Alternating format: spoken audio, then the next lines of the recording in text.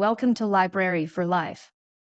Here you'll find a wide variety of audiobooks across different categories, perfect for learning or relaxing before bedtime. Support us by hitting the like button and subscribing to stay updated with our latest releases. The Great Gatsby by F. Scott Fitzgerald. Once again. 2. Zelda. Then wear the gold hat, if that will move her. If you can bounce high, bounce for her too. Till she cry lover, gold-headed, high-bouncing lover. I must have you. Thomas Park D'Invilliers. 1. In my younger and more vulnerable years, my father gave me some advice that I've been turning over in my mind ever since. Whenever you feel like criticizing anyone, he told me, just remember that all the people in this world haven't had the advantages that you've had.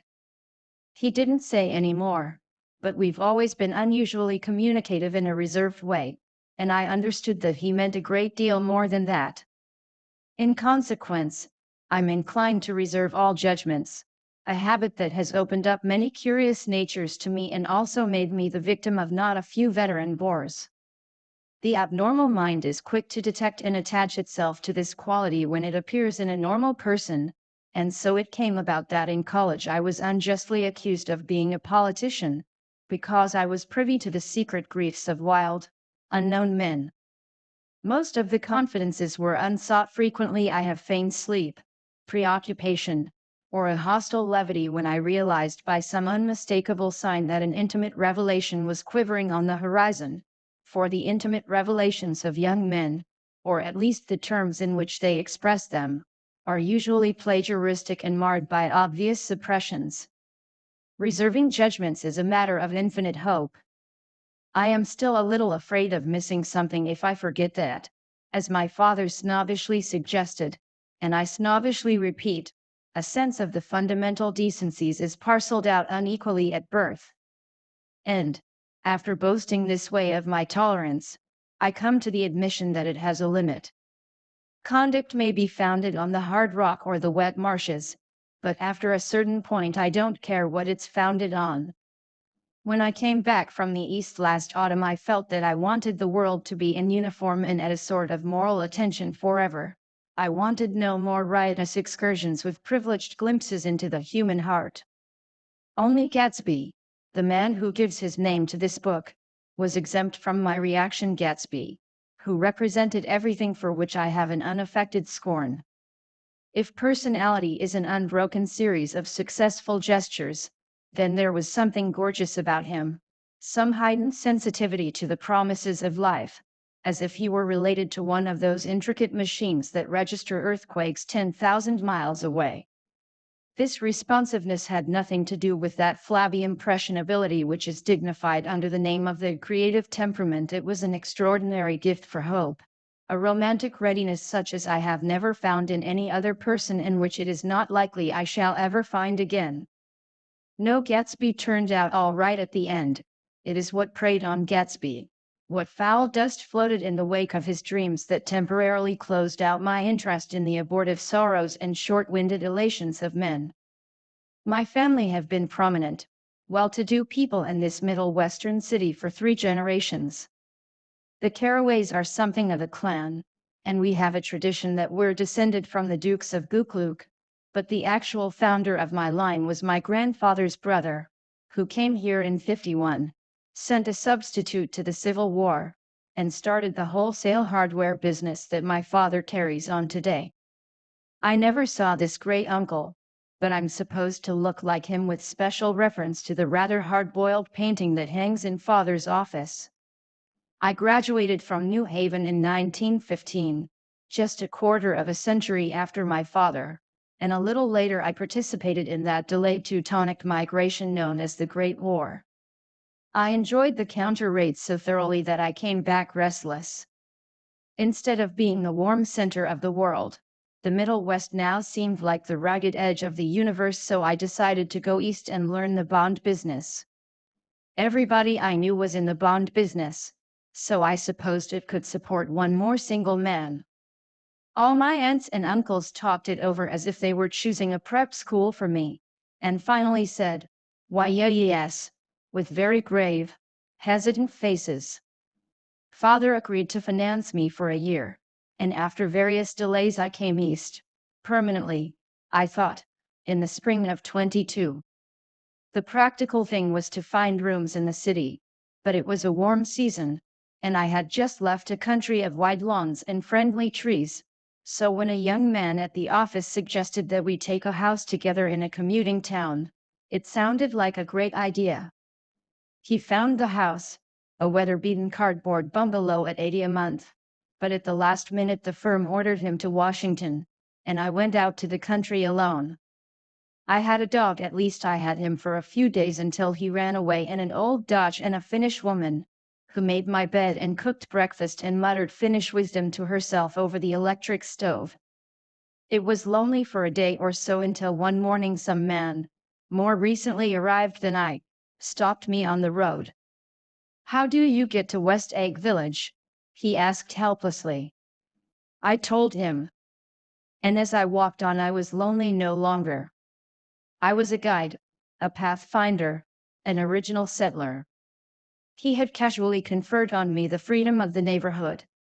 And so, with the sunshine and the great bursts of leaves growing on the trees, just as things grow in fast movies, I had that familiar conviction that life was beginning over again with the summer. There was so much to read, for one thing, and so much fine health to be pulled down out of the young breath-giving air.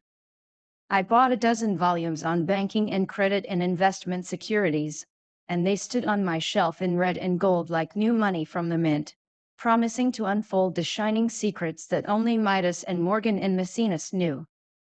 And I had the high intention of reading many other books besides.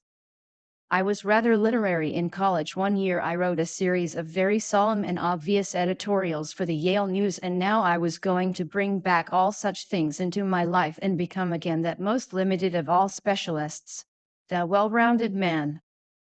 This isn't just an epigram. Life is much more successfully looked at from a single window, after all. It was a matter of chance that I should have rented a house in one of the strangest communities in North America. It was on that slender riotous island which extends itself due east of New York, and where there are, among other natural curiosities, two unusual formations of land. 20 miles from the city, a pair of enormous eggs, identical in contour and separated only by a courtesy bay, jut out into the most domesticated body of salt water in the Western Hemisphere, the Great Wet Barnyard of Long Island Sound. They are not perfect ovals like the egg in the Columbus story. They are both crushed flat at the contact end, but their physical resemblance must be a source of perpetual wonder to the gulls that fly overhead. To the wingless, a more interesting phenomenon is their dissimilarity in every particular except shape and size. I lived at West Egg, the less fashionable of the two, though this is a most superficial tag to express the bizarre and not a little sinister contrast between them. My house was at the very tip of the egg, only 50 yards from the Sound, and squeezed between two huge places that rented for 12 or 15,000 a season. The one on my right was a colossal affair by any standard. It was a factual imitation of some Hotel de Ville in Normandy, with the tower on one side, spanking new under a thin beard of raw ivy, and a marble swimming pool, and more than 40 acres of lawn and garden. It was Gatsby's mansion. Or, rather, as I didn't know Mr. Gatsby, it was a mansion inhabited by a gentleman of that name. My own house was an eyesore, but it was a small eyesore, and it had been overlooked, so I had a view of the water, a partial view of my neighbor's lawn, and the consoling proximity of millionaires, all for $80 a month.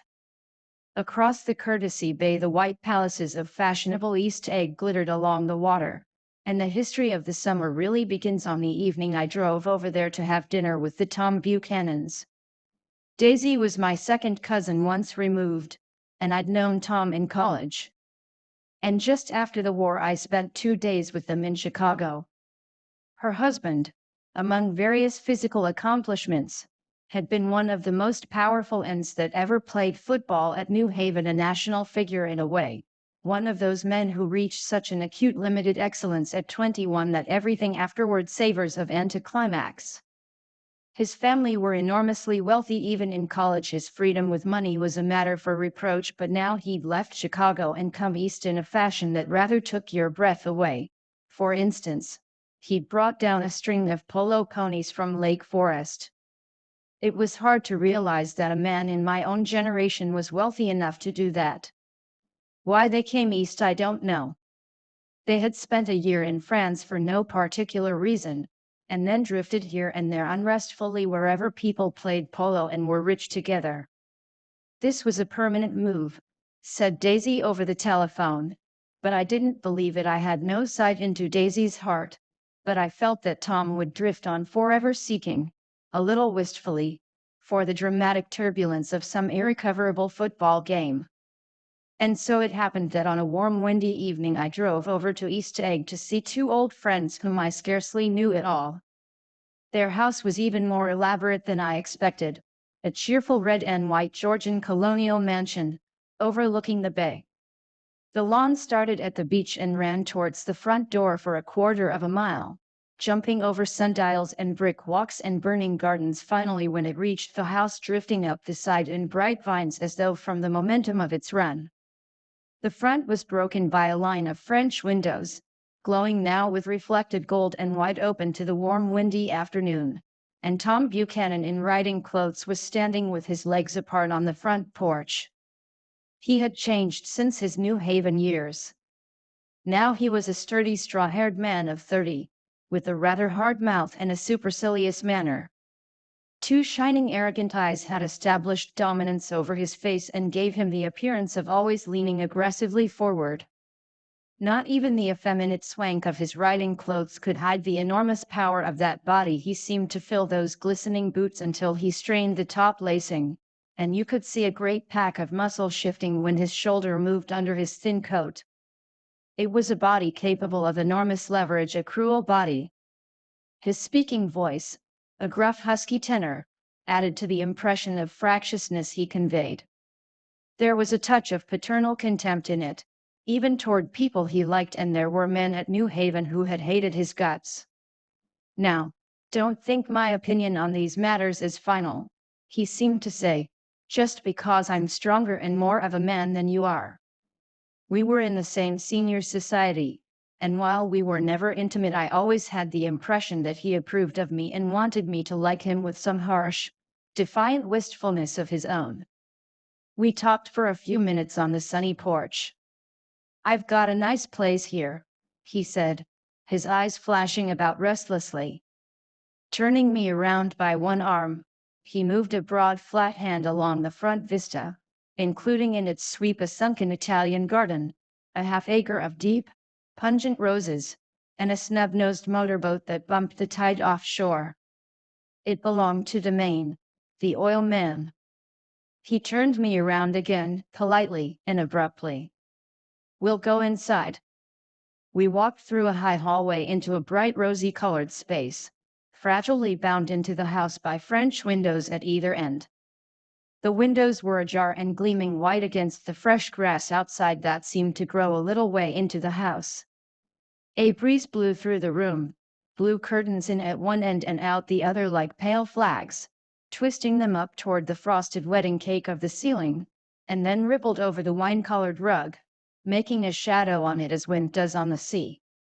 The only completely stationary object in the room was an enormous couch on which two young women were buoyed up as though upon an anchored balloon.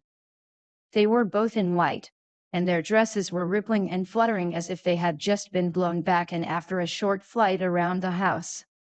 I must have stood for a few moments listening to the whip and snap of the curtains and the groan of a picture on the wall.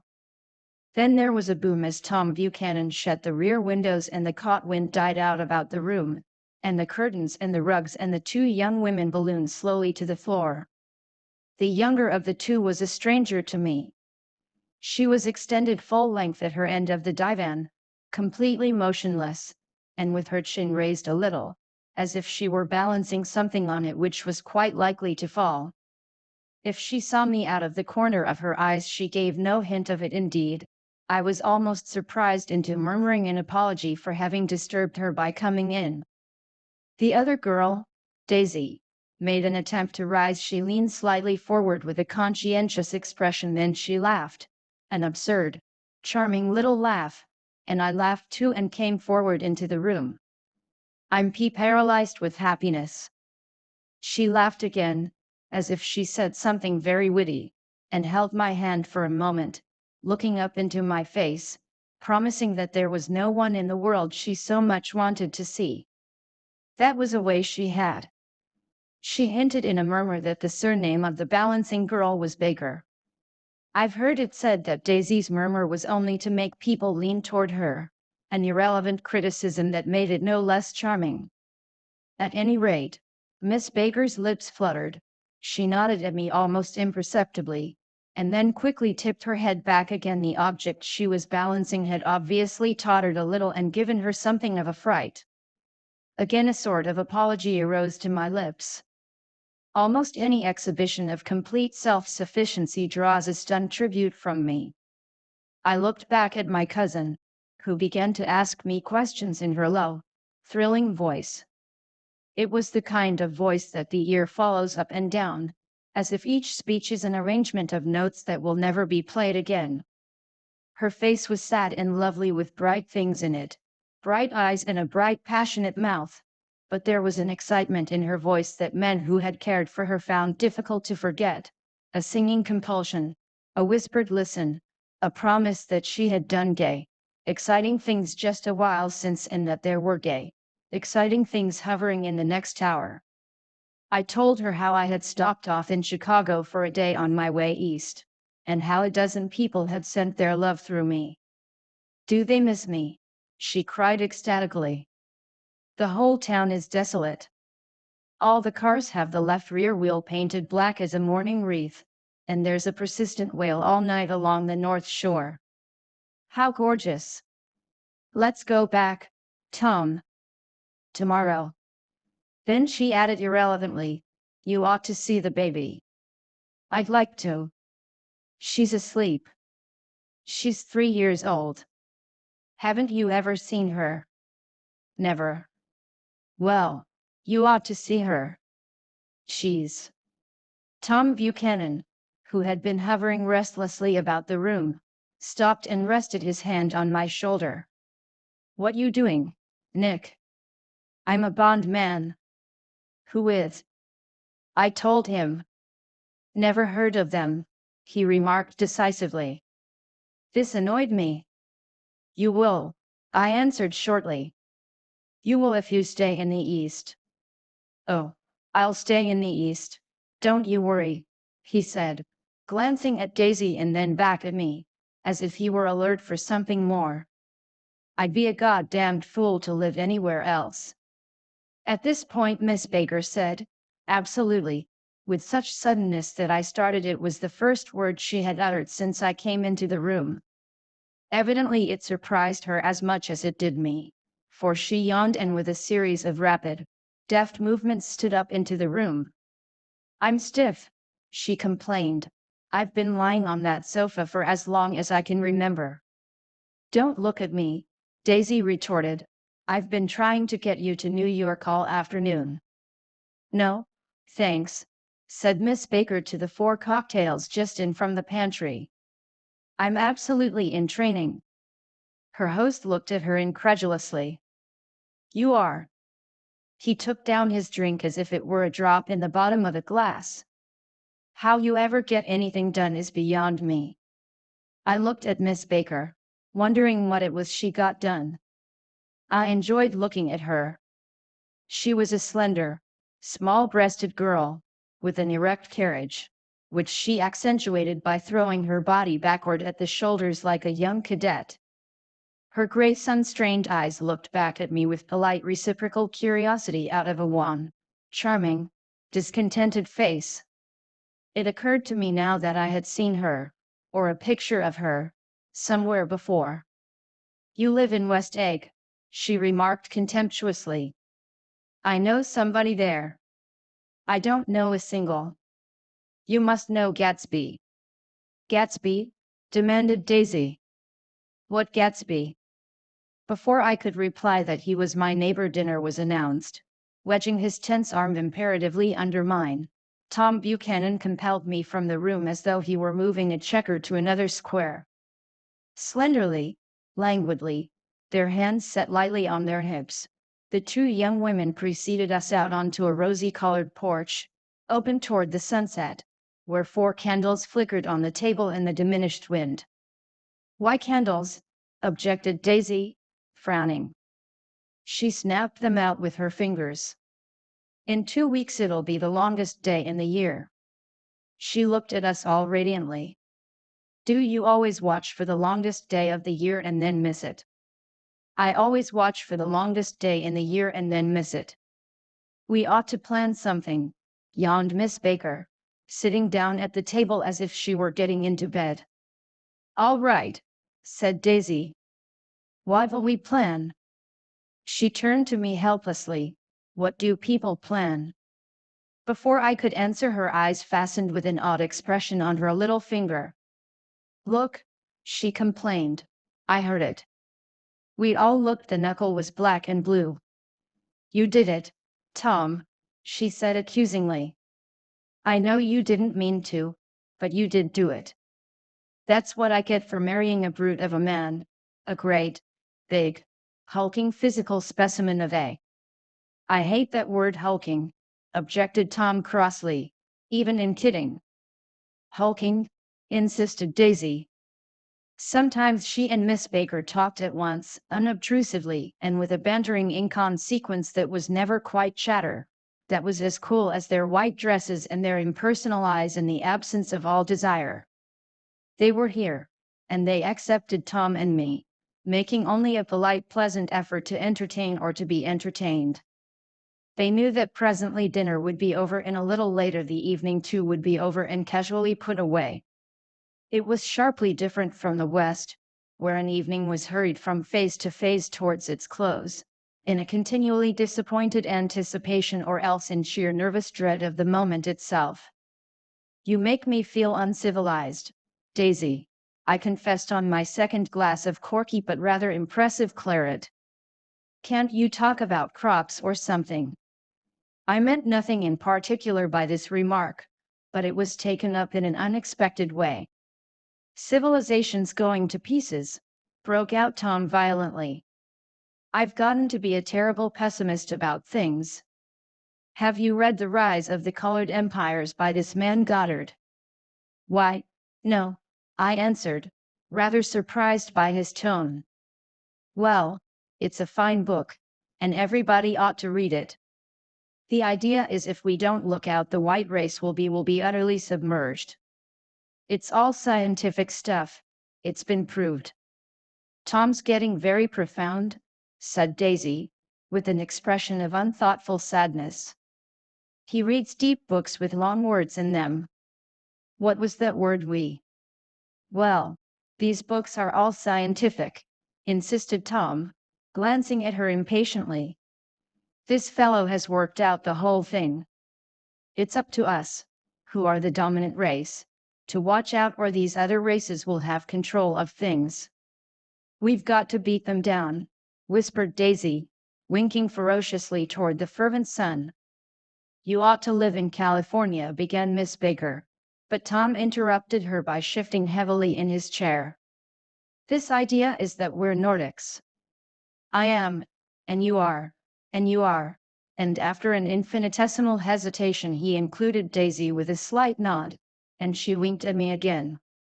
"And we've produced all the things that go to make civilization, oh, science, and art, and all that. Do you see?"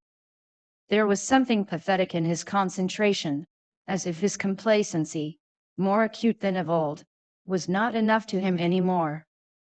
When, almost immediately, the telephone rang inside and the butler left the porch, Daisy seized upon the momentary interruption and leaned towards me. "I'll tell you a family secret," she whispered enthusiastically. "It's about the butler's nose." "Do you want to hear about the butler's nose?" "That's why I came over tonight." "Well, He wasn't always a butler. He used to be the silver polisher for some people in New York that had a silver service for 200 people. He had to polish it from morning till night, until finally it began to affect his nose.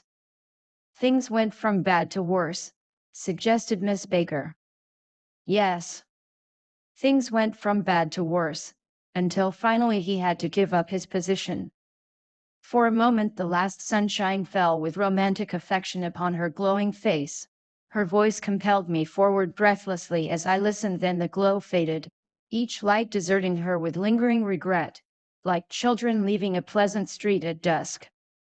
The butler came back and murmured something close to Tom's ear, whereupon Tom frowned, pushed back his chair, and without a word went inside.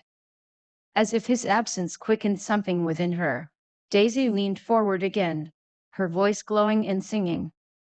I love to see you at my table, Nick. You remind me of a rose, an absolute rose. Doesn't he? She turned to Miss Baker for confirmation. An absolute rose. This was untrue. I am not even faintly like a rose. She was only extemporizing, but a stirring warmth flowed from her, as if her heart was trying to come out to you concealed in one of those breathless, thrilling words. Then suddenly she threw her napkin on the table and excused herself and went into the house. Miss Baker and I exchanged a short glance consciously devoid of meaning. I was about to speak when she sat up alertly and said "sh" in a warning voice. A subdued impassioned murmur was audible in the room beyond, and Miss Baker leaned forward unashamed, trying to hear. The murmur trembled on the verge of coherence, sank down, mounted excitedly, and then ceased altogether. This Mr. Gatsby you spoke of is my neighbor, I began. Don't talk. I want to hear what happens. Is something happening? I inquired innocently. You mean to say you don't know? Said Miss Baker, honestly surprised. I thought everybody knew. I don't. Why, she said hesitantly. Tom's got some woman in New York. Got some woman. I repeated blankly. Miss Baker nodded. She might have the decency not to telephone him at dinner time. Don't you think? Almost before I had grasped her meaning there was the flutter of a dress and the crunch of leather boots, and Tom and Daisy were back at the table. It couldn't be helped, cried Daisy with tense gaiety. She sat down, glanced searchingly at Miss Baker and then at me, and continued, I looked outdoors for a minute, and it's very romantic outdoors. There's a bird on the lawn that I think must be a nightingale come over on the Cunard or White Star line. He's singing away, her voice sang. It's romantic, isn't it, Tom? Very romantic, he said, and then miserably to me, if it's light enough after dinner, I want to take you down to the stables. The telephone rang inside, startlingly, and as Daisy shook her head decisively at Tom, the subject of the stables, in fact all subjects, vanished into air. Among the broken fragments of the last 5 minutes at table I remember the candles being lit again, pointlessly, and I was conscious of wanting to look squarely at everyone, and yet to avoid all eyes. I couldn't guess what Daisy and Tom were thinking, but I doubt if even Miss Baker, who seemed to have mastered a certain hearty skepticism, was able utterly to put this fifth guest's shrill metallic urgency out of mind. To a certain temperament this situation might have seemed intriguing. My own instinct was to telephone immediately for the police. The horses, needless to say, were not mentioned again. Tom and Miss Baker, with several feet of twilight between them, strolled back into the library, as if to a vigil beside a perfectly tangible body, while, trying to look pleasantly interested in a little deaf, I followed Daisy around a chain of connecting verandas to the porch in front. In its deep gloom we sat down side by side on a wicker settee. Daisy took her face in her hands as if feeling its lovely shape, and her eyes moved gradually out into the velvet dusk. I saw that turbulent emotions possessed her, so I asked what I thought would be some sensitive questions about her little girl. "We don't know each other very well, Nick," she said suddenly. "Even if we are cousins. You didn't come to my wedding. I wasn't back from the war." "That's true." She hesitated. "Well, I've had a very bad time, Nick, and I'm pretty cynical about everything." Evidently she had reason to be. I waited, but she didn't say any more, and after a moment I returned rather feebly to the subject of her daughter. "I suppose she talks, and eats, and everything." "Oh, yes." She looked at me absently. "Listen, Nick, let me tell you what I said when she was born. Would you like to hear?" "Very much.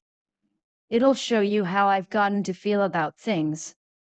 Well, she was less than an hour old and Tom was God knows where. I woke up out of the ether with an utterly abandoned feeling, and asked the nurse right away if it was a boy or a girl. She told me it was a girl, and so I turned my head away and wept. "All right," I said, "I'm glad it's a girl. And I hope she'll be a fool. That's the best thing a girl can be in this world. A beautiful little fool. You see, I think everything's terrible anyhow," she went on in a convinced way. "Everybody thinks so, the most advanced people.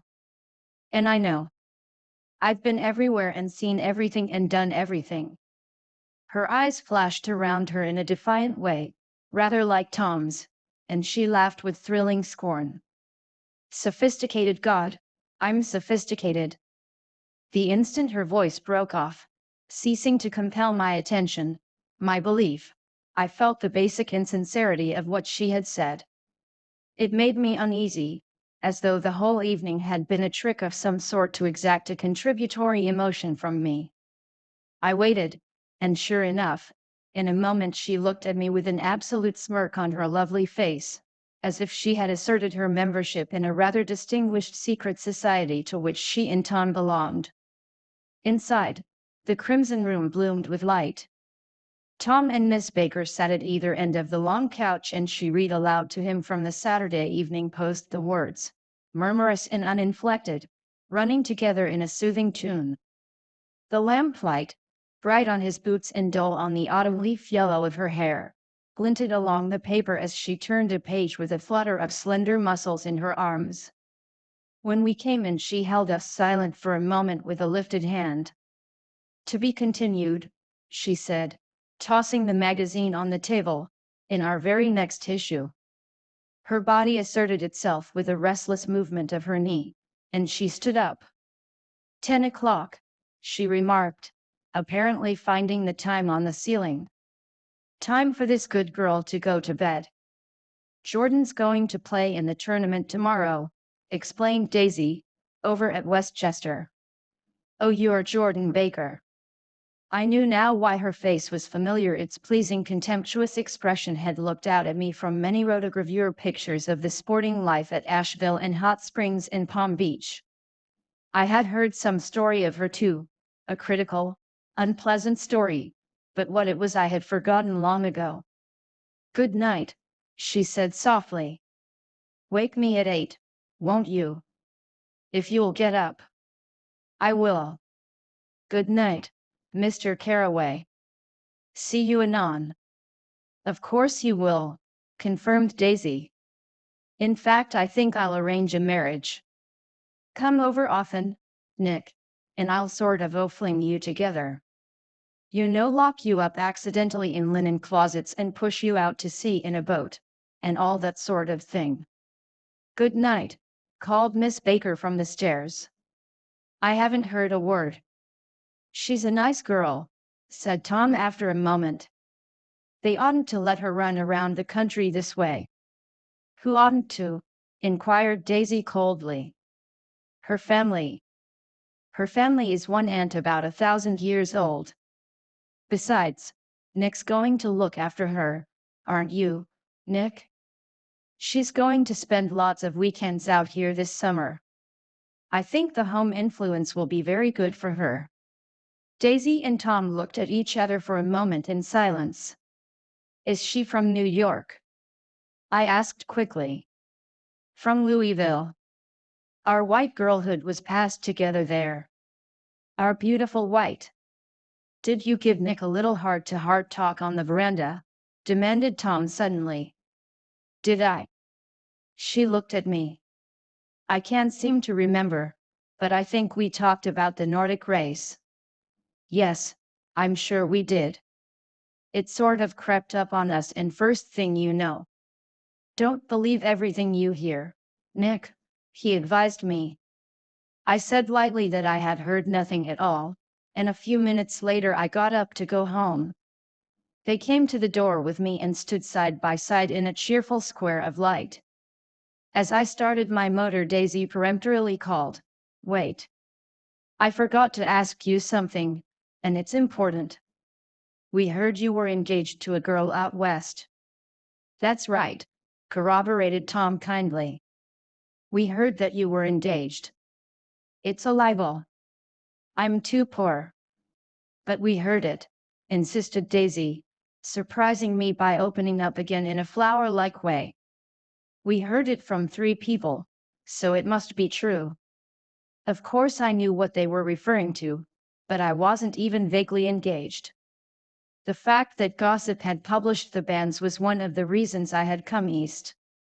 You can't stop going with an old friend on account of rumors, and on the other hand I had no intention of being rumored into marriage. Their interest rather touched me and made them less remotely rich nevertheless. I was confused and a little disgusted as I drove away. It seemed to me that the thing for Daisy to do was to rush out of the house, child in arms, but apparently there were no such intentions in her head. As for Tom, the fact that he had some woman in New York was really less surprising than that he had been depressed by a book. Something was making him nibble at the edge of stale ideas, as if his sturdy physical egotism no longer nourished his peremptory heart. Already it was deep summer on roadhouse roofs and in front of wayside garages, where new red petrol pumps sat out in pools of light, and when I reached my estate at West Egg I ran the car under its shed and sat for a while on an abandoned grass roller in the yard. The wind had blown off, leaving a loud, bright night, with wings beating in the trees and a persistent organ sound as the full bellows of the earth blew the frogs full of life. The silhouette of a moving cat wavered across the moonlight, and, turning my head to watch it, I saw that I was not alone. 50 feet away a figure had emerged from the shadow of my neighbor's mansion and was standing with his hands in his pockets regarding the silver pepper of the stars. Something in his leisurely movements and the secure position of his feet upon the lawn suggested that it was Mr. Gatsby himself, come out to determine what share was his of our local heavens. I decided to call to him. Miss Baker had mentioned him at dinner, and that would do for an introduction. But I didn't call to him, for he gave a sudden intimation that he was content to be alone. He stretched out his arms toward the dark water in a curious way, and, far as I was from him, I could have sworn he was trembling. Involuntarily I glanced seaward and distinguished nothing except a single green light, minute and far away, that might have been the end of a dock. When I looked once more for Gatsby he had vanished, and I was alone again in the unquiet darkness. 2. About halfway between West Egg and New York the motor road hastily joins the railroad and runs beside it for 1/4 of a mile, so as to shrink away from a certain desolate area of land. This is a valley of ashes, a fantastic farm where ashes grow like wheat into ridges and hills and grotesque gardens, where ashes take the forms of houses and chimneys and rising smoke and, finally, with the transcendent effort, of ash-gray men, who move dimly and already crumbling through the powdery air.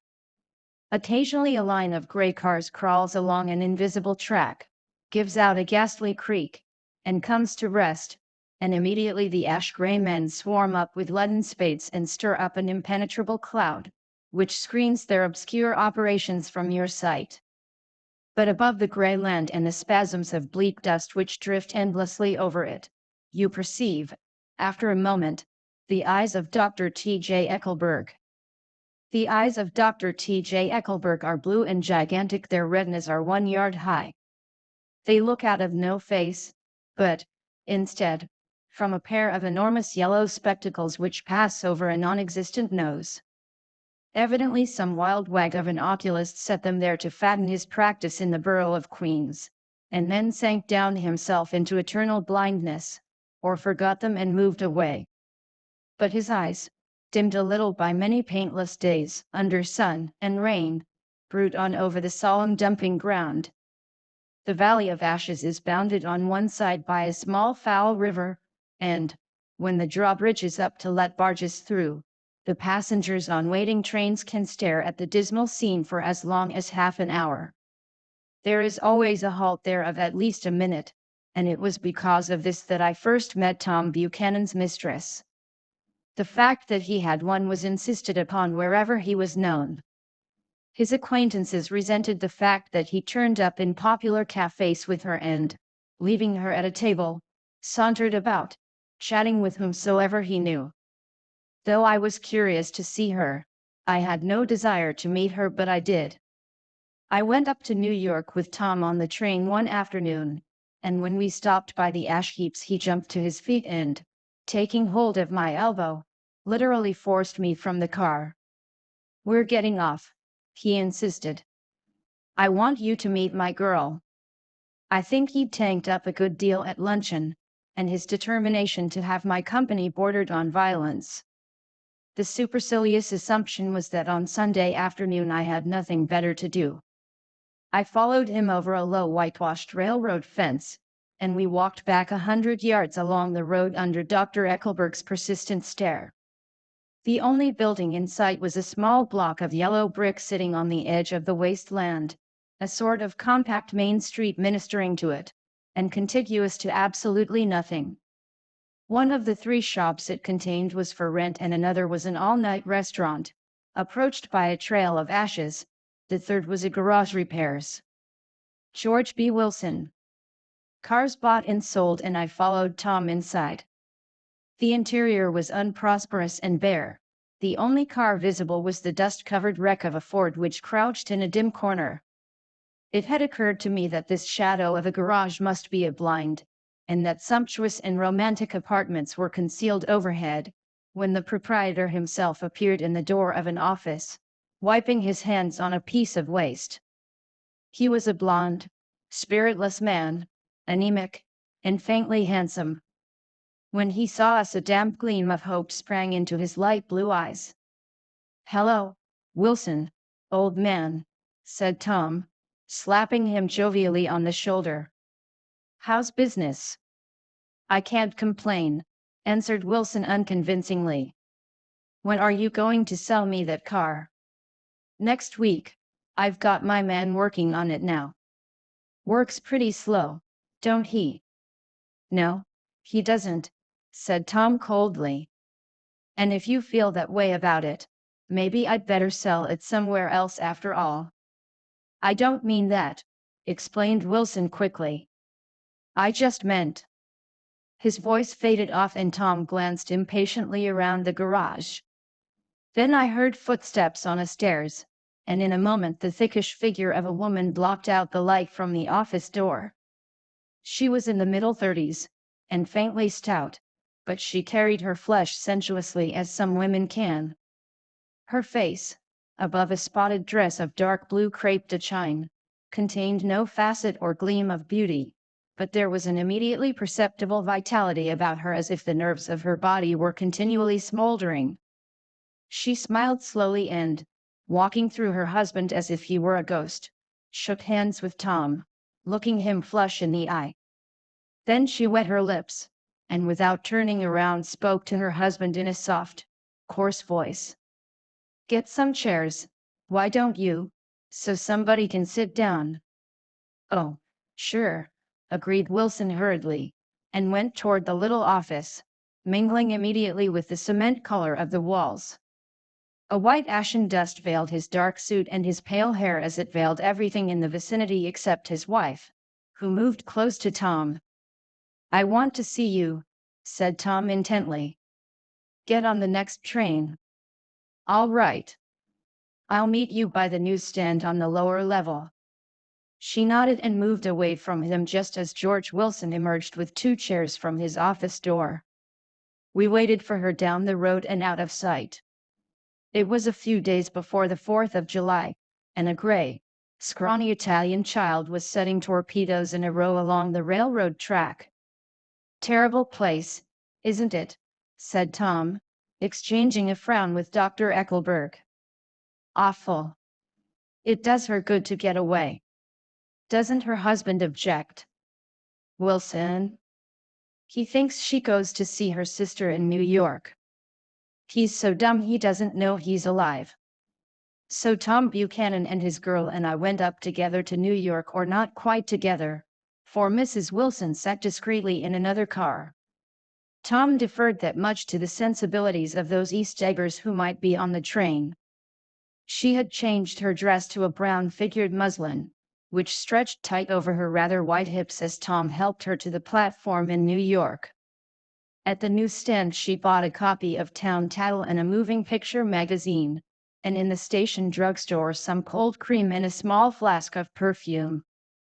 Upstairs, in the solemn echoing drive, she let 4 taxi cabs drive away before she selected a new one, lavender-colored with gray upholstery, and in this we slid out from the mass of the station into the glowing sunshine. But immediately she turned sharply from the window and, leaning forward, tapped on the front glass. "I want to get one of those dogs," she said earnestly. "I want to get one for the apartment. They're nice to have a dog." We backed up to a gray old man who bore an absurd resemblance to John D. Rockefeller.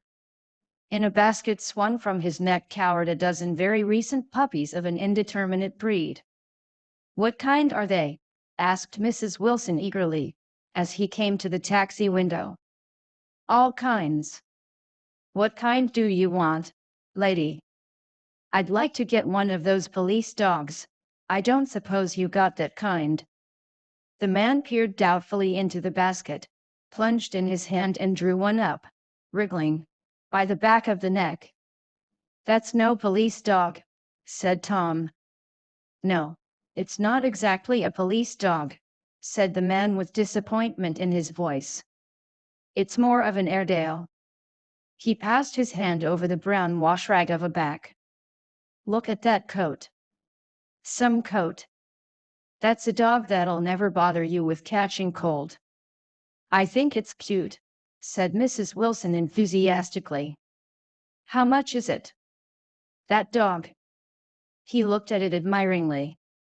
"That dog will cost you $10. The Airedale, undoubtedly there was an Airedale concerned in it somewhere, though its feet were startlingly white, changed hands and settled down into Mrs. Wilson's lap, where she fondled the weatherproof coat with rapture. "Is it a boy or a girl?" she asked delicately. That dog?" "That dog's a boy." "It's a bitch," said Tom decisively. "Here's your money. Go and buy 10 more dogs with it." We drove over to Fifth Avenue, warm and soft, almost pastoral, on the summer Sunday afternoon. I wouldn't have been surprised to see a great flock of white sheep turn the corner. "Hold on," I said, "I have to leave you here." "No you don't," interposed Tom quickly. "Myrtle'll be hurt if you don't come up to the apartment." "Won't you, Myrtle?" "Come on," she urged. "I'll telephone my sister Catherine. She's said to be very beautiful by people who ought to know." "Well, I'd like to, but—" We went on, cutting back again over the park toward the West Hundreds. At 158th Street the cab stopped at one slice in a long white cake of apartment houses. Throwing a regal homecoming glance around the neighborhood, Mrs. Wilson gathered up her dog and her other purchases, and went haughtily in. "I'm going to have the McKees come up," she announced as we rose in the elevator. "And, of course, I got to call up my sister, too." The apartment was on the top floor, a small living room, a small dining room, a small bedroom, and a bath. The living room was crowded to the doors with a set of tapestry furniture entirely too large for it, so that to move about was to stumble continually over scenes of ladies swinging in the gardens of Versailles. The only picture was an over-enlarged photograph, apparently a hen sitting on a blurred rock.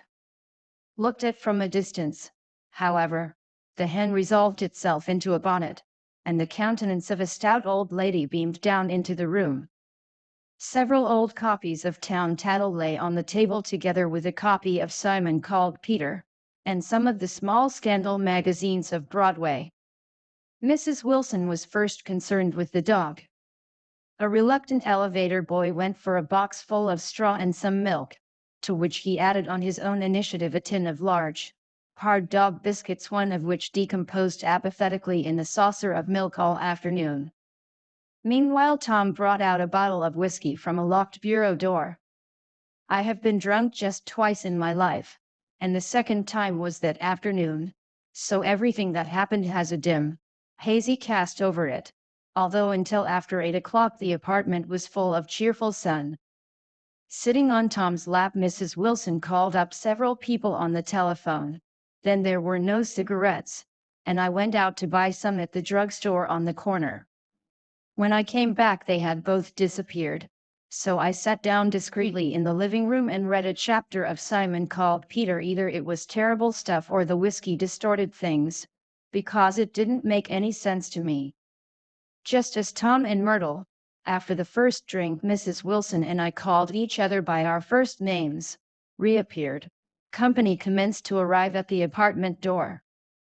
The sister, Catherine, was a slender, worldly girl of about 30, with a solid, sticky bob of red hair, and a complexion powdered milky white. Her eyebrows had been plucked and then drawn on again at a more rakish angle, but the efforts of nature toward the restoration of the old alignment gave a blurred air to her face. When she moved about there was an incessant clicking as innumerable pottery bracelets jingled up and down upon her arms.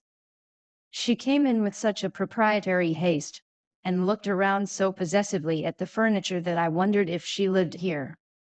But when I asked her she laughed immoderately, repeated my question aloud, and told me she lived with a girlfriend at a hotel. Mr. McKee was a pale, feminine man from the flat below. He had just shaved, for there was a white spot of lather on his cheekbone, and he was most respectful in his greeting to everyone in the room. He informed me that he was in the artistic game, and I gathered later that he was a photographer and had made the dim enlargement of Mrs. Wilson's mother which hovered like an ectoplasm on the wall.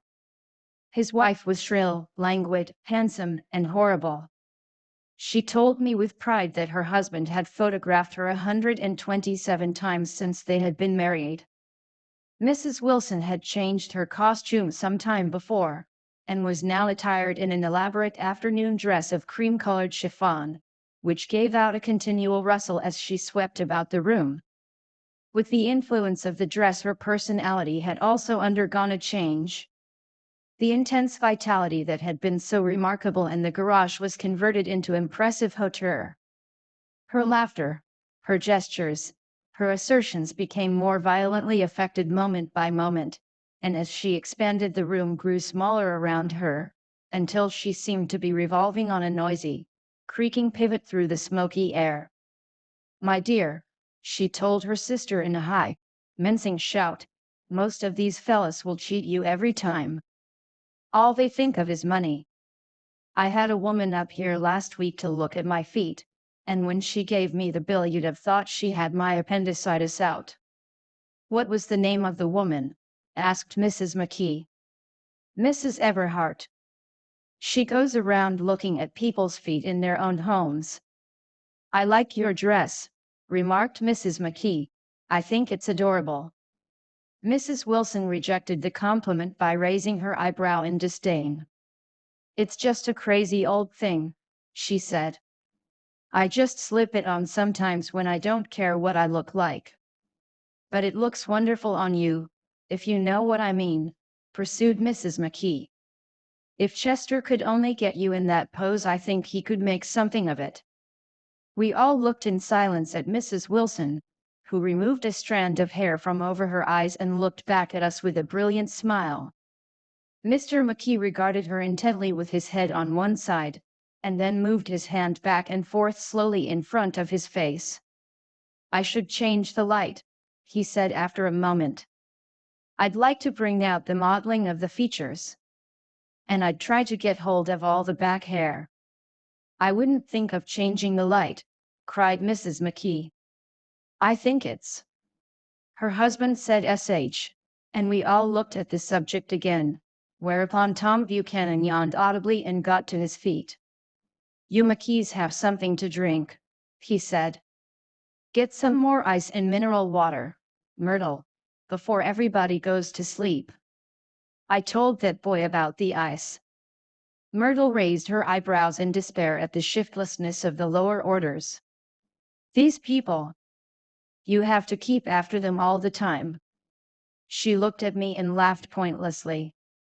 Then she flounced over to the dog, kissed it with ecstasy, and swept into the kitchen, implying that a dozen chefs awaited her orders there. I've done some nice things out on Long Island, asserted Mr. McKee. Tom looked at him blankly. 2 of them we have framed downstairs. 2 what? Demanded Tom. 2 studies. One of them I call Montauk Point the Gulls, and the other I call Montauk Point the Sea. The sister Catherine sat down beside me on the couch. Do you live down on Long Island, too? She inquired. I live at West Egg. Really? I was down there at a party about a month ago. At a man named Gatsby's. Do you know him? I live next door to him. Well, they say he's a nephew or a cousin of Kaiser Wilhelm's. That's where all his money comes from. Really? She nodded. I'm scared of him. I'd hate to have him get anything on me. This absorbing information about my neighbor was interrupted by Mrs. McKee's pointing suddenly at Catherine. Chester, I think you could do something with her, she broke out, but Mr. McKee only nodded in a bored way, and turned his attention to Tom. I'd like to do more work on Long Island, if I could get the entry. All I ask is that they should give me a start.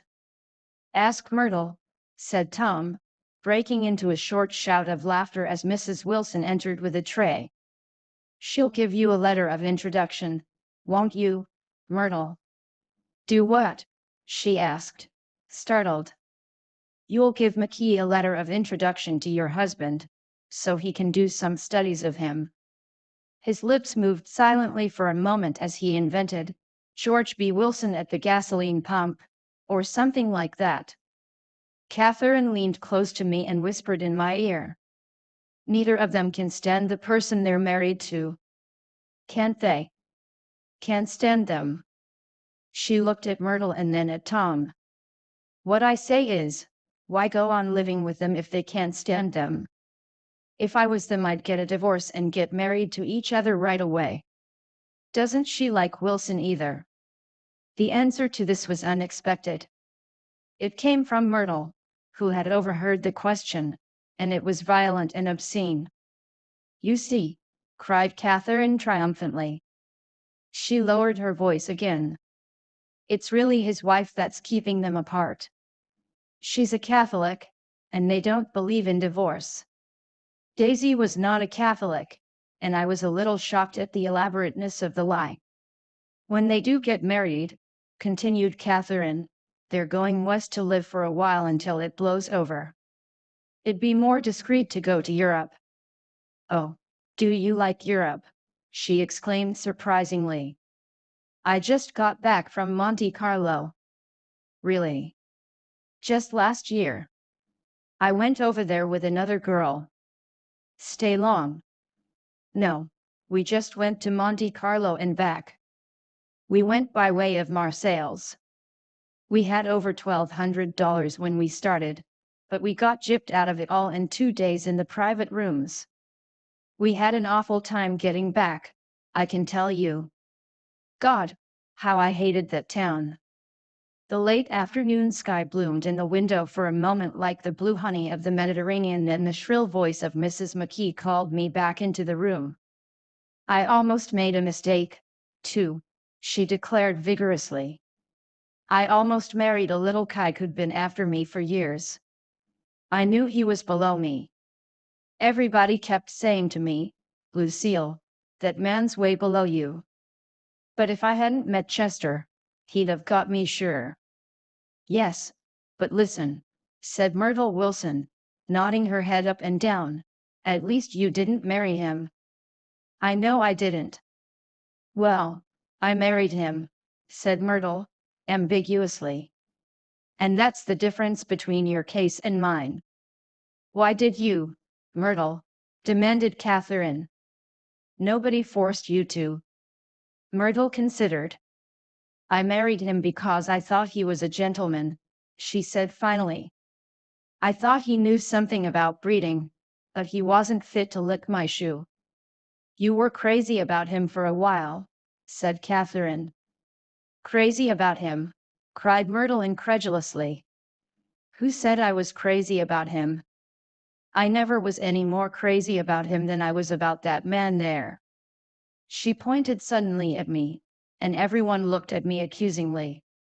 I tried to show by my expression that I expected no affection. The only crazy I was when I married him. I knew right away I made a mistake. He borrowed somebody's best suit to get married in, and never even told me about it. And the man came after it one day when he was out. Oh, is that your suit? I said. This is the first I ever heard about it. But I gave it to him and then I lay down and cried to beat the band all afternoon. She really ought to get away from him, resumed Catherine to me. They've been living over that garage for 11 years. And Tom's the first sweetie she ever had. The bottle of whiskey, a second one, was now in constant demand by all present, excepting Catherine, who felt just as good on nothing at all. Tom rang for the janitor and sent him for some celebrated sandwiches, which were a complete supper in themselves. I wanted to get out and walk eastward toward the park through the soft twilight, but each time I tried to go I became entangled in some wild, strident argument which pulled me back, as if with ropes, into my chair. Yet high over the city our line of yellow windows must have contributed their share of human secrecy to the casual watcher in the darkening streets, and I saw him too, looking up and wondering. I was within and without, simultaneously enchanted and repelled by the inexhaustible variety of life. Myrtle pulled her chair close to mine, and suddenly her warm breath poured over me the story of her first meeting with Tom. It was on the two little seats facing each other that are always the last ones left on the train. I was going up to New York to see my sister and spend the night. He had on a dress suit and patent leather shoes, and I couldn't keep my eyes off him. But every time he looked at me I had to pretend to be looking at the advertisement over his head. When we came into the station he was next to me, and his white shirt front pressed against my arm, and so I told him I'd have to call a policeman, but he knew I lied. I was so excited that when I got into a taxi with him I didn't hardly know I wasn't getting into a subway train. All I kept thinking about, over and over, was you can't live forever. You can't live forever. She turned to Mrs. McKee and the room rang full of her artificial laughter. My dear, she cried, I'm going to give you this dress as soon as I'm through with it. I've got to get another one tomorrow. I'm going to make a list of all the things I've got to get. A massage and a wave, and a collar for the dog, and one of those cute little ashtrays where you touch a spring, and a wreath with a black silk bow for Mother's grave that'll last all summer. I got to write down a list so I won't forget all the things I got to do. It was 9 o'clock. Almost immediately afterward I looked at my watch and found it was 10.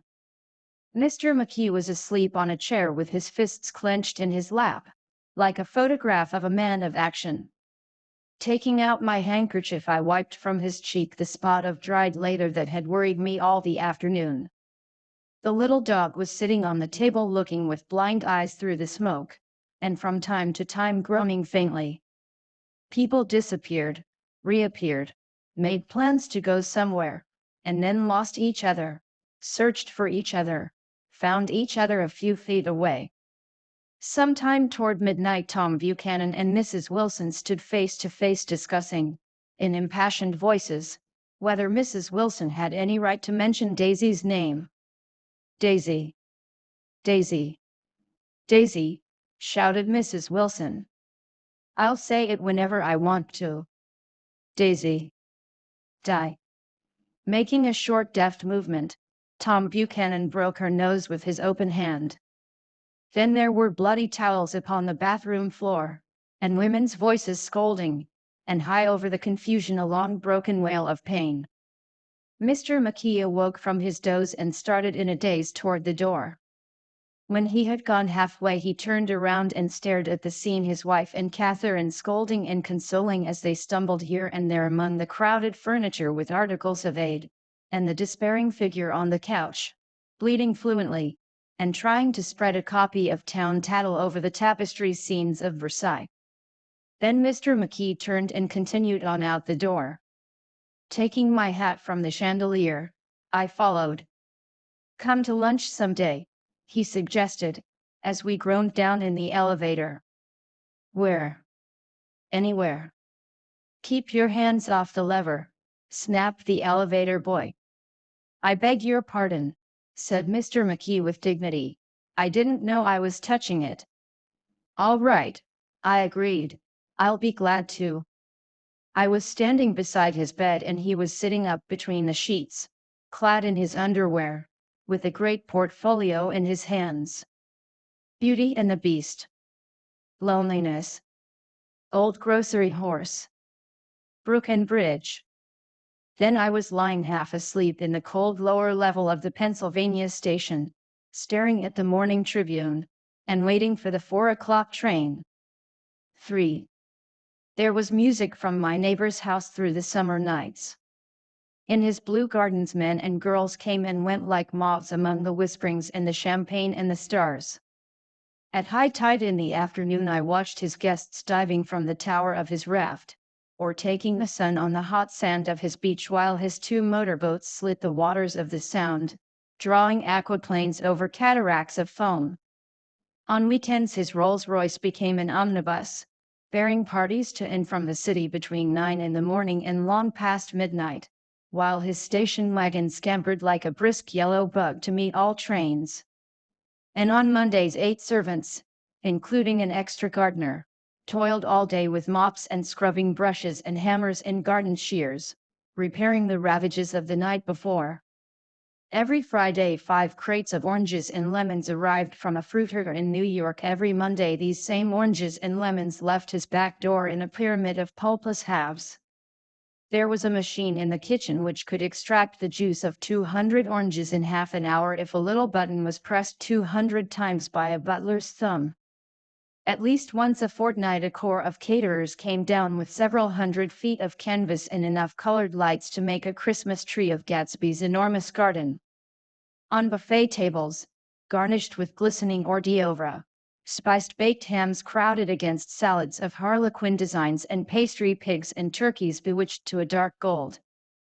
In the main hall a bar with a real brass rail was set up, and stocked with gins and liquors and with cordials so long forgotten that most of his female guests were too young to know one from another. By 7 o'clock the orchestra has arrived, no thin 5-piece affair, but a whole pitful of oboes and trombones and saxophones and viols and cornets and piccolos, and low and high drums.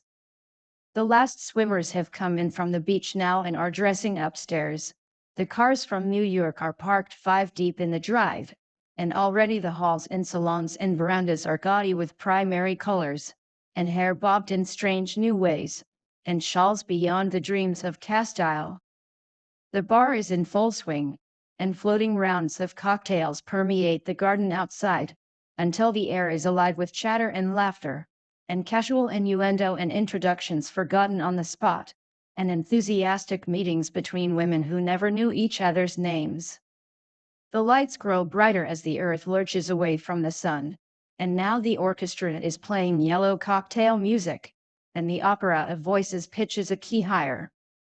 Laughter is easier minute by minute, spilled with prodigality, tipped out at a cheerful word. The groups change more swiftly, swell with new arrivals, dissolve and form in the same breath. Already there are wanderers, confident girls who weave here and there among the stouter and more stable, become for a sharp, joyous moment the center of a group, and then, excited with triumph, glide on through the sea change of faces and voices and color under the constantly changing light. Suddenly one of these gypsies, in trembling opal, seizes a cocktail out of the air, dumps it down for courage and, moving her hands like Frisco, dances out alone on the canvas platform. A momentary hush, the orchestra leader varies his rhythm obligingly for her, and there is a burst of chatter as the erroneous news goes around that she is Gilda Gray's understudy from the Follies. The party has begun. I believe that on the first night I went to Gatsby's house I was one of the few guests who had actually been invited. People were not invited, they went there. They got into automobiles which bore them out to Long Island, and somehow they ended up at Gatsby's door. Once there they were introduced by somebody who knew Gatsby, and after that they conducted themselves according to the rules of behavior associated with an amusement park. Sometimes they came and went without having met Gatsby at all, came for the party with a simplicity of heart that was its own ticket of admission. I had been actually invited. A chauffeur in a uniform of robin's egg blue crossed my lawn early that Saturday morning with a surprisingly formal note from his employer. The honor would be entirely Gatsby's, it said, if I would attend his little party that night. He had seen me several times, and had intended to call on me long before, but a peculiar combination of circumstances had prevented it. Signed J. Gatsby, in a majestic hand. Dressed up in white flannels I went over to his lawn a little after 7, and wandered around rather ill at ease among swirls and eddies of people I didn't know, though here and there was a face I had noticed on the commuting train. I was immediately struck by the number of young Englishmen dotted about, all well dressed, all looking a little hungry, and all talking in low, earnest voices to solid and prosperous Americans. I was sure that they were selling something, bonds or insurance or automobiles. They were at least agonizingly aware of the easy money in the vicinity and convinced that it was theirs for a few words in the right key. As soon as I arrived I made an attempt to find my host, but the 2 or 3 people of whom I asked his whereabouts stared at me in such an amazed way, and denied so vehemently any knowledge of his movements, that I slunk off in the direction of the cocktail table, the only place in the garden where a single man could linger without looking purposeless and alone. I was on my way to get roaring drunk from sheer embarrassment when Jordan Baker came out of the house and stood at the head of the marble steps, leaning a little backward and looking with contemptuous interest down into the garden. Welcome or not, I found it necessary to attach myself to someone before I should begin to address cordial remarks to the passers-by. Hello, I roared, advancing toward her. My voice seemed unnaturally loud across the garden. I thought you might be here, she responded absently as I came up. I remembered you lived next door too. She held my hand impersonally, as a promise that she'd take care of me in a minute, and gave ear to 2 girls in twin yellow dresses, who stopped at the foot of the steps. Hello, they cried together. Sorry you didn't win. That was for the golf tournament. She had lost in the finals the week before. You don't know who we are, said one of the girls in yellow, but we met you here about a month ago. You've dyed your hair since then, remarked Jordan, and I started, but the girls had moved casually on and her remark was addressed to the premature moon, produced like the supper, no doubt, out of a caterer's basket. With Jordan's slender golden arm resting in mine, we descended the steps and sauntered about the garden. A tray of cocktails floated at us through the twilight, and we sat down at a table with the 2 girls in yellow and 3 men, each one introduced to us as Mr. Mumble. Do you come to these parties often? Inquired Jordan of the girl beside her. The last one was the one I met you at, answered the girl, in an alert, confident voice. She turned to her companion. Wasn't it for you, Lucille? It was for Lucille, too. I like to come, Lucille said. I never care what I do, so I always have a good time. When I was here last, I tore my gown on a chair, and he asked me my name and address. Inside of a week, I got a package from Croyer's with a new evening gown in it. Did you keep it? Asked Jordan. Sure I did. I was going to wear it tonight, but it was too big in the bust and had to be altered. It was gas blue with lavender beads. $265. There's something funny about a fellow that'll do a thing like that, said the other girl eagerly. He doesn't want any trouble with anybody. Who doesn't? I inquired. Gatsby. Somebody told me. The two girls and Jordan leaned together confidentially. Somebody told me they thought he killed a man once. A thrill passed over all of us. The three Mr. Mumbles bent forward and listened eagerly. I don't think it's so much that, argued Lucille skeptically. It's more that he was a German spy during the war. One of the men nodded in confirmation. I heard that from a man who knew all about him, grew up with him in Germany, he assured us positively. Oh, no, said the first girl. It couldn't be that, because he was in the American Army during the war. As our credulity switched back to her, she leaned forward with enthusiasm. You look at him sometimes when he thinks nobody's looking at him. I'll bet he killed a man. She narrowed her eyes and shivered. Lucille shivered. We all turned and looked around for Gatsby.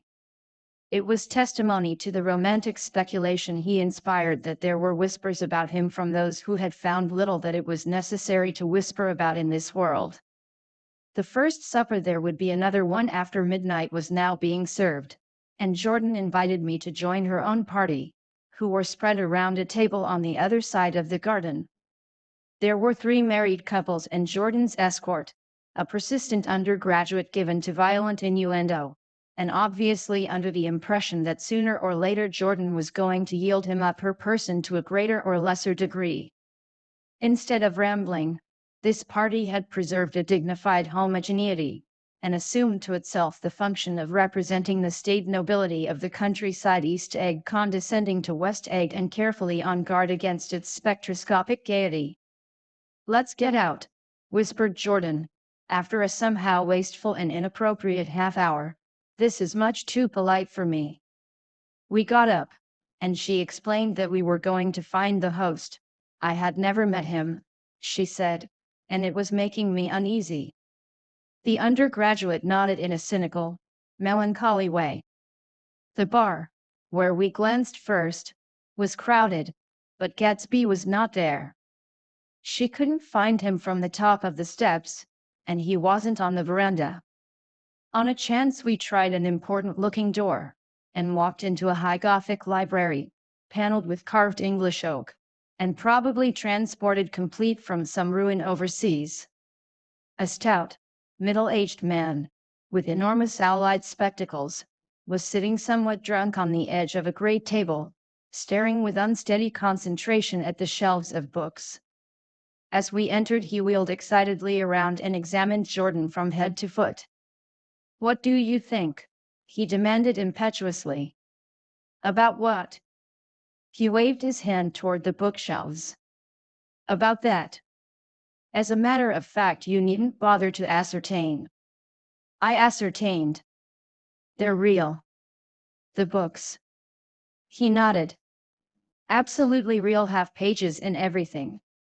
I thought they'd be a nice durable cardboard. Matter of fact, they're absolutely real. Pages and here. Let me show you. Taking our skepticism for granted, he rushed to the bookcases and returned with volume 1 of the Stoddard Lectures. See, he cried triumphantly. It's a bona fide piece of printed matter. It fooled me. This fella's a regular Belasco. It's a triumph. What thoroughness. What realism. Knew when to stop, Two didn't cut the pages. But what do you want? What do you expect? He snatched the book from me and replaced it hastily on its shelf, muttering that if one brick was removed, the whole library was liable to collapse. Who brought you? He demanded. Or did you just come? I was brought. Most people were brought. Jordan looked at him alertly, cheerfully, without answering. I was brought by a woman named Roosevelt, he continued. Mrs. Claude Roosevelt. Do you know her? I met her somewhere last night. I've been drunk for about a week now, and I thought it might sober me up to sit in a library. Has it? A little bit, I think. I can't tell yet. I've only been here an hour. Did I tell you about the books? They're real. There. You told us. We shook hands with him gravely and went back outdoors. There was dancing now on the canvas in the garden, old men pushing young girls backward in eternal graceless circles, superior couples holding each other tortuously, fashionably, and keeping in the corners, and a great number of single girls dancing individually or relieving the orchestra for a moment of the burden of the banjo or the traps. By midnight the hilarity had increased. A celebrated tenor had sung in Italian, and a notorious contralto had sung in jazz, and between the numbers people were doing stunts all over the garden, while happy, vacuous bursts of laughter rose toward the summer sky. A pair of stage twins, who turned out to be the girls in yellow, did a baby act in costume, and champagne was served in glasses bigger than finger bowls. The moon had risen higher, and floating in the sound was a triangle of silver scales, trembling a little to the stiff, tinny drip of the banjos on the lawn. I was still with Jordan Baker. We were sitting at a table with a man of about my age and a rowdy little girl, who gave way upon the slightest provocation to uncontrollable laughter. I was enjoying myself now. I had taken 2 finger bowls of champagne, and the scene had changed before my eyes into something significant, elemental, and profound. At a lull in the entertainment the man looked at me and smiled. Your face is familiar, he said politely. Weren't you in the 1st Division during the war? Why, yes. I was in the 28th Infantry. I was in the 16th until June 1918. I knew I'd seen you somewhere before. We talked for a moment about some wet, gray little villages in France. Evidently he lived in this vicinity, for he told me that he had just bought a hydroplane, and was going to try it out in the morning. Want to go with me, old sport? Just near the shore along the Sound. What time? Any time that suits you best. It was on the tip of my tongue to ask his name when Jordan looked around and smiled. Having a gay time now? She inquired. Much better. I turned again to my new acquaintance. This is an unusual party for me. I haven't even seen the host. I live over there. I waved my hand at the invisible hedge in the distance, and this man Gatsby sent over his chauffeur with an invitation. For a moment he looked at me as if he failed to understand. I'm Gatsby, he said suddenly. What? I exclaimed. Oh, I beg your pardon. I thought you knew, old sport. I'm afraid I'm not a very good host. He smiled understandingly, much more than understandingly. It was one of those rare smiles with a quality of eternal reassurance in it, that you may come across 4 or 5 times in life.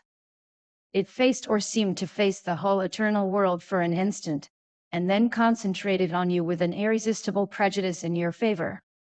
It understood you just so far as you wanted to be understood, believed in you as you would like to believe in yourself, and assured you that it had precisely the impression of you that, at your best, you hoped to convey. Precisely at that point it vanished, and I was looking at an elegant young roughneck, a year or 2 over 30, whose elaborate formality of speech just missed being absurd. Sometime before he introduced himself, I'd got a strong impression that he was picking his words with care. Almost at the moment when Mr. Gatsby identified himself, a butler hurried toward him with the information that Chicago was calling him on the wire. He excused himself with a small bow that included each of us in turn. "If you want anything, just ask for it, old sport," he urged me. "Excuse me. I will rejoin you later." When he was gone, I turned immediately to Jordan, constrained to assure her of my surprise. I had expected that Mr. Gatsby would be a florid and corpulent person in his middle years. "Who is he?" I demanded. "Do you know?" "He's just a man named Gatsby." "Where is he from, I mean? And what does he do?" "Now you're started on the subject," she answered with a wan smile. "Well, he told me once he was an Oxford man." A dim background started to take shape behind him, but at her next remark it faded away. "However, I don't believe it." "Why not?" "I don't know," she insisted. "I just don't think he went there." Something in her tone reminded me of the other girls. "I think he killed a man," and had the effect of stimulating my curiosity.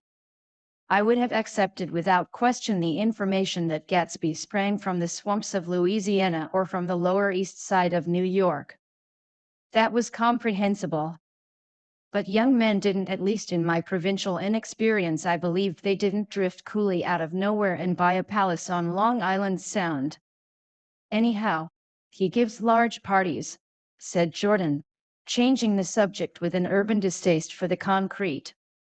"And I like large parties. They're so intimate. At small parties there isn't any privacy." There was the boom of a bass drum, and the voice of the orchestra leader rang out suddenly above the echalalia of the garden. "Ladies and gentlemen," he cried, "at the request of Mr. Gatsby, we are going to play for you Mr. Vladimir Tistov's latest work, which attracted so much attention at Carnegie Hall last May. If you read the papers, you know there was a big sensation." He smiled with jovial condescension, and added, "Some sensation." Whereupon everybody laughed. "The piece is known," he concluded lustily, "as Vladimir Tistov's Jazz History of the World." The nature of Mr. Tistov's composition eluded me, because just as it began my eyes fell on Gatsby, standing alone on the marble steps and looking from one group to another with approving eyes. His tan skin was drawn attractively tight on his face, and his short hair looked as though it were trimmed every day. I could see nothing sinister about him. I wondered if the fact that he was not drinking helped to set him off from his guests, for it seemed to me that he grew more correct as the fraternal hilarity increased. When the Jazz History of the World was over, girls were putting their heads on men's shoulders in a puppyish, convivial way. Girls were swooning backward playfully into men's arms, even into groups, knowing that someone would arrest their falls, but no one swooned backward on Gatsby, and no French bob touched Gatsby's shoulder, and no singing quartets were formed with Gatsby's head for one link. "I beg your pardon." Gatsby's butler was suddenly standing beside us. "Miss Baker?" he inquired. "I beg your pardon, but Mr. Gatsby would like to speak to you alone." "With me?" she exclaimed in surprise. "Yes, madam." She got up slowly, raising her eyebrows at me in astonishment, and followed the butler toward the house. I noticed that she wore her evening dress, all her dresses, like sports clothes. There was a jauntiness about her movements, as if she had first learned to walk upon golf courses on clean, crisp mornings. I was alone, and it was almost 2. For some time confused and entreating sounds had issued from a long, many-windowed room which overhung the terrace. Eluding Jordan's undergraduate, who was now engaged in an obstetrical conversation with 2 chorus girls, and who implored me to join him, I went inside. The large room was full of people. One of the girls in yellow was playing the piano, and beside her stood a tall, red-haired young lady from a famous chorus, engaged in song. She had drunk a quantity of champagne, and during the course of her song she had decided, ineptly, that everything was very, very sad. She was not only singing, she was weeping too. Whenever there was a pause in the song she filled it with gasping, broken sobs, and then took up the lyric again in a quavering soprano. The tears coursed down her cheeks, not freely, however, for when they came into contact with her heavily beaded eyelashes they assumed an inky color, and pursued the rest of their way in slow black rivulets. A humorous suggestion was made that she sing the notes on her face, whereupon she threw up her hands, sank into a chair, and went off into a deep vinous sleep. "She had a fight with a man who says he's her husband," explained a girl at my elbow. I looked around. Most of the remaining women were now having fights with men said to be their husbands. Even Jordan's party, the quartet from East Egg, were rent asunder by dissension. One of the men was talking with curious intensity to a young actress, and his wife, after attempting to laugh at the situation in a dignified and indifferent way, broke down entirely and resorted to flank attacks at intervals. She appeared suddenly at his side like an angry diamond, and hissed, "You promised," into his ear. The reluctance to go home was not confined to wayward men. The hall was at present occupied by two deplorably sober men and their highly indignant wives. The wives were sympathizing with each other in slightly raised voices. "Whenever he sees I'm having a good time he wants to go home. Never heard anything so selfish in my life. We're always the first ones to leave." "So are we." "Well, we're almost the last tonight," said one of the men sheepishly. "The orchestra left half an hour ago." In spite of the wives' agreement that such malevolence was beyond credibility, the dispute ended in a short struggle, and both wives were lifted, kicking, into the night. As I waited for my hat in the hall, the door of the library opened and Jordan Baker and Gatsby came out together. He was saying some last word to her, but the eagerness in his manner tightened abruptly into formality as several people approached him to say goodbye. Jordan's party were calling impatiently to her from the porch, but she lingered for a moment to shake hands. "I've just heard the most amazing thing," she whispered. "How long were we in there?" "Why, about an hour." "It was simply amazing," she repeated abstractedly. "But I swore I wouldn't tell it, and here I am tantalizing you." She yawned gracefully in my face. "Please come and see me. Phone book. Under the name of Mrs. Sigourney Howard. My aunt." She was hurrying off as she talked. Her brown hand waved a jaunty salute as she melted into her party at the door. Rather ashamed that on my first appearance I had stayed so late, I joined the last of Gatsby's guests, who were clustered around him. I wanted to explain that I'd hunted for him early in the evening and to apologize for not having known him in the garden. "Don't mention it," he enjoined me eagerly. "Don't give it another thought, old sport." The familiar expression held no more familiarity than the hand which reassuringly brushed my shoulder. "And don't forget we're going up in the hydroplane tomorrow morning, at 9 o'clock. Then the butler, behind his shoulder. "Philadelphia wants you on the phone, sir." "All right, in a minute. Tell them I'll be right there. Good night." "Good night." "Good night." He smiled, and suddenly there seemed to be a pleasant significance in having been among the last to go, as if he had desired it all the time. "Good night, old sport." "Good night." But as I walked down the steps I saw that the evening was not quite over. 50 feet from the door a dozen headlights illuminated a bizarre and tumultuous scene. In the ditch beside the road, right side up, but violently shorn of one wheel, rested a new coupe which had left Gatsby's drive not 2 minutes before. The sharp jut of a wall accounted for the detachment of the wheel, which was now getting considerable attention from half a dozen curious chauffeurs. However, as they had left their cars blocking the road, a harsh, Discordant din from those in the rear had been audible for some time, and added to the already violent confusion of the scene. A man in a long duster had dismounted from the wreck and now stood in the middle of the road, looking from the car to the tire and from the tire to the observers in a pleasant, puzzled way. "See," he explained. "It went in the ditch." The fact was infinitely astonishing to him, and I recognized first the unusual quality of wonder, and then the man. It was the late patron of Gatsby's library. "How did it happen?" He shrugged his shoulders. "I know nothing whatever about mechanics," he said decisively. "But how did it happen? Did you run into the wall?" "Don't ask me," said Owl Eyes, washing his hands of the whole matter. "I know very little about driving, next to nothing. It happened, and that's all I know." "Well, if you're a poor driver you oughtn't to try driving at night." "But I wasn't even trying," he explained indignantly. "I wasn't even trying." An odd hush fell upon the bystanders. "Do you want to commit suicide? You're lucky it was just a wheel. A bad driver and not even trying." "You don't understand," explained the criminal. "I wasn't driving. There's another man in the car." The shock that followed this declaration found voice in a sustained "ah-h-h," as the door of the coupe swung slowly open. The crowd, it was now a crowd, stepped back involuntarily, and when the door had opened wide there was a ghostly pause.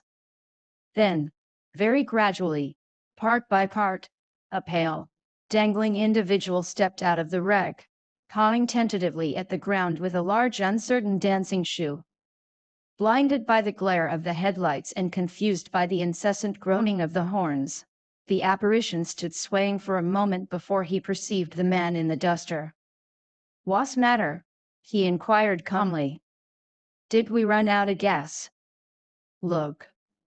Half a dozen fingers pointed at the amputated wheel. He stared at it for a moment, and then looked upward as though he suspected that it had dropped from the sky. "It came off," someone explained. He nodded. "At first I didn't notice we'd stopped." A pause. Then, taking a long breath and straightening his shoulders, he remarked in a determined voice, "Wonder if tell me where there's a gas line station." At least a dozen men, some of them a little better off than he was, explained to him that wheel and car were no longer joined by any physical bond. "Back out," he suggested after a moment. "Put her in reverse." "But the wheel's off." He hesitated. "No harm in trying," he said. The caterwauling horns had reached a crescendo and I turned away and cut across the lawn toward home. I glanced back once. A wafer of a moon was shining over Gatsby's house, making the night fine as before, and surviving the laughter and the sound of his still glowing garden. A sudden emptiness seemed to flow now from the windows and the great doors, endowing with complete isolation the figure of the host, who stood on the porch, his hand up in a formal gesture of farewell.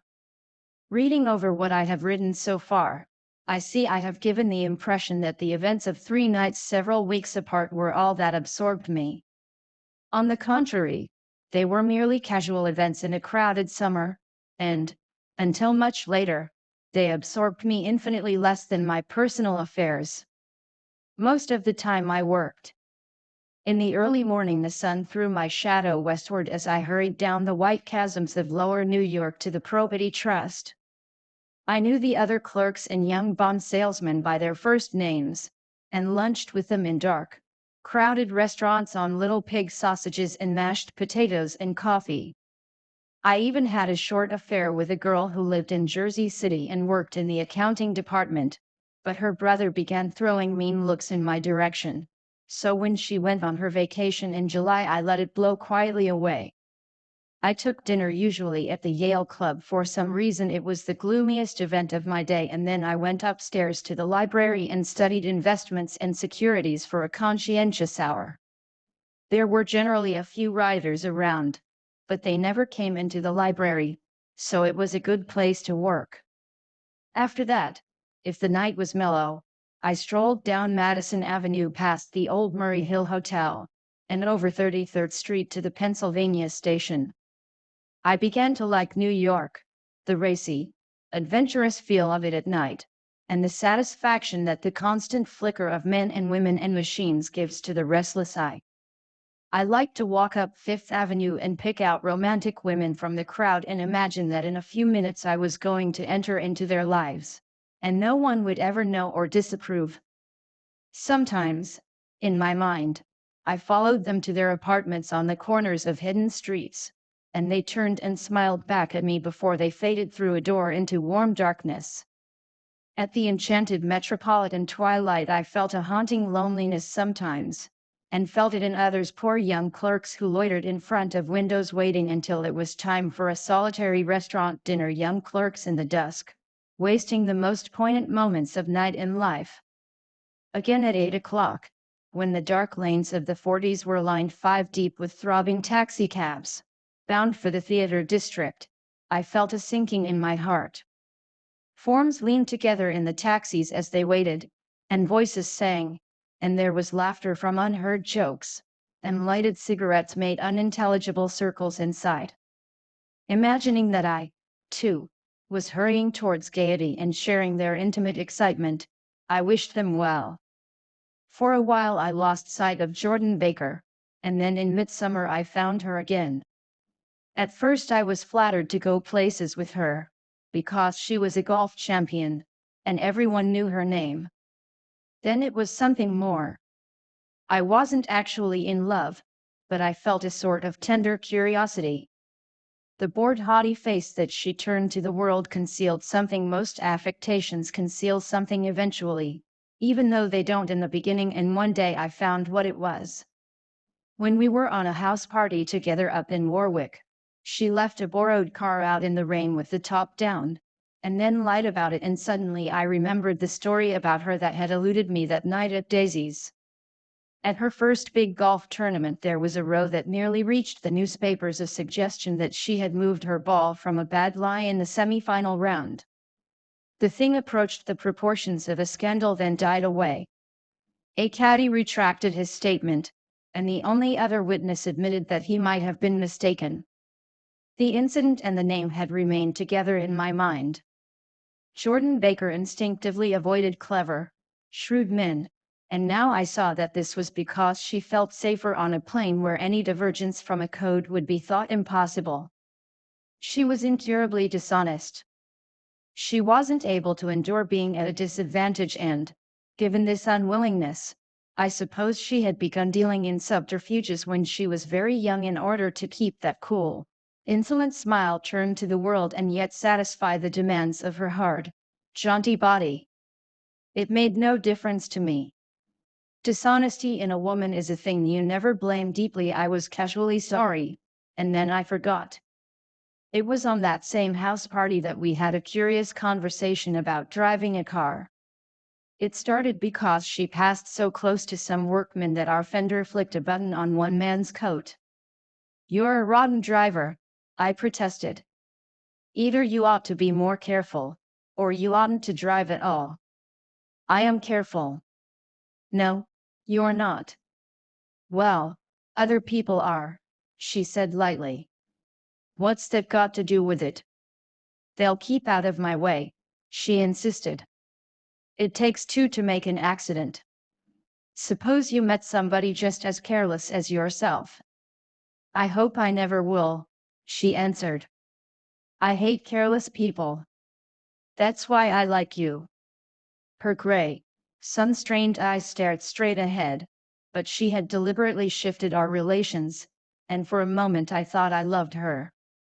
But I am slow thinking and full of interior rules that act as brakes on my desires, and I knew that first I had to get myself definitely out of that tangle back home. I'd been writing letters once a week and signing them, "Love, Nick," and all I could think of was how, when that certain girl played tennis, a faint mustache of perspiration appeared on her upper lip. Nevertheless, there was a vague understanding that had to be tactfully broken off before I was free. Everyone suspects himself of at least one of the cardinal virtues, and this is mine, I am one of the few honest people that I have ever known. 4. On Sunday morning, while church bells rang in the villages along shore, the world and its mistress returned to Gatsby's house and twinkled hilariously on his lawn. "He's a bootlegger," said the young ladies, moving somewhere between his cocktails and his flowers. "One time he killed a man who had found out that he was nephew to von Hindenburg and second cousin to the devil. Reach me a rose, honey, and pour me a last drop into that there crystal glass." Once I wrote down on the empty spaces of a timetable the names of those who came to Gatsby's house that summer. It is an old timetable now, disintegrating at its folds, and headed this schedule in effect July 5, 1922. But I can still read the gray names, and they will give you a better impression than my generalities of those who accepted Gatsby's hospitality and paid him the subtle tribute of knowing nothing whatever about him. From East Egg, then, came the Chester Beckers and the Leaches, and a man named Bunsen, whom I knew at Yale, and Dr. Webster Civet, who was drowned last summer up in Maine, and the Hornbeams and the Willie Voltaires, and a whole clan named Blackbuck, who always gathered in a corner and flipped up their noses like goats at whosoever came near. And the Ismays and the Christies, or rather Hubert Auerbach and Mr. Christie's wife, and Edgar Beaver, whose hair, they say, turned cotton white one winter afternoon for no good reason at all. Clarence Endive was from East Egg, as I remember. He came only once, in white knickerbockers, and had a fight with a bum named Eddie in the garden. From farther out on the island came the Cheadles and the O.R.P. Schraders, and the Stonewall Jackson Abrams of Georgia, and the Fishguards and the Ripley Snells. Snell was there 3 days before he went to the penitentiary, so drunk out on the gravel drive that Mrs. Ulysses Sweat's automobile ran over his right hand. The Danceys came, too, and S.B. Whitebait, who was well over 60, and Maurice A. Flink, and the Hammerheads, and Beluga the tobacco importer, and Beluga's girls. From West Egg came the Poles and the Mulreadys and Cecil Roebuck and Cecil Shern and Gulick the state senator and Newton Orchid, who controlled films par excellence, and Eckhost, and Clyde Cohen and Don S. Schwartz, the Sun, and Arthur McCarty, all connected with the movies in one way or another. And the Catlips and the Bembergs and G. Earl Muldoon, brother to that Muldoon who afterwards strangled his wife. De Fontano the promoter came there, and Ed LeGros and James B. Rotgut, Ferret and the De Jongs and Ernest Lilly they came to gamble, and when Ferret wandered into the garden it meant he was cleaned out and Associated Traction would have to fluctuate profitably next day. A man named Klipspringer was there so often that he became known as the Boarder. I doubt if he had any other home. Of theatrical people there were Gus Weyes and Horace O'Donovan and Lester Meyer and George Duckweed and Francis Bull. Also from New York were the Chromes and the Backysones and the Denekers and Russell Betty and the Corridons and the Callahers and the Dewars and the Scullys and S.W. Belcher and the Smirks and the Young Quinns, divorced now, and Henry L. Palmetto, who killed himself by jumping in front of a subway train in Times Square. Benny McClanahan arrived always with 4 girls. They were never quite the same ones in physical person, but they were so identical one with another that it inevitably seemed they had been there before. I have forgotten their names. Jacqueline, I think, or else Consula, or Gloria, or Judy, or June, and their last names were either the melodious names of flowers and months or the sterner ones of the great American capitalists whose cousins, if pressed, they would confess themselves to be. In addition to all these, I can remember that Faustina O'Brien came there at least once, and the Baedeker girls and young Brewer, who had his nose shot off in the war, and Mr. Albruxberger and Miss Hogg, his fiancée, and Ardita Fitzpeters and Mr. P. Jewett, once head of the American Legion, and Miss Claudia Hibb, with a man reputed to be her chauffeur, and a prince of something, whom we called Duke, and whose name, if I ever knew it, I have forgotten. All these people came to Gatsby's house in the summer. At 9 o'clock, one morning late in July, Gatsby's gorgeous car lurched up the rocky drive to my door and gave out a burst of melody from its three-noted horn. It was the first time he had called on me, though I had gone to two of his parties, mounted in his hydroplane, and, at his urgent invitation, made frequent use of his speech.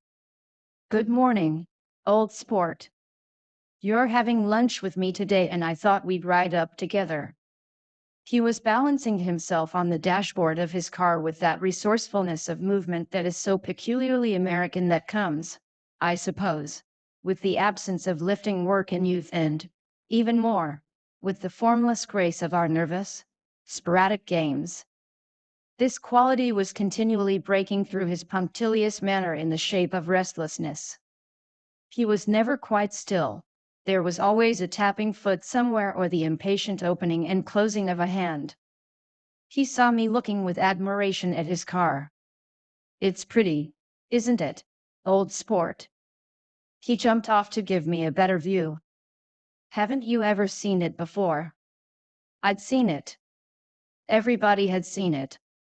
It was a rich cream color, bright with nickel, swollen here and there in its monstrous length with triumphant hat boxes and supper boxes and tool boxes, and terraced with a labyrinth of windshields that mirrored a dozen suns. Sitting down behind many layers of glass in a sort of green leather conservatory, we started to town. I had talked with him perhaps half a dozen times in the past month and found, to my disappointment, that he had little to say.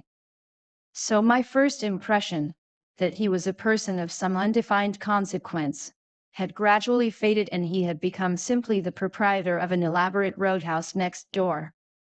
And then came that disconcerting ride.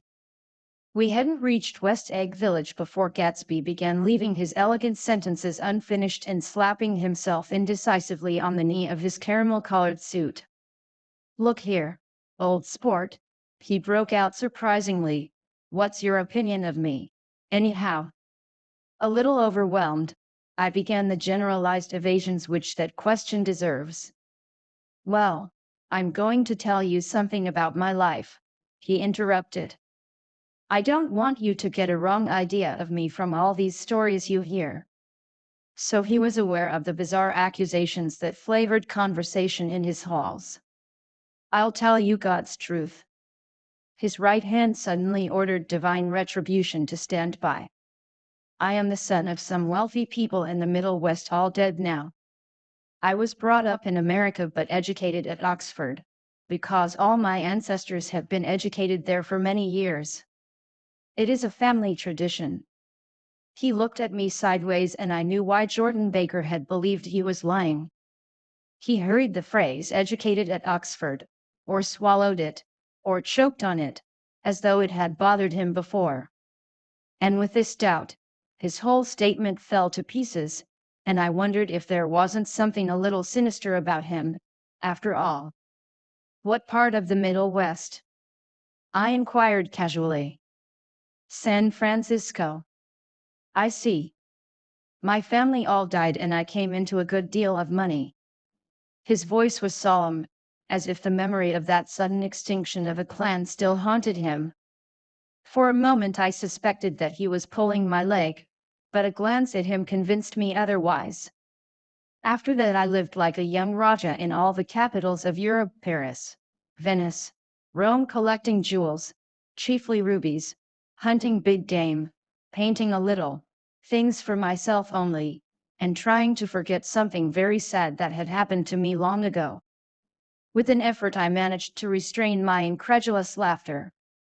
The very phrases were worn so threadbare that they evoked no image except that of a turbaned character leaking sawdust at every pore as he pursued a tiger through the Bois de Boulogne. "Then came the war, old sport. It was a great relief, and I tried very hard to die, but I seemed to bear an enchanted life. I accepted a commission as first lieutenant when it began. In the Argonne Forest I took the remains of my machine gun battalion so far forward that there was a half-mile gap on either side of us where the infantry couldn't advance. We stayed there 2 days and 2 nights, 130 men with 16 Lewis guns, and when the infantry came up at last they found the insignia of 3 German divisions among the piles of dead. I was promoted to be a major, and every Allied government gave me a decoration, even Montenegro, little Montenegro down on the Adriatic Sea. Little Montenegro. He lifted up the words and nodded at them with his smile. The smile comprehended Montenegro's troubled history and sympathized with the brave struggles of the Montenegrin people. It appreciated fully the chain of national circumstances which had elicited this tribute from Montenegro's warm little heart. My incredulity was submerged in fascination now. It was like skimming hastily through a dozen magazines. He reached in his pocket, and a piece of metal, slung on a ribbon, fell into my palm. That's the one from Montenegro.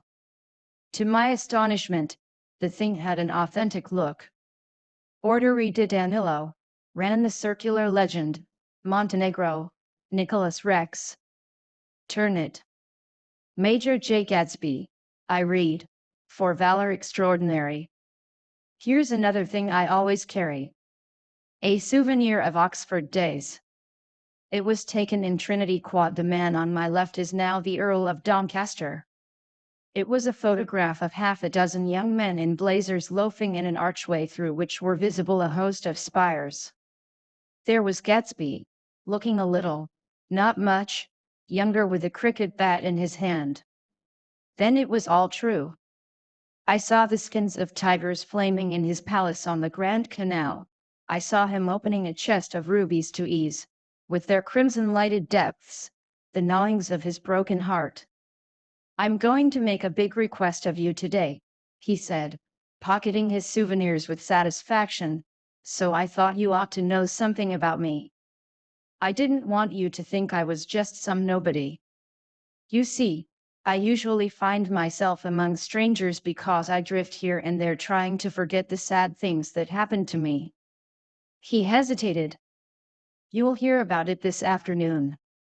At lunch? No, this afternoon. I happen to find out that you are taking Miss Baker to tea. Do you mean you're in love with Miss Baker? No, old sport, I'm not. But Miss Baker has kindly consented to speak to you about this matter. I hadn't the faintest idea what this matter was, but I was more annoyed than interested. I hadn't asked Jordan to tea in order to discuss Mr. J. Gatsby. I was sure the request would be something utterly fantastic, and for a moment I was sorry I'd ever set foot upon his overpopulated lawn. He wouldn't say another word. His correctness grew on him as we neared the city. We passed Port Roosevelt, where there was a glimpse of red-belted ocean-going ships, and sped along a cobbled slum lined with the dark, undeciered saloons of the faded gilt 1900s. Then the Valley of Ashes opened out on both sides of us, and I had a glimpse of Mrs. Wilson straining at the garage pump with panting vitality as we went by. With fenders spread like wings we scattered light through half Astoria, only half, for as we twisted among the pillars of the elevated I heard the familiar jug-jug spat of a motorcycle, and a frantic policeman rode alongside. All right, old sport, called Gatsby. We slowed down. Taking a white card from his wallet, he waved it before the man's eyes. Right you are, agreed the policeman, tipping his cap. Know you next time, Mr. Gatsby. Excuse me. What was that? I inquired. The picture of Oxford. I was able to do the commissioner a favor once, and he sends me a Christmas card every year. Over the Great Bridge, with the sunlight through the girders making a constant flicker upon the moving cars, with the city rising up across the river in white heaps and sugar lumps all built with a wish out of non-olfactory money.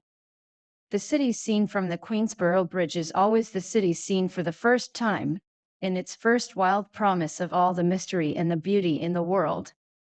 A dead man passed us in a hearse heaped with blooms, followed by 2 carriages with drawn blinds, and by more cheerful carriages for friends. The friends looked out at us with the tragic eyes and short upper lips of southeastern Europe. and I was glad that the sight of Gatsby's splendid car was included in their somber holiday.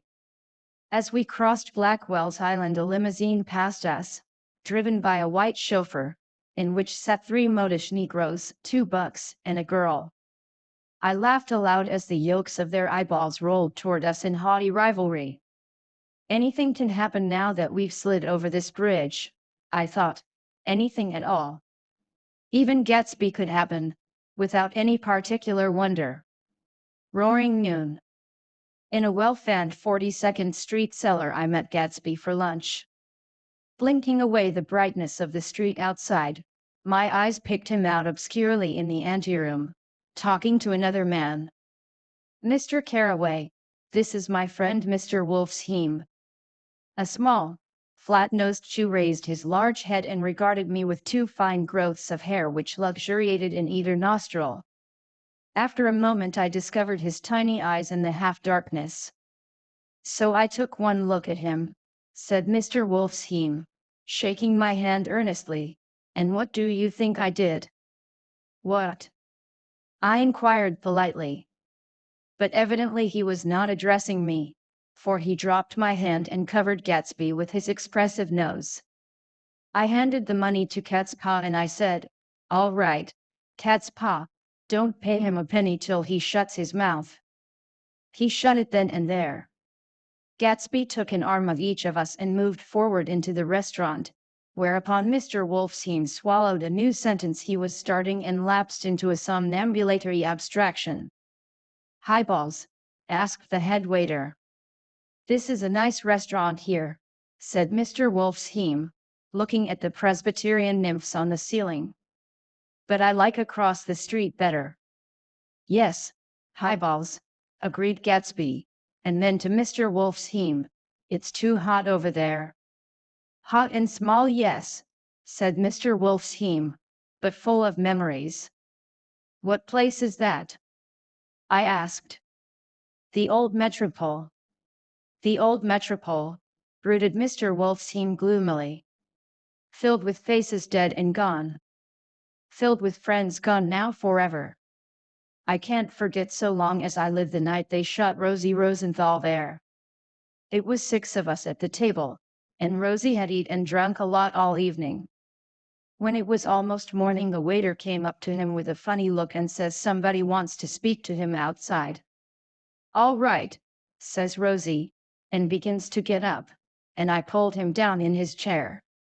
'Let the bastards come in here if they want you, Rosie, but don't you, so help me, move outside this room.'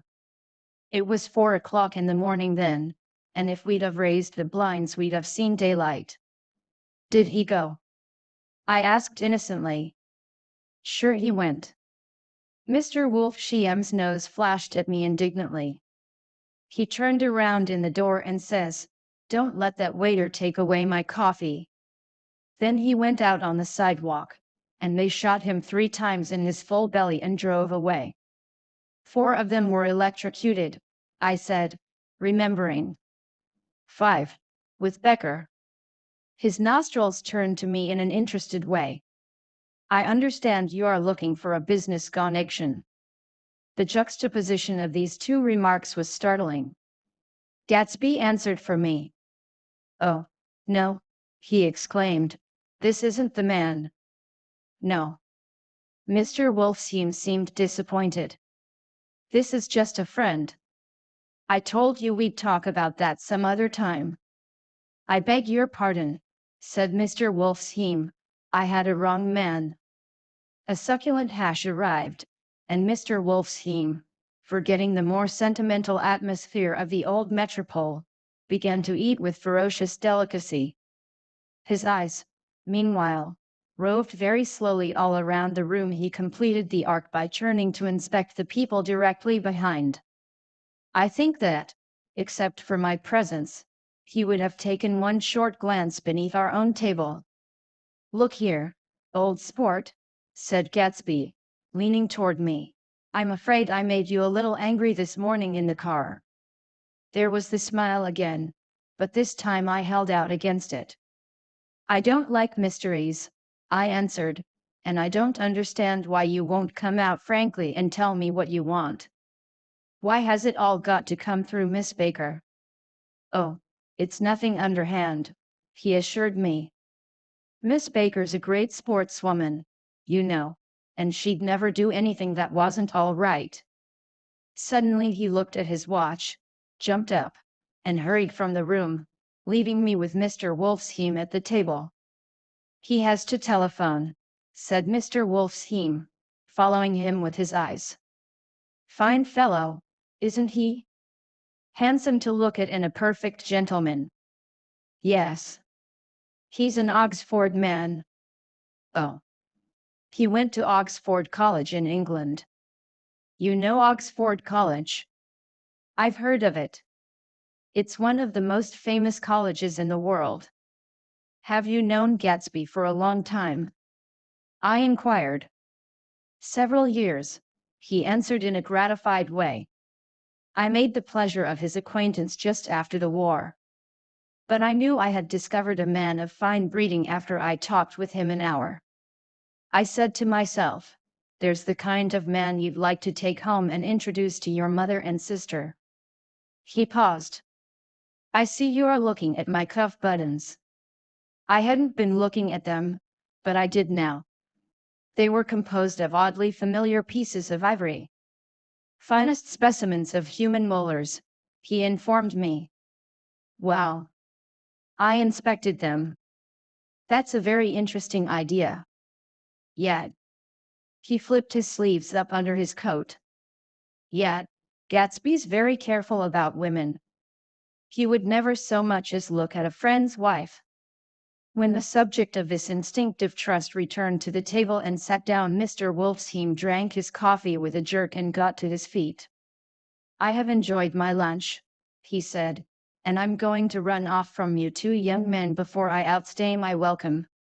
Don't hurry, Meyer, said Gatsby, without enthusiasm.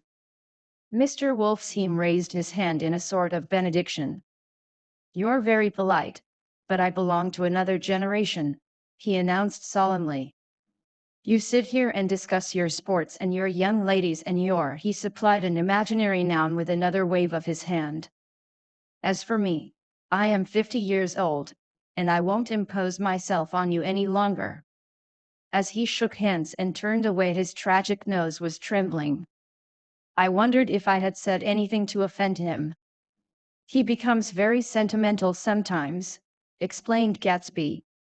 This is one of his sentimental days.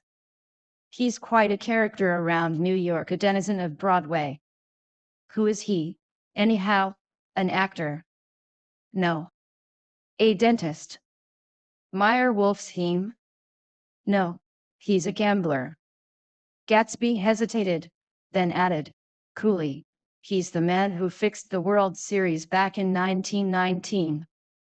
Fixed the World Series? I repeated. The idea staggered me. I remembered, of course, that the World Series had been fixed in 1919, but if I had thought of it at all, I would have thought of it as a thing that merely happened, the end of some inevitable chain. It never occurred to me that one man could start to play with the faith of 50 million people with the single-mindedness of a burglar blowing a safe. How did he happen to do that? I asked after a minute. He just saw the opportunity. Why isn't he in jail? They can't get him, old sport. He's a smart man. I insisted on paying the check. As the waiter brought my change, I caught sight of Tom Buchanan across the crowded room. Come along with me for a minute, I said. I've got to say hello to someone. When he saw us, Tom jumped up and took half a dozen steps in our direction. Where've you been? He demanded eagerly. Daisy's furious because you haven't called up. This is Mr. Gatsby, Mr. Buchanan. They shook hands briefly, and a strained, unfamiliar look of embarrassment came over Gatsby's face. How've you been, anyhow? Demanded Tom of me. How'd you happen to come up this far to eat? I've been having lunch with Mr. Gatsby. I turned toward Mr. Gatsby, but he was no longer there. One October day in 1917, said Jordan Baker that afternoon, sitting up very straight on a straight chair in the tea garden at the Plaza Hotel. I was walking along from one place to another, half on the sidewalks and half on the lawns. I was happier on the lawns because I had on shoes from England with rubber knobs on the soles that bit into the soft ground. I had on a new plaid skirt also that blew a little in the wind, and whenever this happened the red, white, and blue banners in front of all the houses stretched out stiff and said tut tut tut tut, in a disapproving way. The largest of the banners and the largest of the lawns belonged to Daisy Faye's house. She was just 18, 2 years older than me, and by far the most popular of all the young girls in Louisville. She dressed in white, and had a little white roadster, and all day long the telephone rang in her house and excited young officers from Camp Taylor demanded the privilege of monopolizing her that night. Anyways, for an hour. When I came opposite her house that morning, her white roadster was beside the curb, and she was sitting in it with a lieutenant I had never seen before. They were so engrossed in each other that she didn't see me until I was 5 feet away.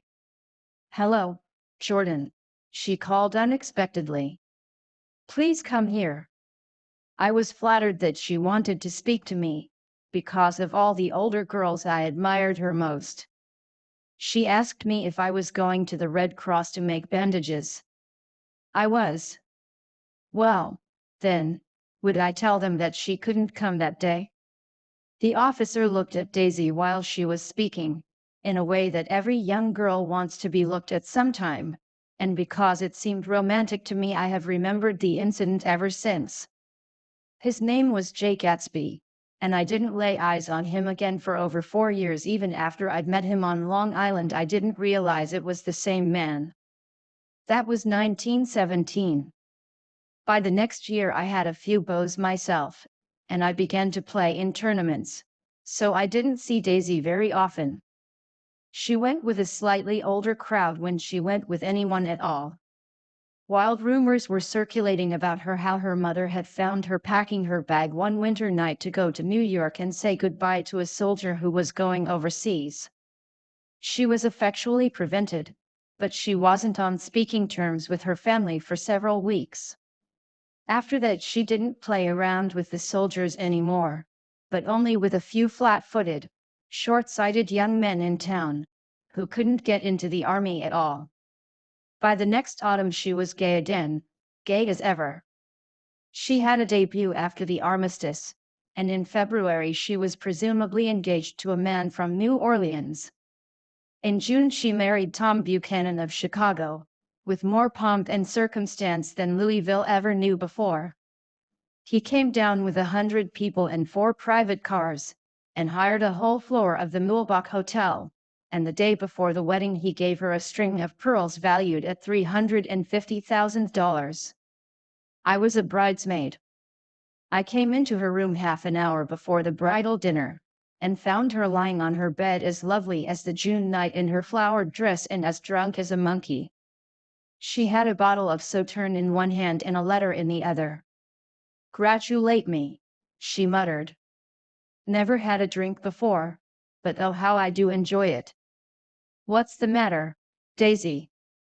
I was scared, I can tell you. I'd never seen a girl like that before. "Here, dearies."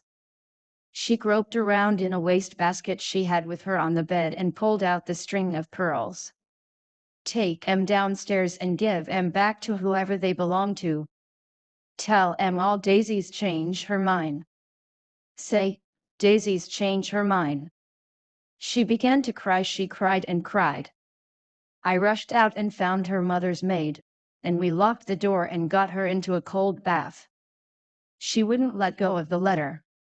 She took it into the tub with her and squeezed it up in a wet ball, and only let me leave it in the soap dish when she saw that it was coming to pieces like snow. But she didn't say another word.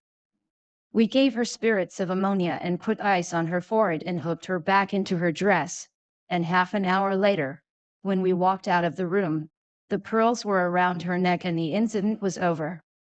Next day at 5 o'clock she married Tom Buchanan without so much as a shiver, and started off on a 3 months trip to the South Seas.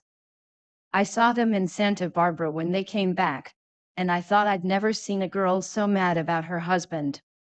If he left the room for a minute she'd look around uneasily, and say, "Where's Tom gone?" and wear the most abstracted expression until she saw him coming in the door. She used to sit on the sand with his head in her lap by the hour, rubbing her fingers over his eyes and looking at him with unfathomable delight. It was touching to see them together. It made you laugh in a hushed, fascinated way. That was in August. A week after I left Santa Barbara, Tom ran into a wagon on the Ventura Road one night, and ripped a front wheel off his car. The girl who was with him got into the papers, too, because her arm was broken. She was one of the chambermaids in the Santa Barbara hotel. The next April Daisy had her little girl, and they went to France for a year. I saw them one spring in Cannes, and later in Deauville, and then they came back to Chicago to settle down. Daisy was popular in Chicago, as you know. They moved with a fast crowd, all of them young and rich and wild, but she came out with an absolutely perfect reputation. Perhaps because she doesn't drink. It's a great advantage not to drink among hard-drinking people. You can hold your tongue and, moreover, you can time any little irregularity of your own so that everybody else is so blind that they don't see or care. Perhaps Daisy never went in for more at all, and yet there's something in that voice of hers. Well, about 6 weeks ago, she heard the name Gatsby for the first time in years. It was when I asked you, do you remember, if you knew Gatsby in West Egg? After you had gone home, she came into my room and woke me up, and said, "What Gatsby?" And when I described him I was half asleep. She said in the strangest voice that it must be the man she used to know. It wasn't until then that I connected this Gatsby with the officer in her white car. When Jordan Baker had finished telling all this, we had left the plaza for half an hour and were driving in a Victoria through Central Park. The sun had gone down behind the tall apartments of the movie stars in the West 50s, and the clear voices of children, already gathered like crickets on the grass, rose through the hot twilight. I'm the Sheik of Araby. Your love belongs to me. At night when you're asleep, into your tent I'll creep. It was a strange coincidence, I said. But it wasn't a coincidence at all. Why not? Gatsby bought that house so that Daisy would be just across the bay. Then it had not been merely the stars to which he had aspired on that June night. He came alive to me, delivered suddenly from the womb of his purposeless splendor. He wants to know, continued Jordan, if you'll invite Daisy to your house some afternoon and then let him come over. The modesty of the demand shook me. He had waited 5 years and bought a mansion where he dispensed starlight to casual moths so that he could come over some afternoon to a stranger's garden. Did I have to know all this before he could ask such a little thing? He's afraid. He's waited so long. He thought you might be offended. You see, he's regular tough underneath it all. Something worried me. Why didn't he ask you to arrange a meeting? He wants her to see his house, she explained. And your house is right next door. Oh. I think he half expected her to wander into one of his parties, some night, went on Jordan, but she never did. Then he began asking people casually if they knew her, and I was the first one he found. It was that night he sent for me at his dance, and you should have heard the elaborate way he worked up to it. Of course, I immediately suggested a luncheon in New York and I thought he'd go mad. I don't want to do anything out of the way, he kept saying. I want to see her right next door. When I said you were a particular friend of Tom's, he started to abandon the whole idea. He doesn't know very much about Tom, though he says he's read a Chicago paper for years just on the chance of catching a glimpse of Daisy's name.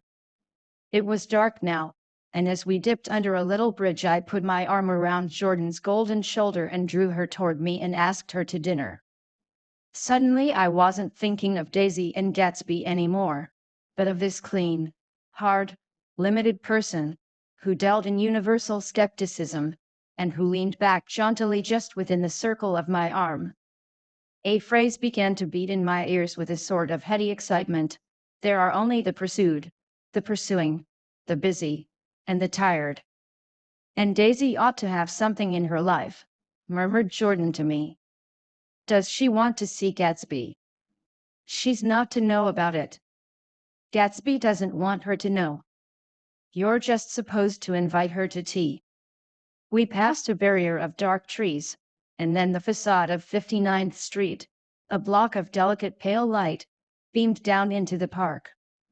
Unlike Gatsby and Tom Buchanan, I had no girl whose disembodied face floated along the dark cornices and blinding signs, and so I drew up the girl beside me, tightening my arms. Her wan, scornful mouth smiled, and so I drew her up again closer, this time to my face. When I came home to West Egg that night, I was afraid for a moment that my house was on fire. 2 o'clock and the whole corner of the peninsula was blazing with light, which fell unreal on the shrubbery and made thin elongating glints upon the roadside wires. Turning a corner, I saw that it was Gatsby's house, lit from tower to cellar. At first I thought it was another party, a wild rout that had resolved itself into hide and go seek or sardines in the box with all the house thrown open to the game. But there wasn't a sound. Only wind in the trees, which blew the wires and made the lights go off and on again as if the house had winked into the darkness. As my taxi groaned away, I saw Gatsby walking toward me across his lawn. Your place looks like the World's Fair, I said. Does it? He turned his eyes toward it absently. I have been glancing into some of the rooms.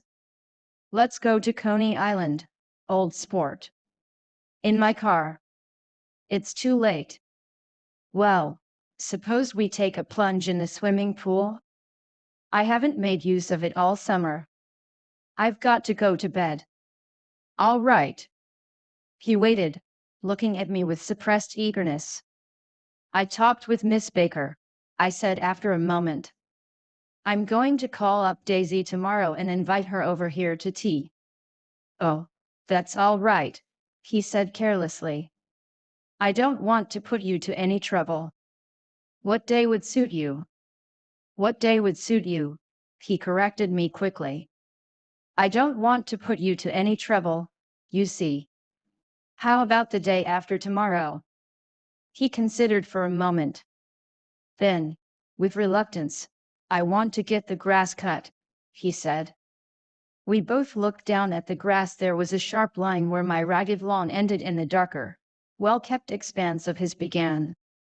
I suspected that he meant my grass.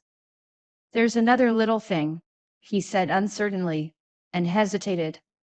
Would you rather put it off for a few days? I asked. Oh, it isn't about that. At least he fumbled with a series of beginnings. Why? I thought, why? Look here, old sport, you don't make much money, do you? Not very much. This seemed to reassure him, and he continued more confidently.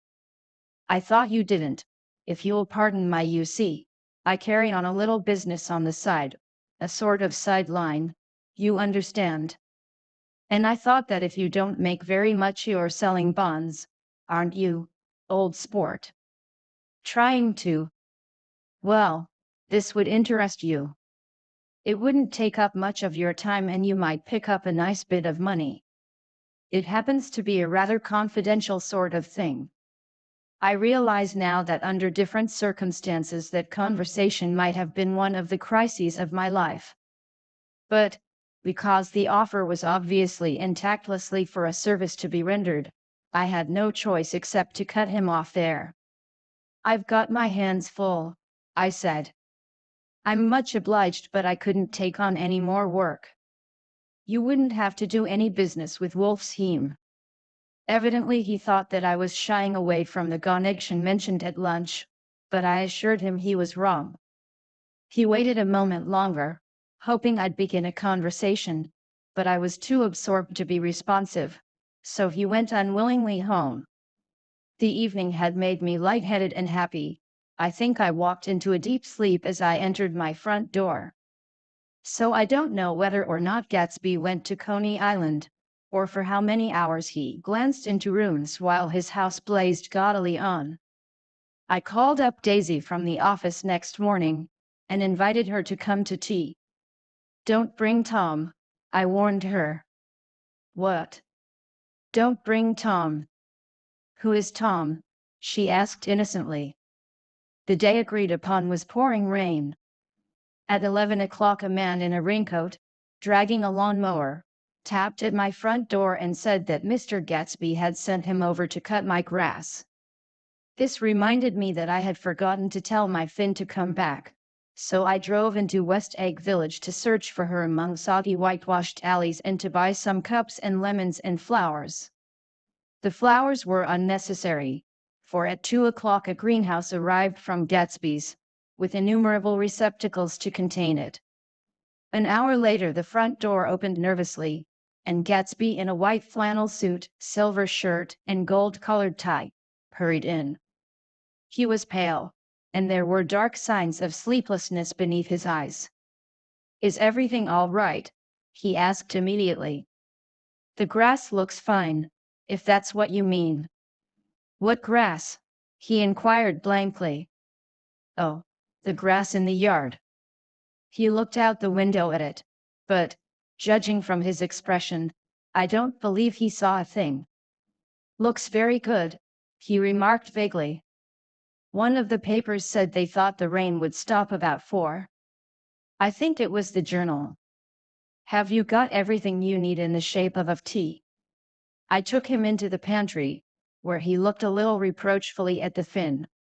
Together we scrutinized the 12 lemon cakes from the delicatessen shop. "Will they do?"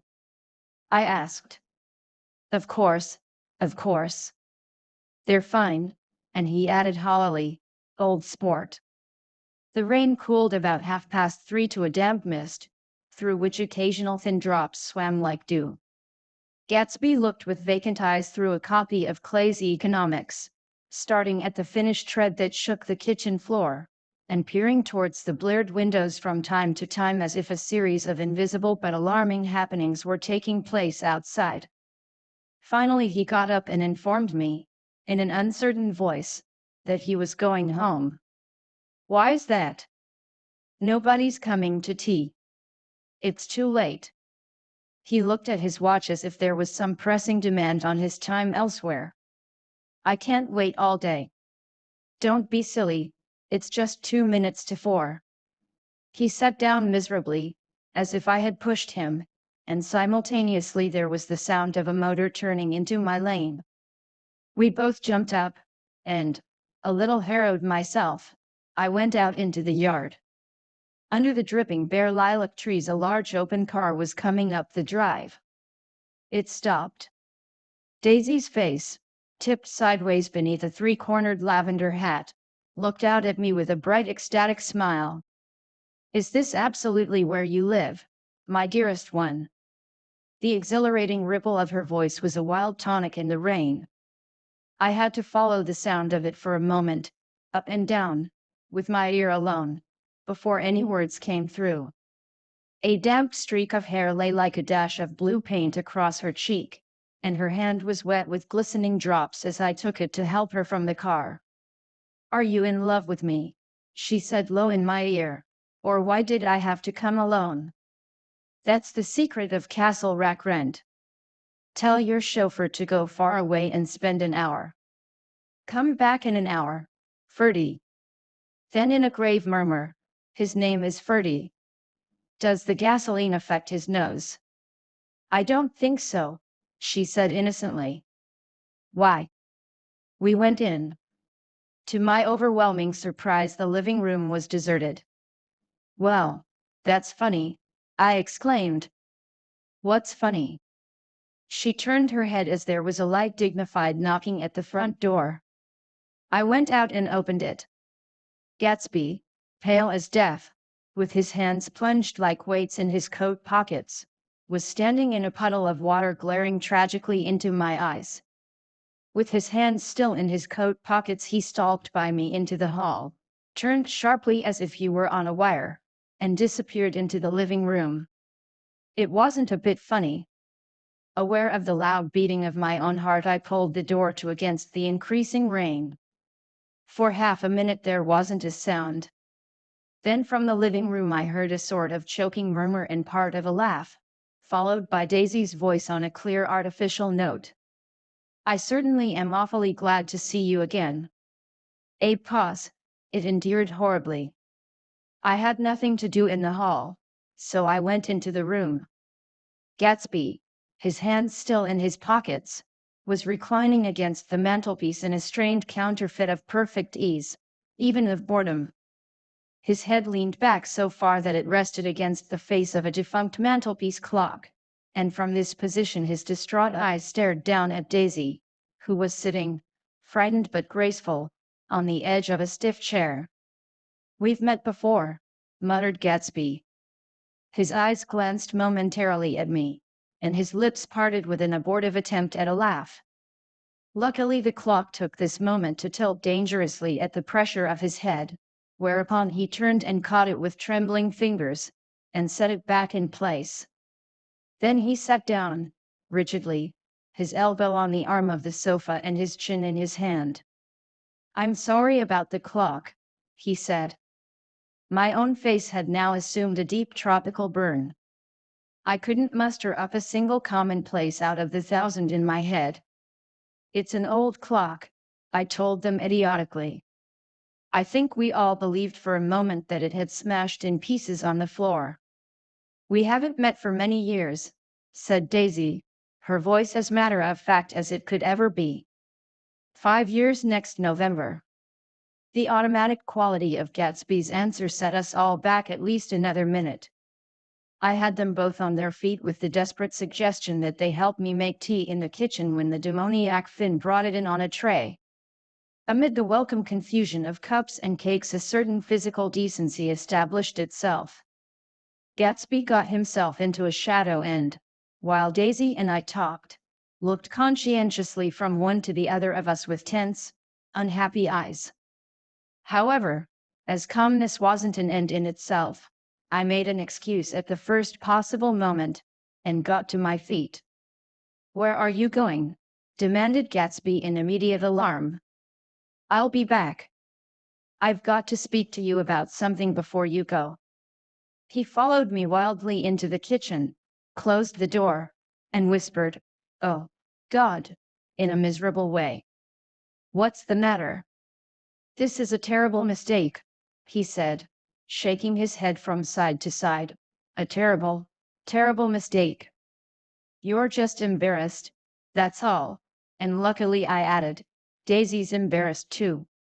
"She's embarrassed," he repeated incredulously. "Just as much as you are." "Don't talk so loud. You're acting like a little boy," I broke out impatiently. "Not only that, but you're rude.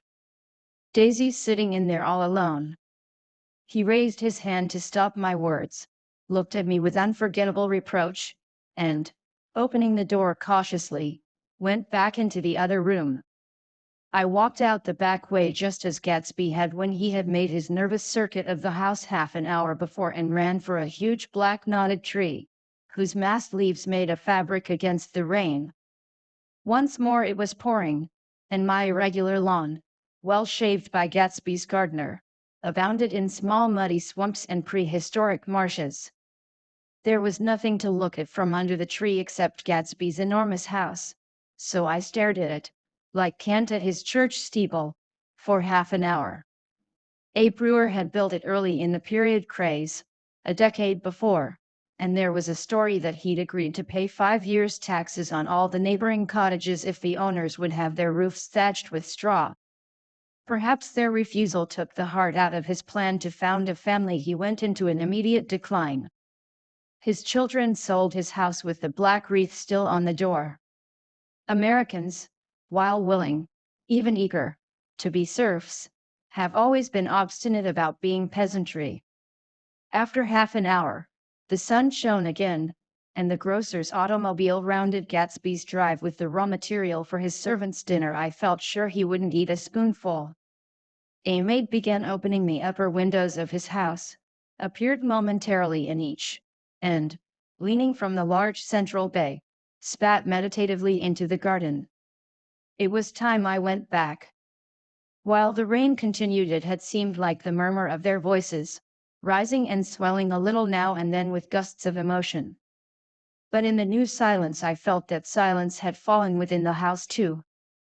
I went in after making every possible noise in the kitchen, short of pushing over the stove, but I don't believe they heard a sound.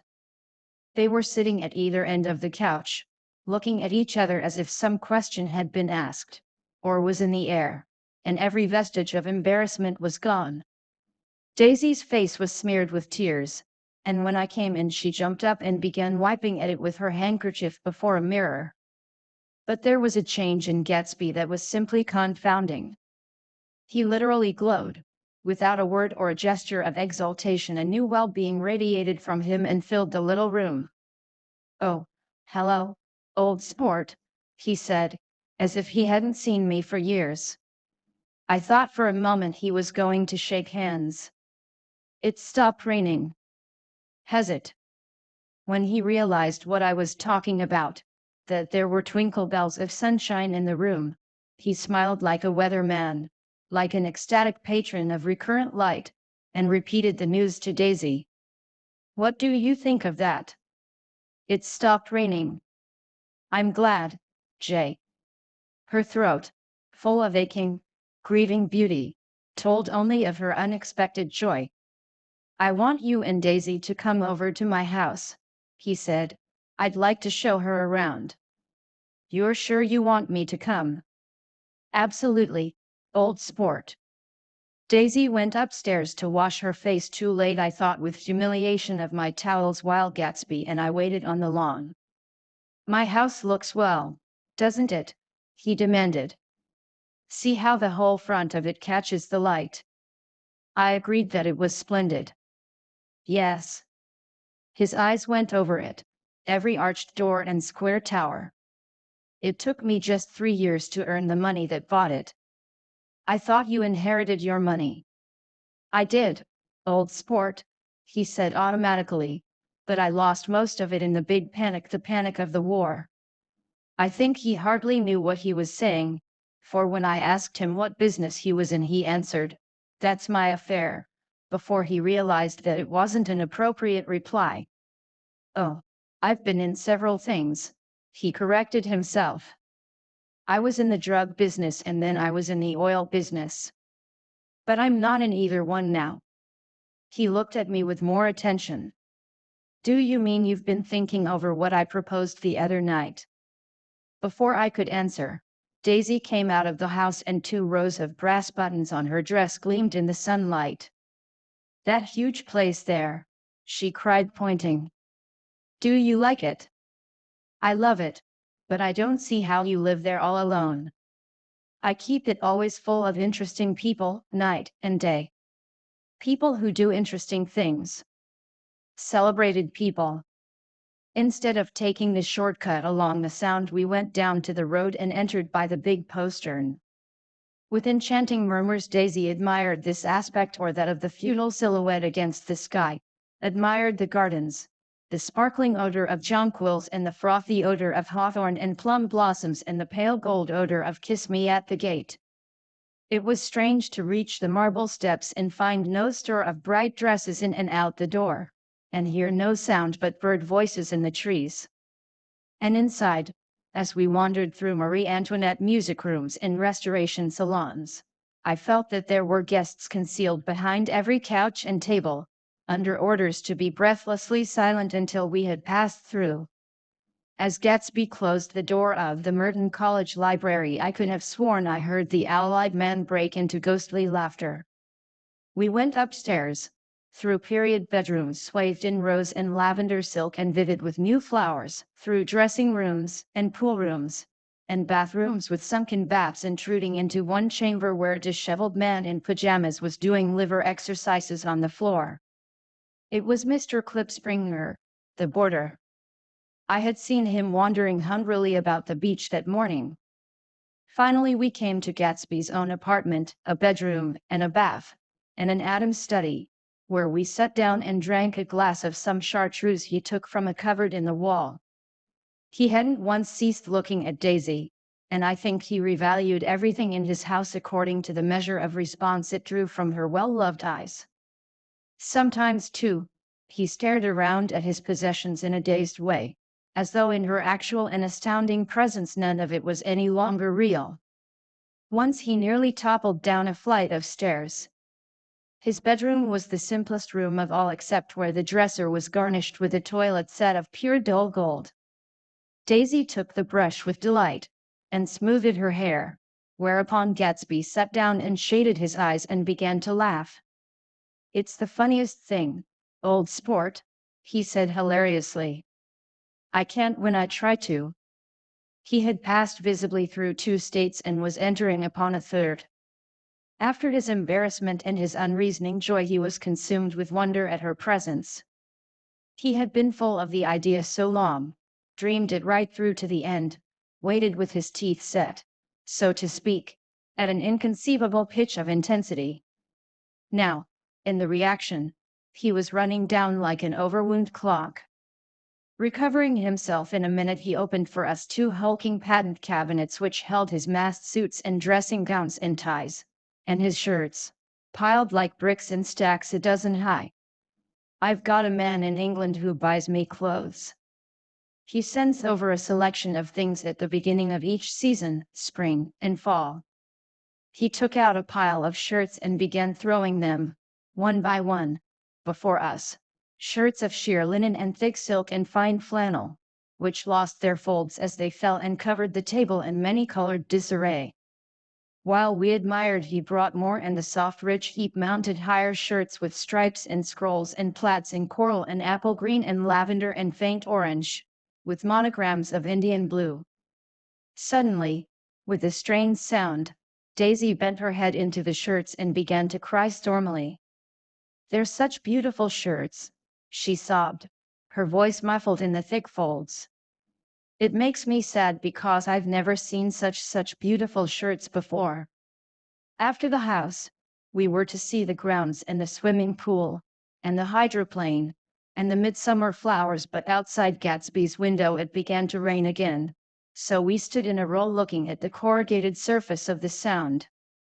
"If it wasn't for the mist we could see your home across the bay," said Gatsby. "You always have a green light that burns all night at the end of your dock." Daisy put her arm through his abruptly, but he seemed absorbed in what he had just said. Possibly it had occurred to him that the colossal significance of that light had now vanished forever. Compared to the great distance that had separated him from Daisy it had seemed very near to her, almost touching her. It had seemed as close as a star to the moon. Now it was again a green light on a dock. His count of enchanted objects had diminished by 1. I began to walk about the room, examining various indefinite objects in the half-darkness. A large photograph of an elderly man in yachting costume attracted me, hung on the wall over his desk.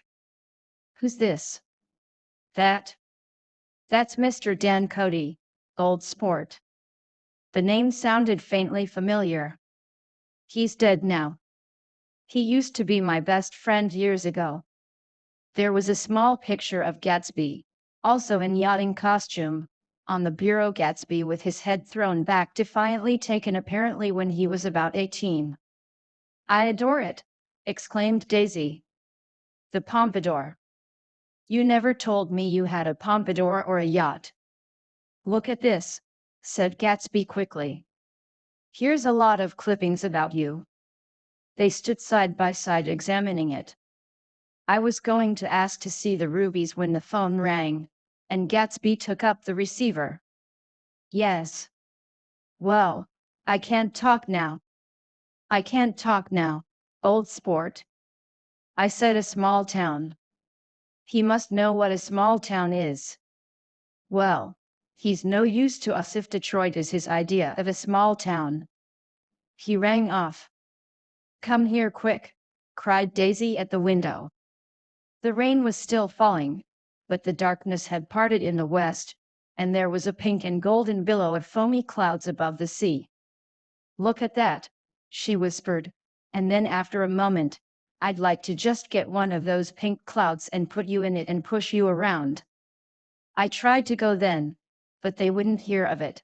Perhaps my presence made them feel more satisfactorily alone. I know what we'll do, said Gatsby. We'll have Klipspringer play the piano. He went out of the room calling Ewing, and returned in a few minutes accompanied by an embarrassed, slightly worn young man, with shell-rimmed glasses and scanty blonde hair. He was now decently clothed in a sport shirt, open at the neck, sneakers, and duck trousers of a nebulous hue. Did we interrupt your exercise? Inquired Daisy politely. I was asleep, cried Mr. Klipspringer, in a spasm of embarrassment. That is, I'd been asleep. Then I got up. Klipspringer plays the piano, said Gatsby, cutting him off. Don't you, Ewing, old sport? I don't play well.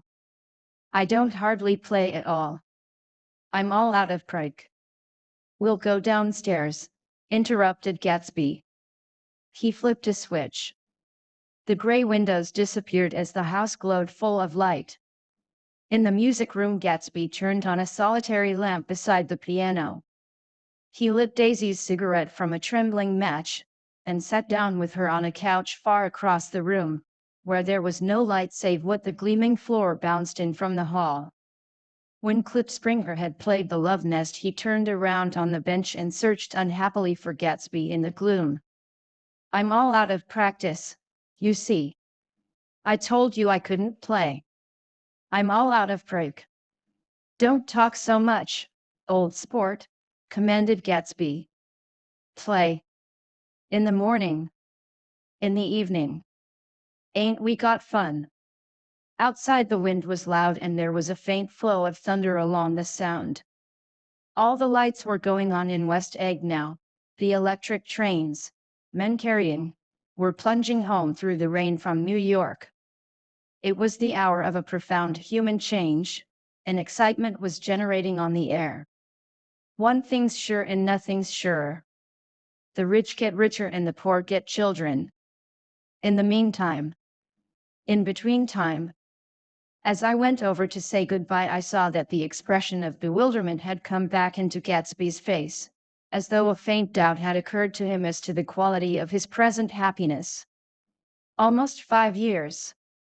There must have been moments even that afternoon when Daisy tumbled short of his dreams, not through her own fault, but because of the colossal vitality of his illusion. It had gone beyond her, beyond everything. He had thrown himself into it with a creative passion, adding to it all the time, decking it out with every bright feather that drifted his way. No amount of fire or freshness can challenge what a man can store up in his ghostly heart. As I watched him, he adjusted himself a little, visibly. His hand took hold of hers, and as she said something low in his ear, he turned toward her with a rush of emotion. I think that voice held him most, with its fluctuating, feverish warmth, because it couldn't be overdreamed. That voice was a deathless song. They had forgotten me, but Daisy glanced up and held out her hand. Gatsby didn't know me now at all. I looked once more at them and they looked back at me, remotely, possessed by intense life. Then I went out of the room and down the marble steps into the rain, leaving them there together. 6. About this time an ambitious young reporter from New York arrived one morning at Gatsby's door and asked him if he had anything to say. Anything to say about what? Inquired Gatsby politely. Why, any statement to give out. It transpired after a confused 5 minutes that the man had heard Gatsby's name around his office in a connection which he either wouldn't reveal or didn't fully understand. This was his day off, and with laudable initiative he had hurried out to sea. It was a random shot, and yet the reporter's instinct was right. Gatsby's notoriety, spread about by the hundreds who had accepted his hospitality and so become authorities upon his past, had increased all summer until he fell just short of being news. Contemporary legends such as the underground pipeline to Canada attached themselves to him, and there was one persistent story that he didn't live in a house at all, but in a boat that looked like a house and was moved secretly up and down the Long Island shore. Just why these inventions were a source of satisfaction to James Gatz of North Dakota isn't easy to say. James Gatz, that was really, or at least legally, his name. He had changed it at the age of 17 and at the specific moment that witnessed the beginning of his career, when he saw Dan Cody's yacht drop anchor over the most insidious flat on Lake Superior. It was James Gatz who had been loafing along the beach that afternoon in a torn green jersey and a pair of canvas pants, but it was already Jay Gatsby who borrowed a rowboat, pulled out to the Tuolumne, and informed Cody that a wind might catch him and break him up in half an hour. I suppose he'd had the name ready for a long time, even then. His parents were shiftless and unsuccessful farm people. His imagination had never really accepted them as his parents at all. The truth was that Jay Gatsby of West Egg, Long Island, sprang from his Platonic conception of himself. He was a son of God, a phrase which, if it means anything, means just that, and he must be about his father's business, the service of a vast, vulgar, and meretricious beauty. So he invented just the sort of Jay Gatsby that a 17-year-old boy would be likely to invent, and to this conception he was faithful to the end. For over a year he had been beating his way along the south shore of Lake Superior as a clam digger and a salmon fisher, or in any other capacity that brought him food and bed. His brown, hardening body lived naturally through the half-fierce, half-lazy work of the bracing days. He knew women early, and since they spoiled him he became contemptuous of them, of young virgins because they were ignorant, of the others because they were hysterical about things which in his overwhelming self-absorption he took for granted. But his heart was in a constant, turbulent riot. The most grotesque and fantastic conceits haunted him in his bed at night. A universe of ineffable gaudiness spun itself out in his brain while the clock ticked on the washstand and the moon soaked with wet light his tangled clothes upon the floor. Each night he added to the pattern of his fancies until drowsiness closed down upon some vivid scene with an oblivious embrace. For a while these reveries provided an outlet for his imagination. They were a satisfactory hint of the unreality of reality, a promise that the rock of the world was founded securely on a fairy's wing. An instinct toward his future glory had led him, some months before, to the small Lutheran College of St. Olaf's in southern Minnesota. He stayed there 2 weeks, dismayed at its ferocious indifference to the drums of his destiny, to destiny itself, and despising the janitor's work with which he was to pay his way through. Then he drifted back to Lake Superior, and he was still searching for something to do on the day that Dan Cody's yacht dropped anchor in the shallows alongshore. Cody was 50 years old then, a product of the Nevada silver fields, of the Yukon, of every rush for metal since '75. The transactions in Montana copper that made him many times a millionaire found him physically robust but on the verge of soft-mindedness, and, suspecting this, an infinite number of women tried to separate him from his money. The none too savory ramifications by which Ella Kay, the newspaper woman, played Madame de Maintenon to his weakness and sent him to sea in a yacht, were common property of the turgid journalism in 1902. He had been coasting along all too hospitable shores for 5 years when he turned up as James Gatz's destiny in Little Girl Bay. To young Gatz, resting on his oars and looking up at the railed deck, that yacht represented all the beauty and glamour in the world. I suppose he smiled at Cody. He had probably discovered that people liked him when he smiled. At any rate, Cody asked him a few questions. One of them elicited the brand new name, and found that he was quick and extravagantly ambitious. A few days later he took him to Duluth and bought him a blue coat, 6 pairs of white duck trousers, and a yachting cap. And when the Ptolemy left for the West Indies and the Barbary Coast, Gatsby left too. He was employed in a vague personal capacity while he remained with Cody. He was in turn steward, mate, skipper, secretary, and even jailer. For Dan Cody sober knew what lavish doings Dan Cody drunk might soon be about, and he provided for such contingencies by reposing more and more trust in Gatsby.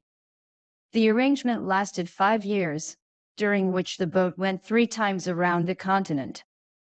It might have lasted indefinitely except for the fact that Ella Kay came on board one night in Boston and a week later Dan Cody inhospitably died.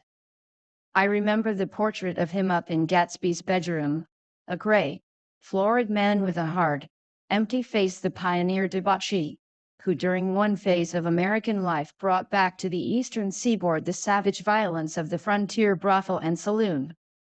It was indirectly due to Cody that Gatsby drank so little. Sometimes in the course of gay parties women used to rub champagne into his hair.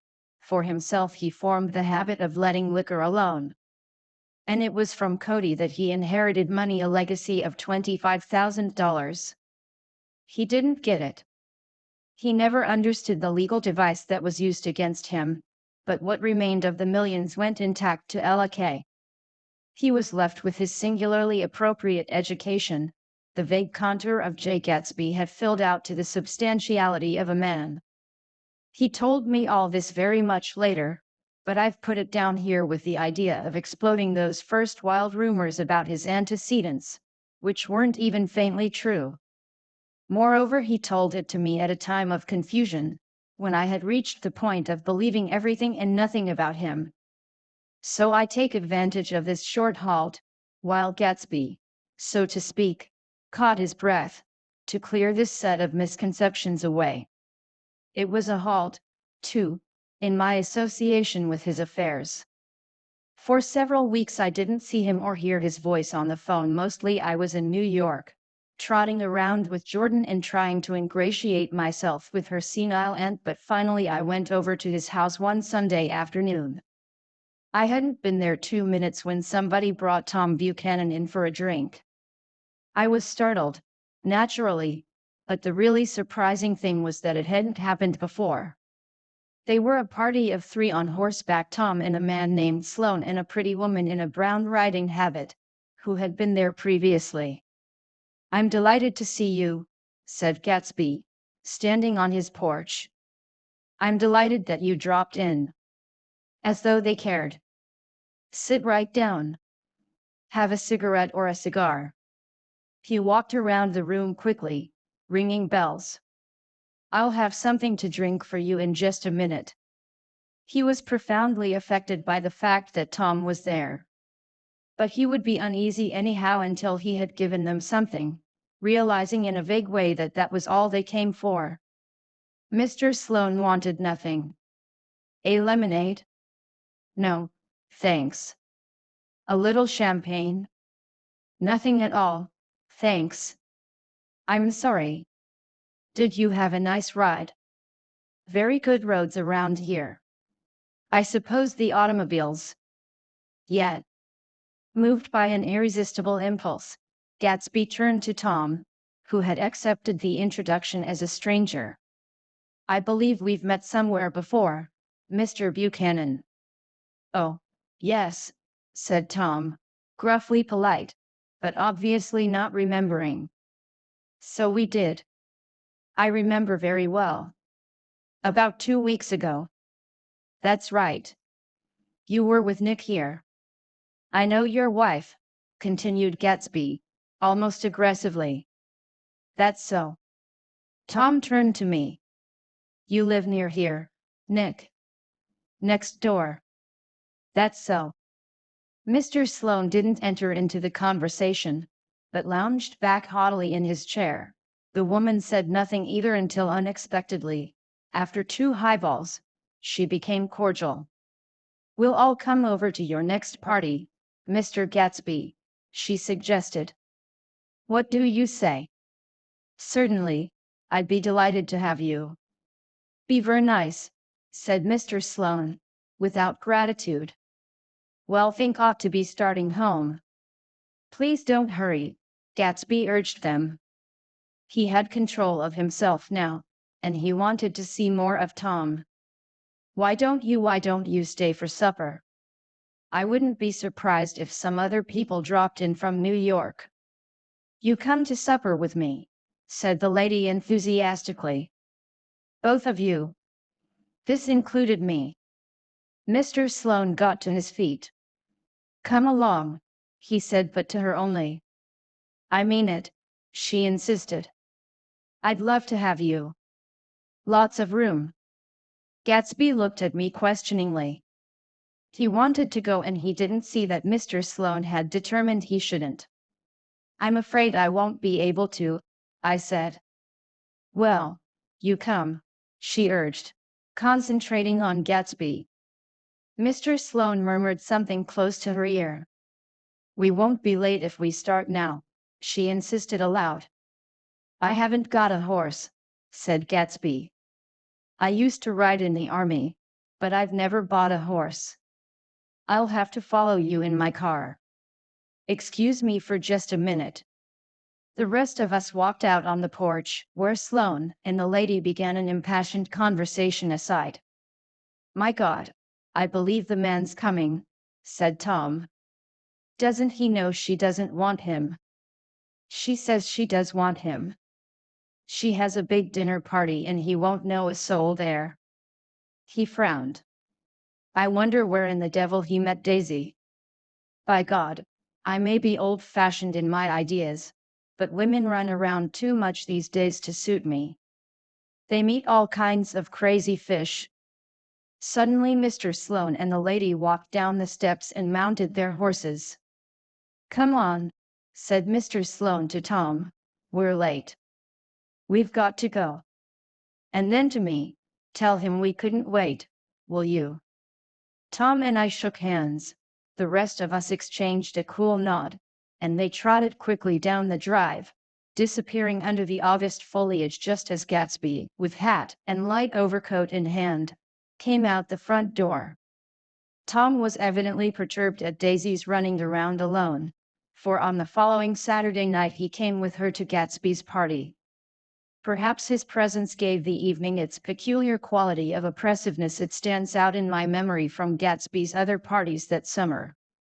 There were the same people, or at least the same sort of people, the same profusion of champagne, the same many-colored, many-keyed commotion, but I felt an unpleasantness in the air, a pervading harshness that hadn't been there before.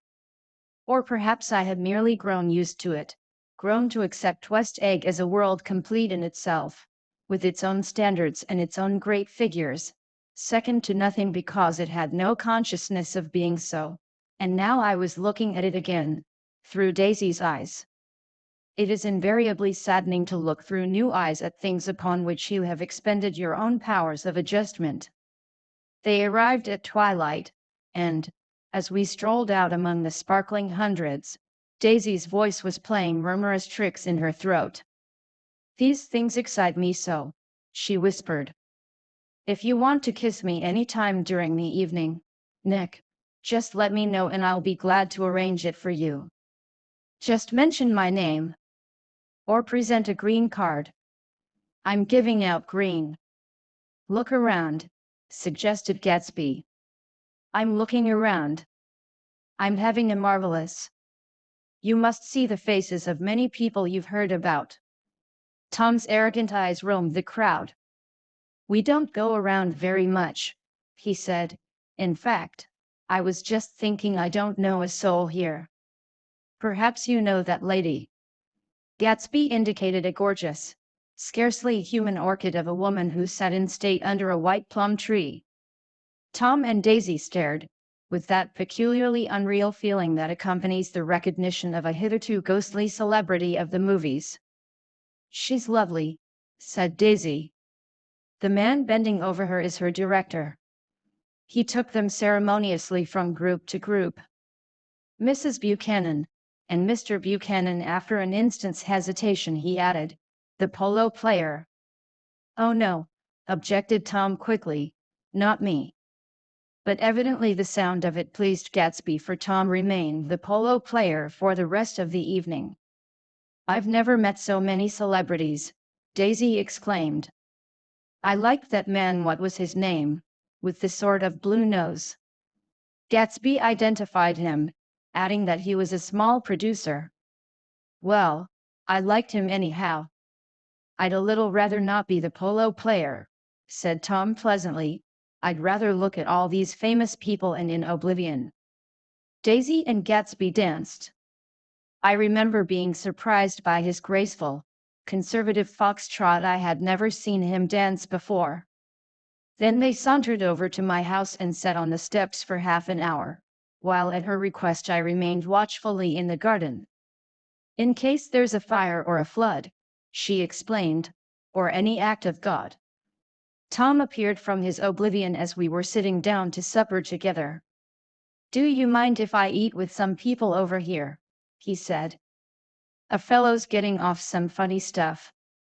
"Go ahead," answered Daisy genially, "and if you want to take down any addresses, here's my little gold pencil." She looked around after a moment and told me the girl was common but pretty, and I knew that except for the half hour she'd been alone with Gatsby, she wasn't having a good time. We were at a particularly tipsy table. That was my fault. Gatsby had been called to the phone, and I'd enjoyed these same people only 2 weeks before. But what had amused me then turned septic on the air now. "How do you feel, Miss Baedeker?"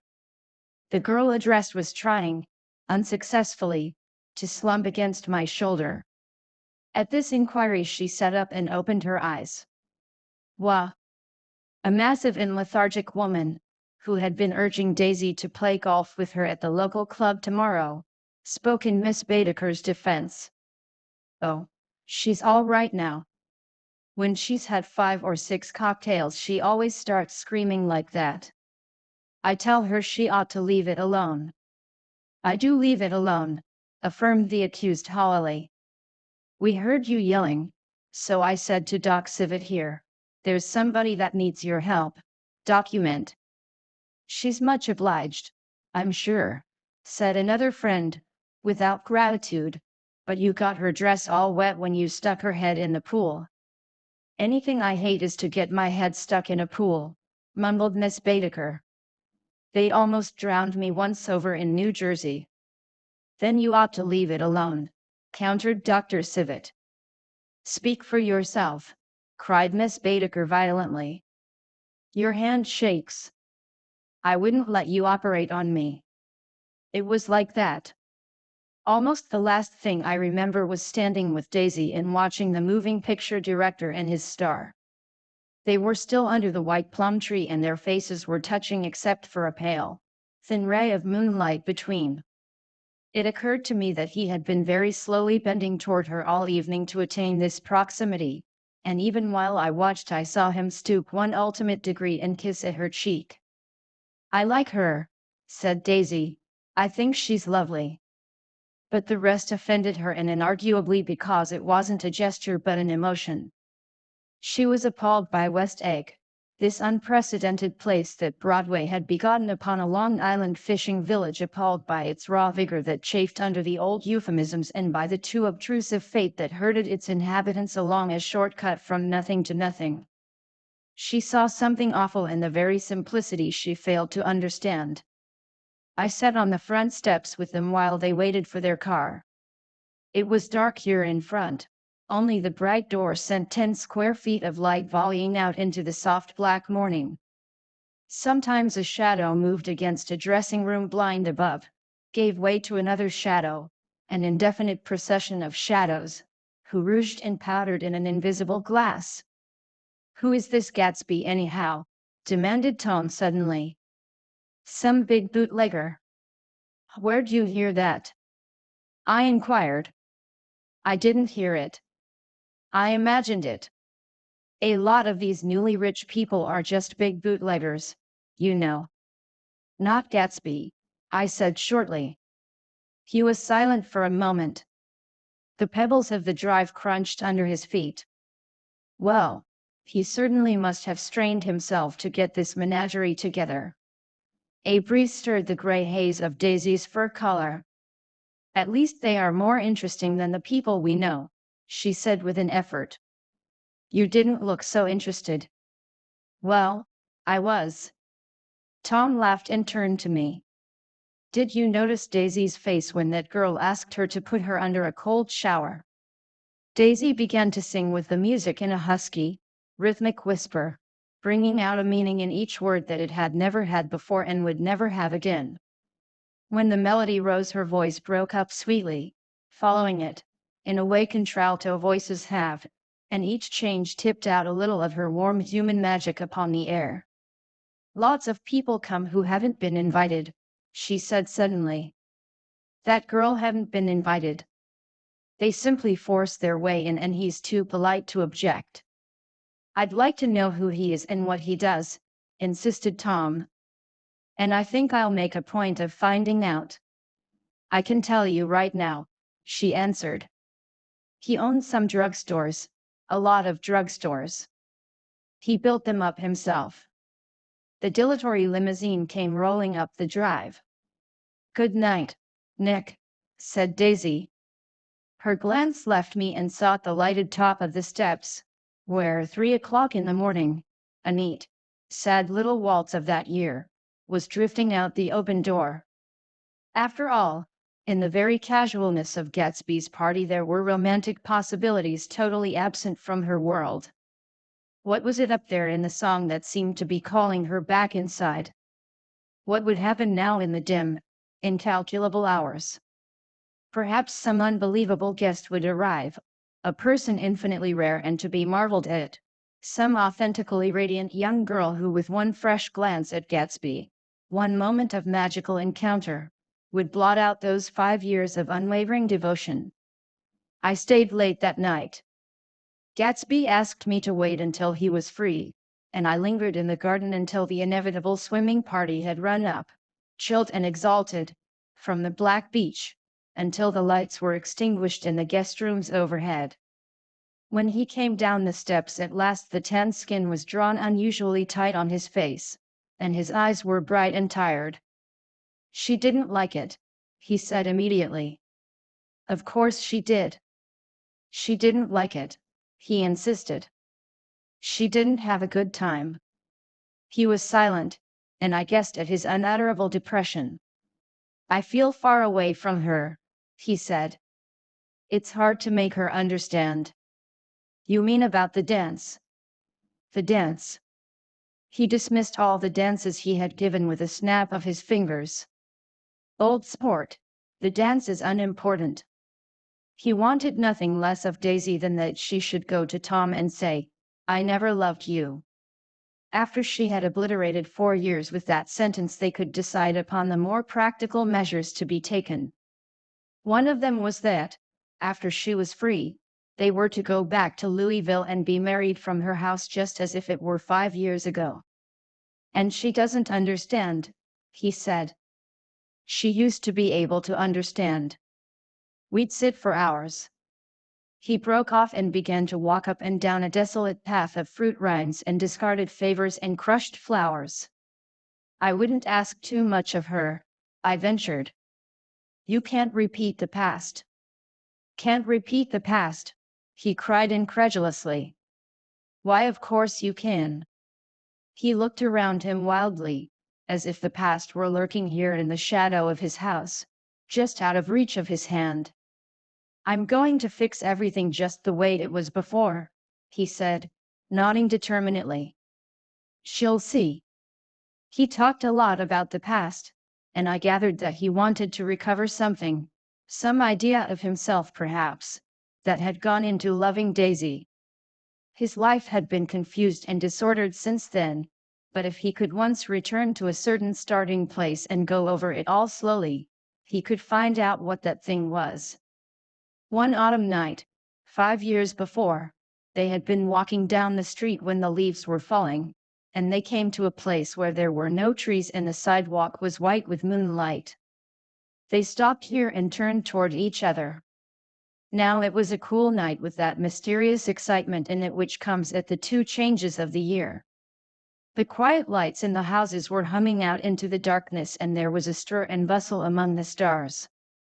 Out of the corner of his eye Gatsby saw that the blocks of the sidewalks really formed a ladder and mounted to a secret place above the trees. He could climb to it, if he climbed alone, and once there he could suck on the pap of life, gulp down the incomparable milk of wonder.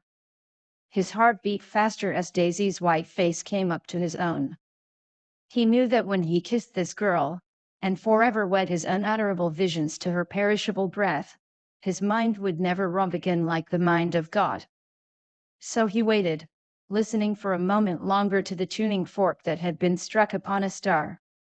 Then he kissed her.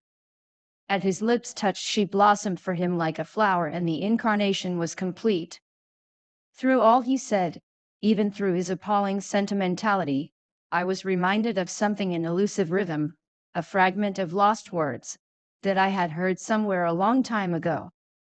For a moment a phrase tried to take shape in my mouth, and my lips parted like a dumb man's, as though there was more struggling upon them than a wisp of startled air.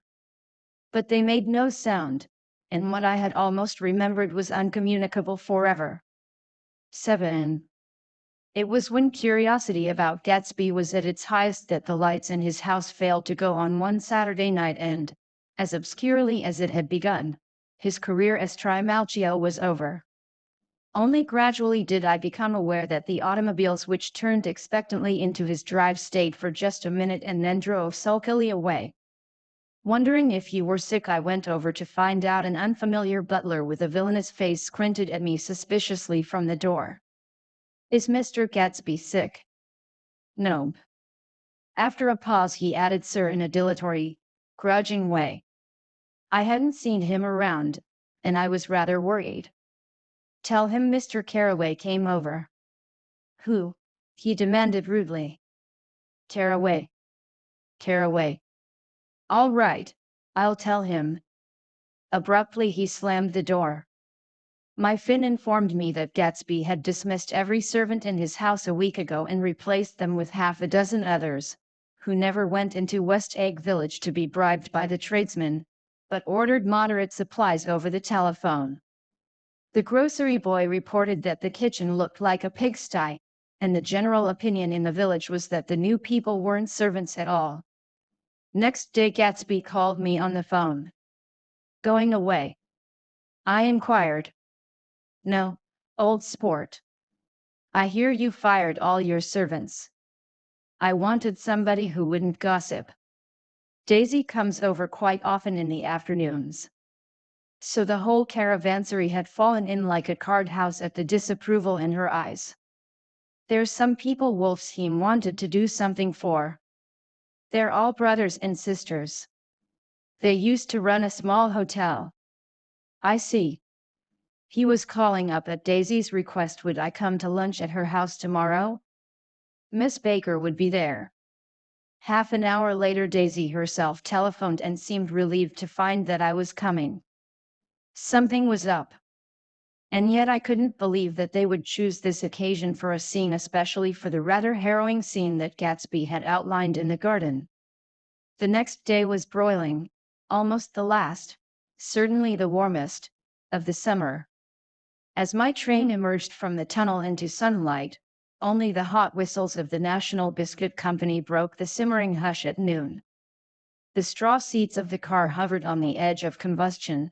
The woman next to me perspired delicately for a while into her white shirtwaist, and then, as her newspaper dampened under her fingers, lapsed despairingly into deep heat with a desolate cry.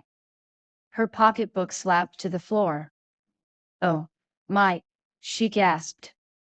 I picked it up with a weary bend and handed it back to her, holding it at arm's length and by the extreme tip of the corners to indicate that I had no designs upon it, but everyone nearby, including the woman, suspected me just the same. "Hot," said the conductor to familiar faces.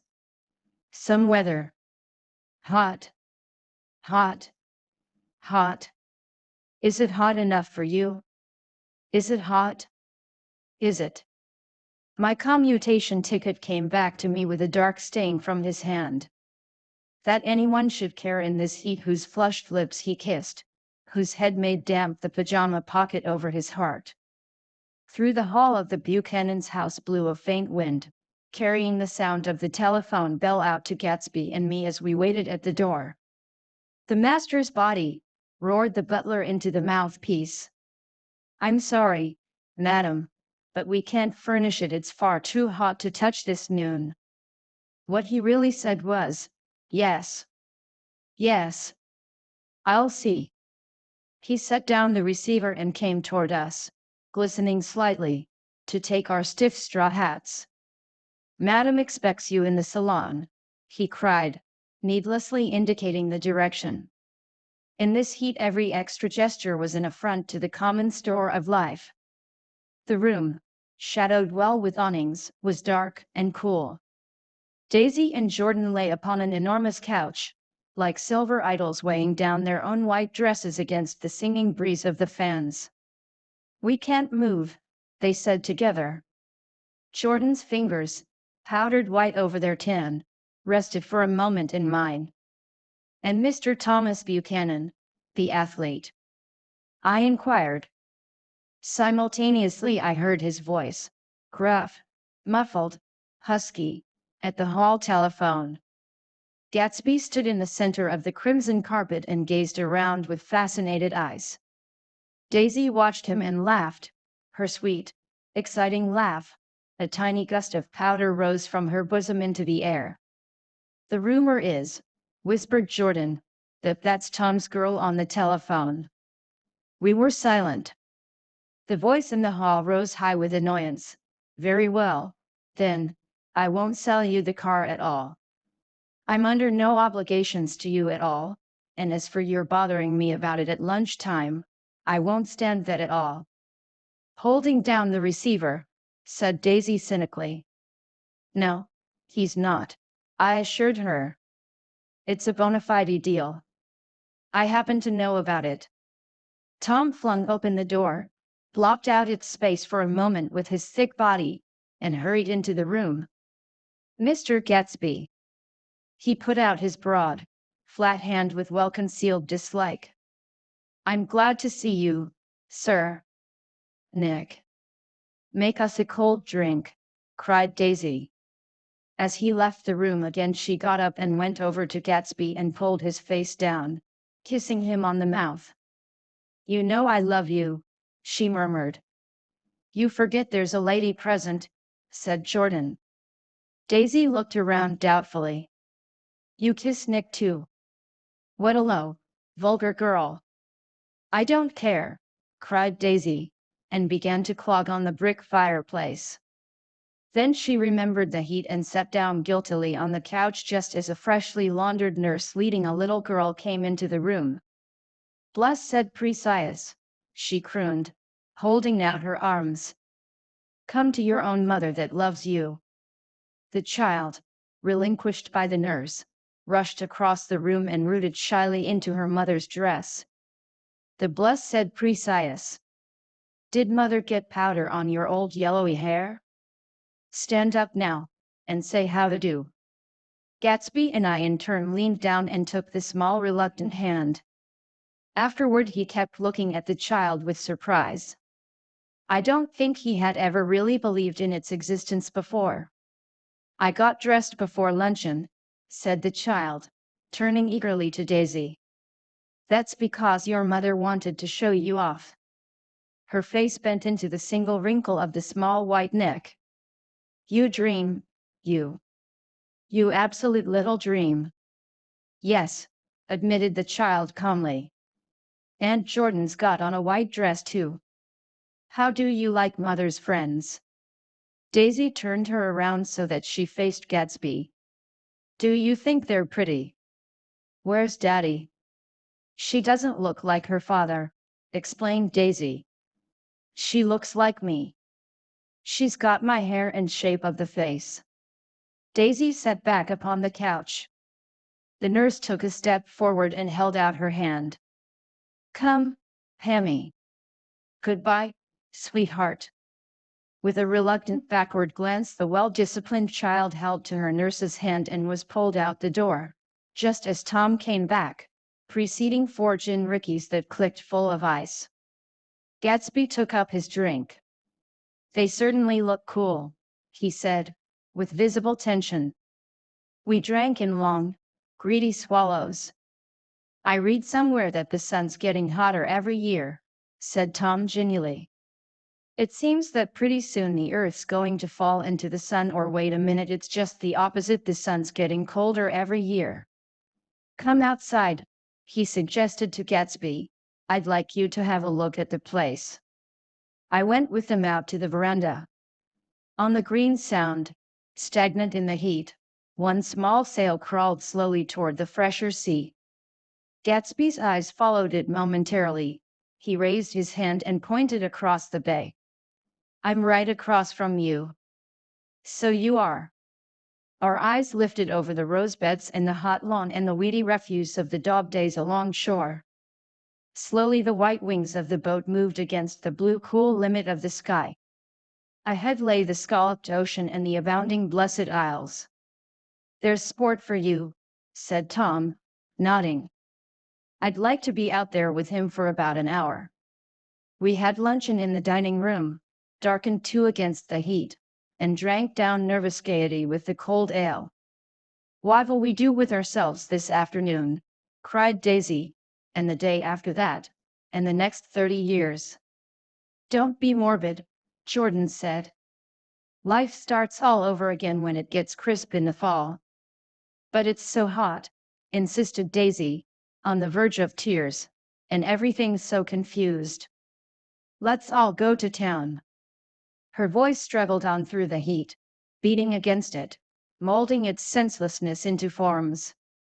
"I've heard of making a garage out of a stable," Tom was saying to Gatsby, "but I'm the first man who ever made a stable out of a garage."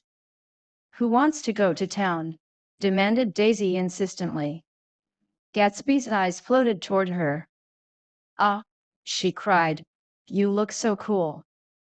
Their eyes met, and they stared together at each other, alone in space. With an effort she glanced down at the table. "You always look so cool," she repeated. She had told him that she loved him, and Tom Buchanan saw. He was astounded. His mouth opened a little, and he looked at Gatsby, and then back at Daisy as if he had just recognized her as someone he knew a long time ago. "You resemble the advertisement of the man," she went on innocently. "You know the advertisement of the man?" "All right," broke in Tom quickly. "I'm perfectly willing to go to town." "Come on, we're all going to town." He got up, his eyes still flashing between Gatsby and his wife. No one moved. "Come on." His temper cracked a little. "What's the matter, anyhow? If we're going to town, let's start." His hand, trembling with his effort at self-control, bore to his lips the last of his glass of ale. Daisy's voice got us to our feet and out onto the blazing gravel drive. "Are we just going to go?" she objected. "Like this? Aren't we going to let anyone smoke a cigarette first?" Everybody smoked all through lunch. "Oh, let's have fun," she begged him. "It's too hot to fuss." He didn't answer. "Have it your own way," she said. "Come on, Jordan." They went upstairs to get ready while we 3 men stood there shuffling the hot pebbles with our feet. A silver curve of the moon hovered already in the western sky. Gatsby started to speak, changed his mind, but not before Tom wheeled and faced him expectantly. "Have you got your stables here?" asked Gatsby with an effort. "About a quarter of a mile down the road." "Oh." A pause. "I don't see the idea of going to town," broke out Tom savagely. "Women get these notions in their heads." "Shall we take anything to drink?" called Daisy from an upper window. "I'll get some whiskey," answered Tom. He went inside. Gatsby turned to me rigidly. I can't say anything in his house, old sport. She's got an indiscreet voice, I remarked. It's full of. I hesitated. Her voice is full of money, he said suddenly. That was it. I'd never understood before. It was full of money. That was the inexhaustible charm that rose and fell in it, the jingle of it, the cymbal song of it. High in a white palace, the king's daughter, the golden girl. Tom came out of the house wrapping a quart bottle in a towel, followed by Daisy and Jordan wearing small tight hats of metallic cloth and carrying light capes over their arms. Shall we all go in my car? Suggested Gatsby. He felt the hot, green leather of the seat. I ought to have left it in the shade. Is it standard shift? Demanded Tom. Yes. Well, you take my coupe and let me drive your car to town. The suggestion was distasteful to Gatsby. I don't think there's much gas, he objected. Plenty of gas, said Tom boisterously. He looked at the gauge. And if it runs out, I can stop at a drugstore. You can buy anything at a drugstore nowadays. A pause followed this apparently pointless remark.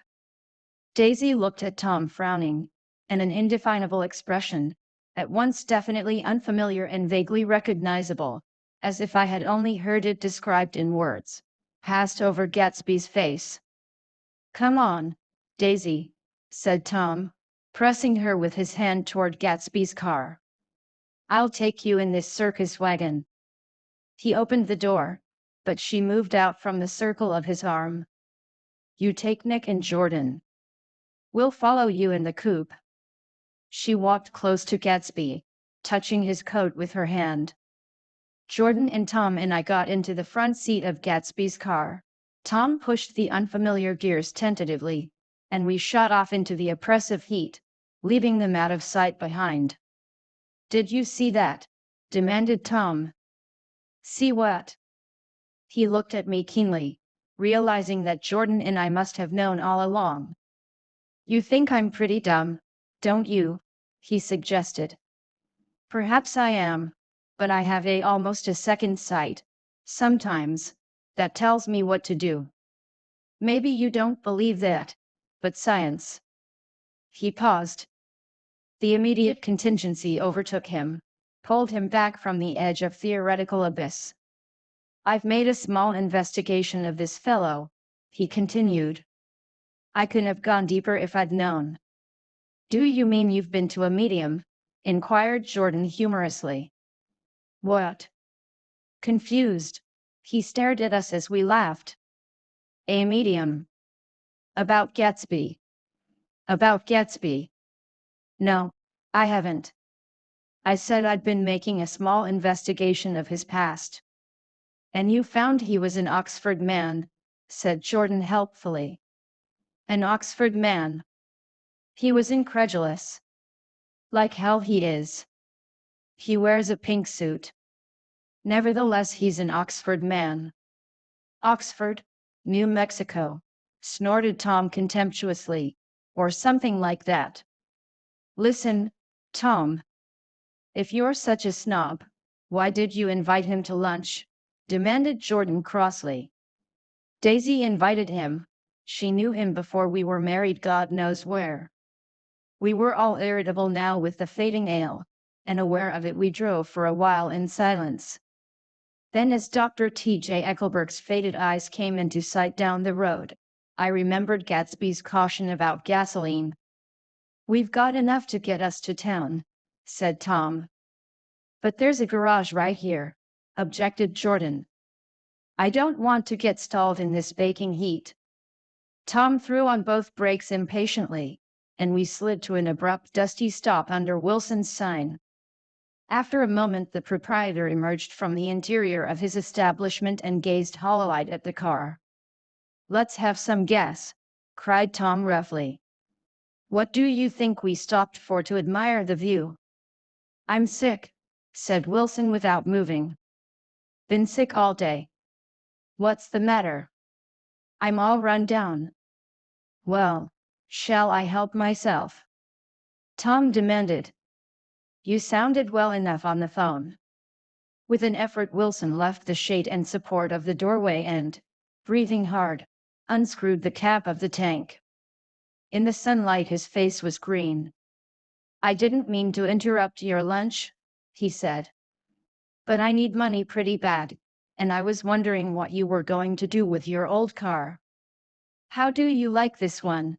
Inquired Tom. I bought it last week.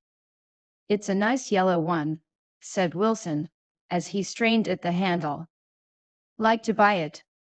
Big chance, Wilson smiled faintly. No, but I could make some money on the other. What do you want money for, all of a sudden? I've been here too long. I want to get away. My wife and I want to go west. Your wife does, exclaimed Tom, startled. She's been talking about it for 10 years. He rested for a moment against the pump, shading his eyes. And now she's going whether she wants to or not. I'm going to get her away. The coupe flashed by us with a flurry of dust and the flash of a waving hand. What do I owe you? Demanded Tom harshly. I just got wised up to something funny the last 2 days, remarked Wilson. That's why I want to get away. That's why I've been bothering you about the car. What do I owe you? $20. The relentless beating heat was beginning to confuse me, and I had a bad moment there before I realized that so far his suspicions hadn't alighted on Tom. He had discovered that Myrtle had some sort of life apart from him in another world, and the shock had made him physically sick. I stared at him and then at Tom, who had made a parallel discovery less than an hour before, and it occurred to me that there was no difference between men in intelligence or race so profound as the difference between the sick and the well. Wilson was so sick that he looked guilty, unforgivably guilty, as if he had just got some poor girl with child. I'll let you have that car, said Tom. I'll send it over tomorrow afternoon. That locality was always vaguely disquieting, even in the broad glare of afternoon, and now I turned my head as though I had been warned of something behind. Over the ash heaps the giant eyes of Dr. T.J. Eckelberg kept their vigil, but I perceived, after a moment, that other eyes were regarding us with peculiar intensity from less than 20 feet away. In one of the windows over the garage the curtains had been moved aside a little, and Myrtle Wilson was peering down at the car. So engrossed was she that she had no consciousness of being observed, and one emotion after another crept into her face like objects into a slowly developing picture. Her expression was curiously familiar. It was an expression I had often seen on women's faces, but on Myrtle Wilson's face it seemed purposeless and inexplicable until I realized that her eyes, wide with jealous terror, were fixed not on Tom, but on Jordan Baker, whom she took to be his wife. There is no confusion like the confusion of a simple mind, and as we drove away Tom was feeling the hot whips of panic. His wife and his mistress, until an hour ago secure and inviolate, were slipping precipitately from his control. Instinct made him step on the accelerator with the double purpose of overtaking Daisy and leaving Wilson behind, and we sped along toward Astoria at 50 miles an hour, until, among the spidery girders of the elevated, we came in sight of the easygoing blue coupe. Those big movies around 50th Street are cool, suggested Jordan. I love New York on summer afternoons when everyone's away. There's something very sensuous about it, overripe, as if all sorts of funny fruits were going to fall into your hands. The word sensuous had the effect of further disquieting Tom, but before he could invent a protest the coupe came to a stop, and Daisy signaled us to draw up alongside. Where are we going? She cried. How about the movies? It's so hot, she complained. You go. We'll ride around and meet you after. With an effort her wit rose faintly. We'll meet you on some corner. I'll be the man smoking 2 cigarettes. We can't argue about it here, Tom said impatiently, as a truck gave out a cursing whistle behind us. You follow me to the south side of Central Park, in front of the plaza. Several times he turned his head and looked back for their car, and if the traffic delayed them he slowed up until they came into sight. I think he was afraid they would dart down a side street and out of his life forever. But they didn't. And we all took the less explicable step of engaging the parlor of a suite in the Plaza Hotel. The prolonged and tumultuous argument that ended by herding us into that room eludes me, though I have a sharp physical memory that, in the course of it, my underwear kept climbing like a damp snake around my legs and intermittent beads of sweat raced cool across my back. The notion originated with Daisy's suggestion that we hire 5 bathrooms and take cold baths, and then assumed more tangible form as a place to have a mint julep. Each of us said over and over that it was a crazy idea. We all talked at once to a baffled clerk and thought, or pretended to think, that we were being very funny. The room was large and stifling, and, though it was already 4 o'clock, opening the windows admitted only a gust of hot shrubbery from the park. Daisy went to the mirror and stood with her back to us, fixing her hair. "It's a swell suite," whispered Jordan respectfully, and everyone laughed. "Open another window," commanded Daisy, without turning around. "There aren't any more." "Well, we'd better telephone for an X." "The thing to do is to forget about the heat," said Tom impatiently. "You make it 10 times worse by crabbing about it." He unrolled the bottle of whiskey from the towel and put it on the table. "Why not let her alone, old sport?" remarked Gatsby. "You're the one that wanted to come to town." There was a moment of silence. The telephone book slipped from its nail and splashed to the floor, whereupon Jordan whispered, "Excuse me," but this time no one laughed. "I'll pick it up," I offered. "I've got it." Gatsby examined the parted string, muttered in an interested way, and tossed the book on a chair. "That's a great expression of yours, isn't it?" said Tom sharply. "What is?" "All this old sport business. Where'd you pick that up?" "Now see here, Tom," said Daisy, turning around from the mirror, "if you're going to make personal remarks I won't stay here a minute. Call up and order some ice for the mint julep." As Tom took up the receiver the compressed heat exploded into sound and we were listening to the portentous chords of Mendelssohn's Wedding March from the ballroom below. "Imagine marrying anybody in this heat," cried Jordan dismally. "Still, I was married in the middle of June," Daisy remembered. "Louisville in June." Somebody fainted. "Who was it fainted, Tom?" "Biloxi," he answered shortly. "A man named Biloxi. Blocks Biloxi, and he made boxes, that's a fact, and he was from Biloxi, Tennessee. They carried him into my house," appended Jordan, "because we lived just 2 doors from the church. And he stayed 3 weeks, until Daddy told him he had to get out. The day after he left Daddy died." After a moment she added as if she might have sounded irreverent, "There wasn't any connection." "I used to know a Bill Biloxi from Memphis," I remarked.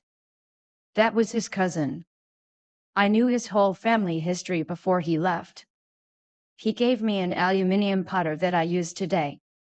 The music had died down as the ceremony began and now a long cheer floated in at the window, followed by intermittent cries of "yeah, yeah, yeah," and finally by a burst of jazz as the dancing began. "We're getting old," said Daisy. "If we were young we'd rise and dance." "Remember Biloxi," Jordan warned her. "Where'd you know him, Tom?" "Biloxi." He concentrated with an effort. "I didn't know him." "He was a friend of Daisy's." "He was not," she denied. "I'd never seen him before. He came down in the private car." "Well, he said he knew you. He said he was raised in Louisville. Asa Bird brought him around at the last minute and asked if we had room for him." Jordan smiled. "He was probably bumming his way home," He told me he was president of your class at Yale. Tom and I looked at each other blankly. Biloxi. First place. We didn't have any president. Gatsby's foot beat a short, restless tattoo and Tom eyed him suddenly. By the way, Mr. Gatsby, I understand you're an Oxford man. Not exactly. Oh, yes. I understand you went to Oxford. Yes, I went there. A pause. Then Tom's voice, incredulous and insulting. You must have gone there about the time Biloxi went to New Haven. Another pause. A waiter knocked and came in with crushed mint and ice, but the silence was unbroken by his thank you and the soft closing of the door. This tremendous detail was to be cleared up at last.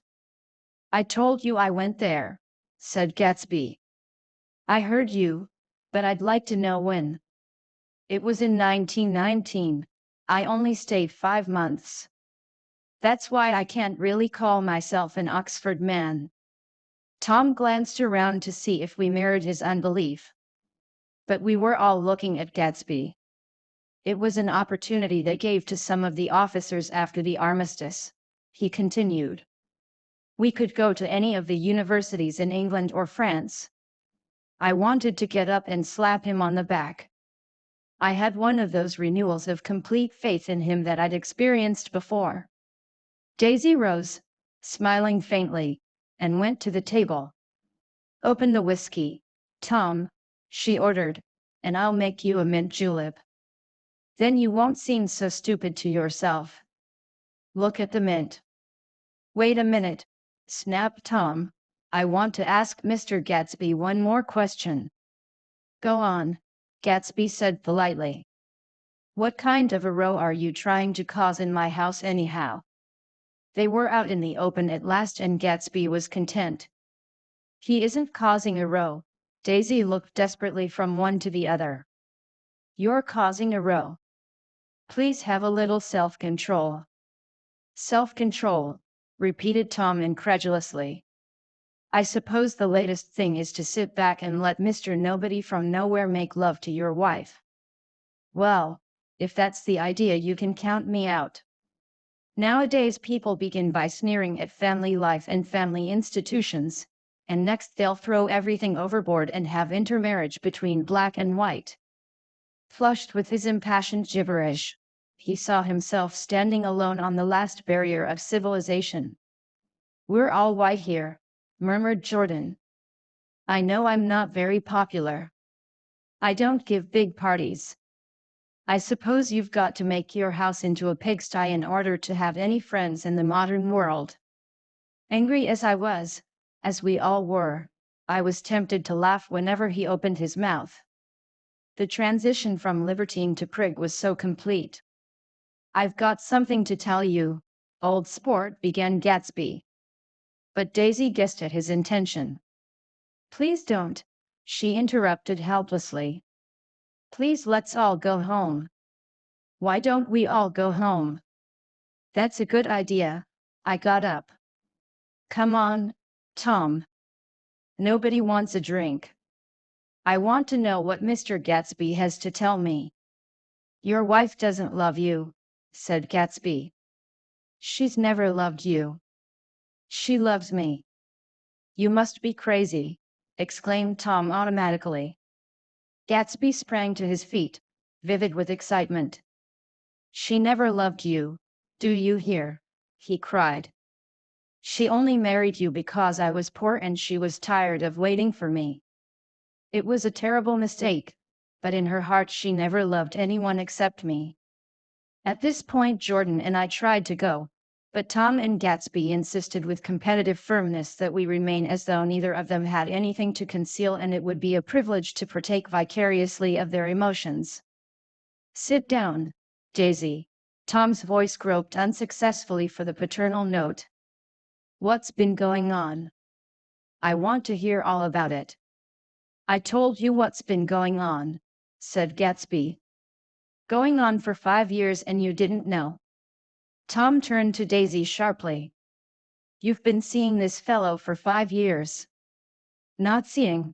said Gatsby. No, we couldn't meet. But both of us loved each other all that time, old sport, and you didn't know. I used to laugh sometimes, but there was no laughter in his eyes to think that you didn't know. Oh, that's all. Tom tapped his thick fingers together like a clergyman and leaned back in his chair. You're crazy, he exploded. I can't speak about what happened 5 years ago, because I didn't know Daisy then, and I'll be damned if I see how you got within a mile of her unless you brought the groceries to the back door. But all the rest of that's a goddamned lie. Daisy loved me when she married me and she loves me now. No, said Gatsby, shaking his head. She does, though. The trouble is that sometimes she gets foolish ideas in her head and doesn't know what she's doing. He nodded sagely. And what's more, I love Daisy too.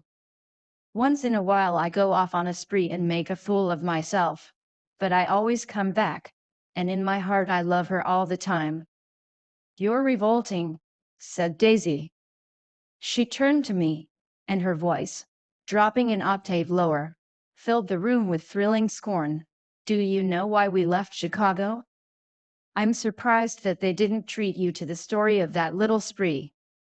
Gatsby walked over and stood beside her.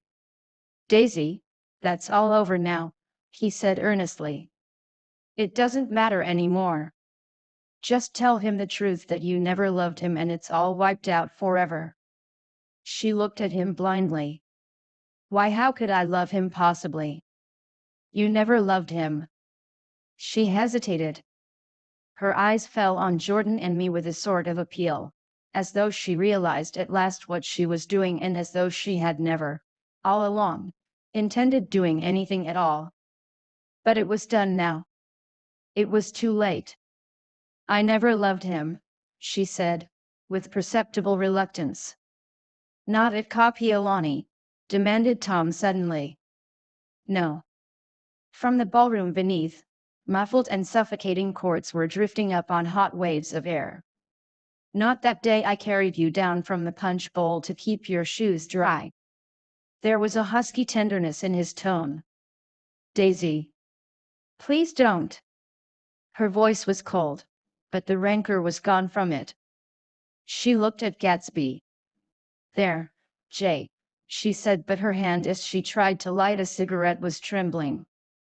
Suddenly she threw the cigarette and the burning match on the carpet. Oh, you want too much, she cried to Gatsby. I love you now, isn't that enough? I can't help what's past. She began to sob helplessly. I did love him once, but I loved you too. Gatsby's eyes opened and closed. You loved me too, he repeated. Even that's a lie, said Tom savagely. She didn't know you were alive. Why, there's things between Daisy and me that you'll never know, things that neither of us can ever forget. The words seemed to bite physically into Gatsby. I want to speak to Daisy alone, he insisted. She's all excited now. Even alone I can't say I never loved Tom, she admitted in a pitiful voice. It wouldn't be true. Of course it wouldn't, agreed Tom. She turned to her husband. As if it mattered to you, she said. Of course it matters. I'm going to take better care of you from now on. You don't understand, said Gatsby, with a touch of panic. You're not going to take care of her anymore. I'm not. Tom opened his eyes wide and laughed. He could afford to control himself now. Why's that? Daisy's leaving you. Nonsense. I am, though, she said with a visible effort. She's not leaving me. Tom's words suddenly leaned down over Gatsby. Certainly not for a common swindler who'd have to steal the ring he put on her finger. I won't stand this, cried Daisy. Oh, please let's get out. Who are you, anyhow? Broke out Tom. You're one of that bunch that hangs around with Meyer Wolfsheim, that much I happen to know. I've made a little investigation into your affairs and I'll carry it further tomorrow. You can suit yourself about that, old sport, said Gatsby steadily. I found out what your drugstores were. He turned to us and spoke rapidly. He and this wolf team bought up a lot of side street drugstores here and in Chicago and sold grain alcohol over the counter. That's one of his little stunts. I picked him for a bootlegger the first time I saw him, and I wasn't far wrong. What about it? Said Gatsby politely. I guess your friend Walter Chase wasn't too proud to come in on it. And you left him in the lurch, didn't you? You let him go to jail for a month over in New Jersey. God. You ought to hear Walter on the subject of you. He came to us dead broke. He was very glad to pick up some money, old sport. Don't you call me old sport, cried Tom. Gatsby said nothing. Walter could have you up on the betting loss too, but Wolf's team scared him into shutting his mouth. That unfamiliar yet recognizable look was back again in Gatsby's face. That drugstore business was just small change, continued Tom slowly, but you've got something on now that Walter's afraid to tell me about. I glanced at Daisy, who was staring terrified between Gatsby and her husband, and at Jordan, who had begun to balance an invisible but absorbing object on the tip of her chin. Then I turned back to Gatsby and was startled at his expression. He looked, and this is said in all contempt for the babbled slander of his garden, as if he had killed a man. For a moment the set of his face could be described in just that fantastic way. It passed, and he began to talk excitedly to Daisy, denying everything, defending his name against accusations that had not been made. But with every word she was drawing further and further into herself, so he gave that up, and only the dead dream fought on as the afternoon slipped away, trying to touch what was no longer tangible, struggling unhappily, undespairingly, toward that lost voice across the room. The voice begged again to go. Please, Tom. I can't stand this anymore. Her frightened eyes told that whatever intentions, whatever courage she had had, were definitely gone. You two start on home, Daisy, said Tom. In Mr. Gatsby's car. She looked at Tom, alarmed now, but he insisted with magnanimous scorn. Go on. He won't annoy you. I think he realizes that his presumptuous little flirtation is over. They were gone, without a word, snapped out, made accidental, isolated, like ghosts, even from our pity. After a moment Tom got up and began wrapping the unopened bottle of whiskey in the towel. Want any of this stuff? Jordan. Nick. I didn't answer. Nick. He asked again. What? Want any? No. I just remembered that today's my birthday. I was 30. Before me stretched the portentous, menacing road of a new decade. It was 7 o'clock when we got into the coupe with him and started for Long Island. Tom talked incessantly, exulting and laughing, but his voice was as remote from Jordan and me as the foreign clamor on the sidewalk or the tumult of the elevated overhead. Human sympathy has its limits, and we were content to let all their tragic arguments fade with the city lights behind. 30, the promise of a decade of loneliness, a thinning list of single men to know, a thinning briefcase of enthusiasm, thinning hair. But there was Jordan beside me, who, unlike Daisy, was too wise ever to carry well-forgotten dreams from age to age. As we passed over the dark bridge, her wan face fell lazily against my coat's shoulder, and the formidable stroke of 30 died away with the reassuring pressure of her hand. So we drove on toward death through the cooling twilight. The young Greek, Michaelis, who ran the coffee joint beside the ash heaps, was the principal witness at the inquest. He had slept through the heat until after 5, when he strolled over to the garage, and found George Wilson sick in his office, really sick, pale as his own pale hair and shaking all over.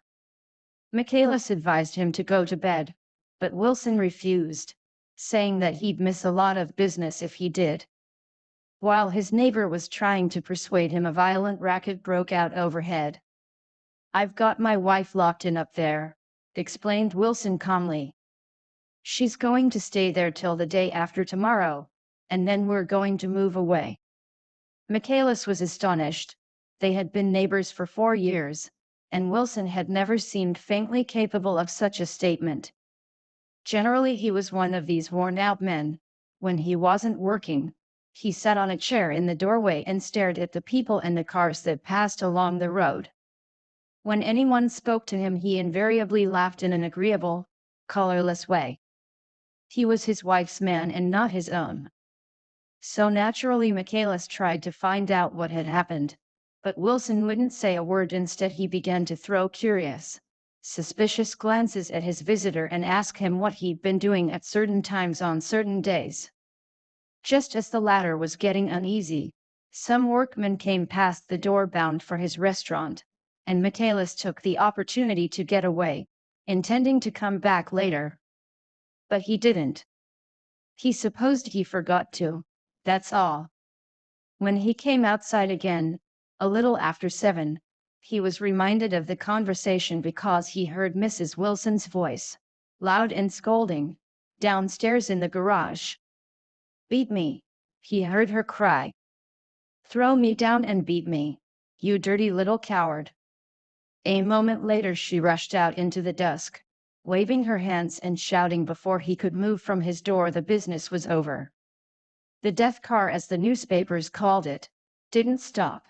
It came out of the gathering darkness, wavered tragically for a moment, and then disappeared around the next bend.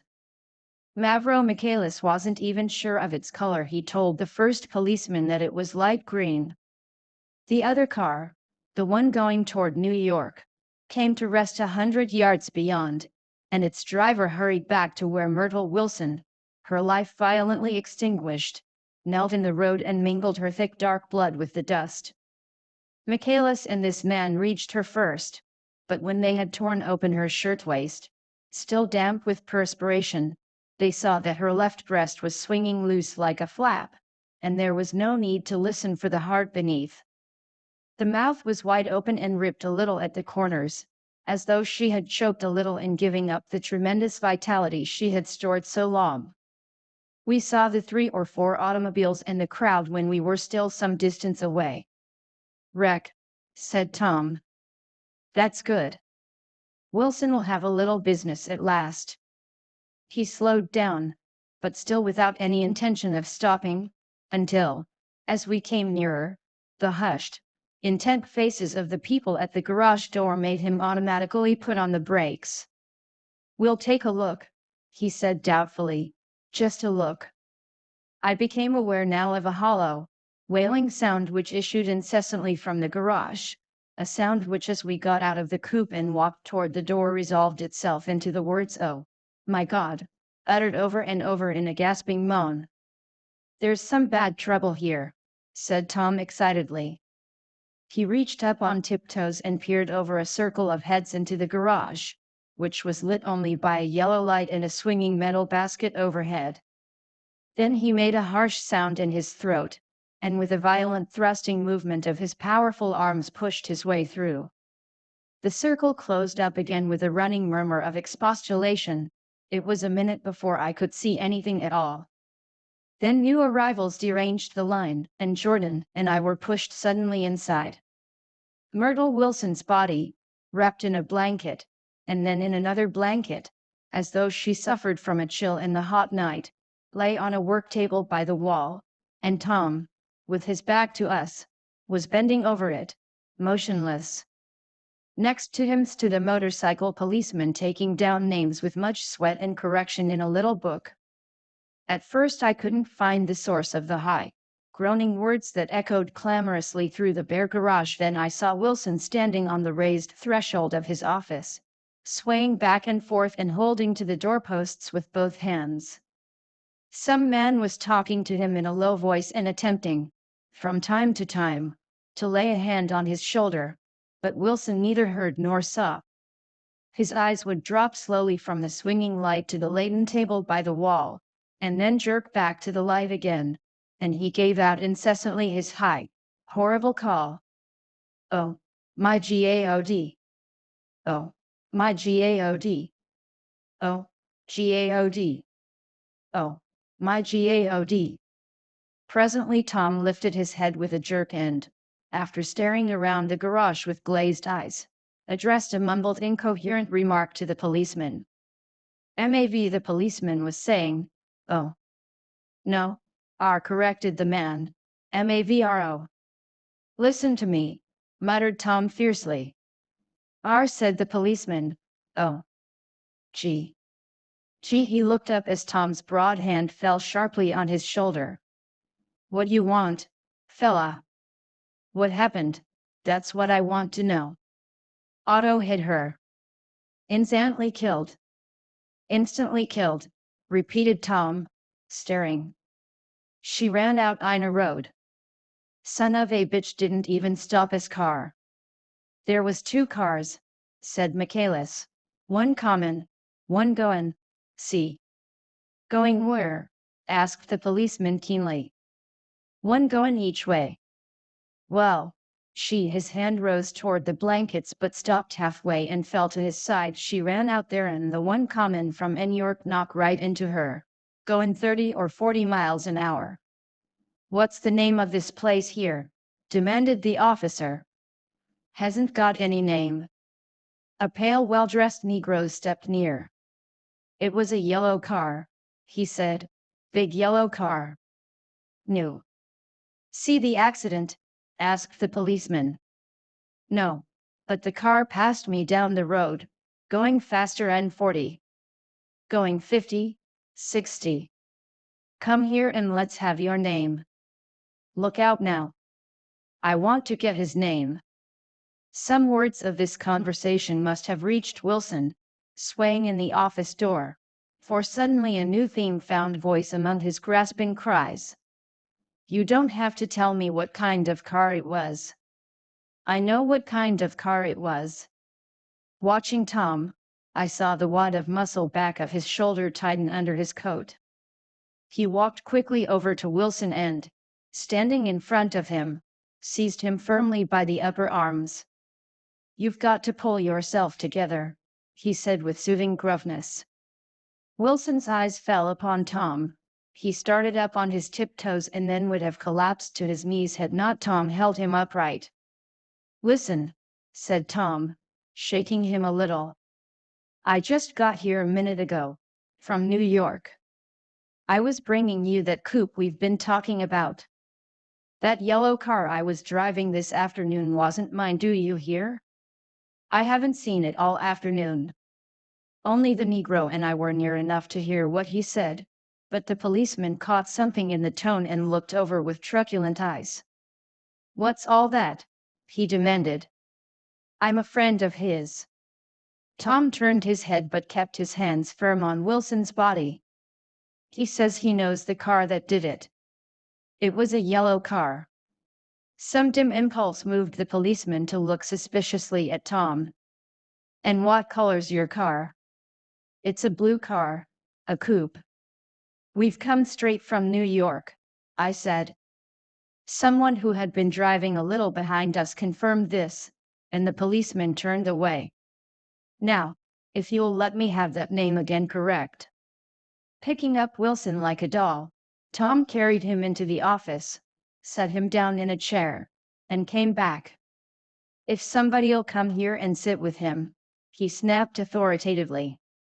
He watched while the 2 men standing closest glanced at each other and went unwillingly into the room. Then Tom shut the door on them and came down the single step, his eyes avoiding the table. As he passed close to me he whispered, "Let's get out." Self-consciously, with his authoritative arms breaking the way, we pushed through the still gathering crowd, passing a hurried doctor, case in hand, who had been sent for in Wild Hope half an hour ago. Tom drove slowly until we were beyond the bend, then his foot came down hard, and the coupe raced along through the night. In a little while I heard a low husky sob, and saw that the tears were overflowing down his face. "The goddamned coward," he whimpered. "He didn't even stop his car." The Buchanan's house floated suddenly toward us through the dark rustling trees. Tom stopped beside the porch and looked up at the second floor, where two windows bloomed with light among the vines. "Daisy's home," he said. As we got out of the car, he glanced at me and frowned slightly. "I ought to have dropped you in West Egg, Nick. There's nothing we can do tonight." A change had come over him, and he spoke gravely, and with decision. As we walked across the moonlight gravel to the porch, he disposed of the situation in a few brisk phrases. "I'll telephone for a taxi to take you home, and while you're waiting, you and Jordan better go in the kitchen and have them get you some supper if you want any." He opened the door. "Come in." "No, thanks. But I'd be glad if you'd order me the taxi." "I'll wait outside." Jordan put her hand on my arm. "Won't you come in, Nick?" "No, thanks. I was feeling a little sick and I wanted to be alone." But Jordan lingered for a moment more. "It's only 9:30, she said. "I'd be damned if I'd go in. I'd had enough of all of them for one day, and suddenly that included Jordan too." She must have seen something of this in my expression, for she turned abruptly away and ran up the porch steps into the house. I sat down for a few minutes with my head in my hands, until I heard the phone taken up inside and the butler's voice calling a taxi. Then I walked slowly down the drive away from the house, intending to wait by the gate. I hadn't gone 20 yards when I heard my name and Gatsby stepped from between two bushes into the path.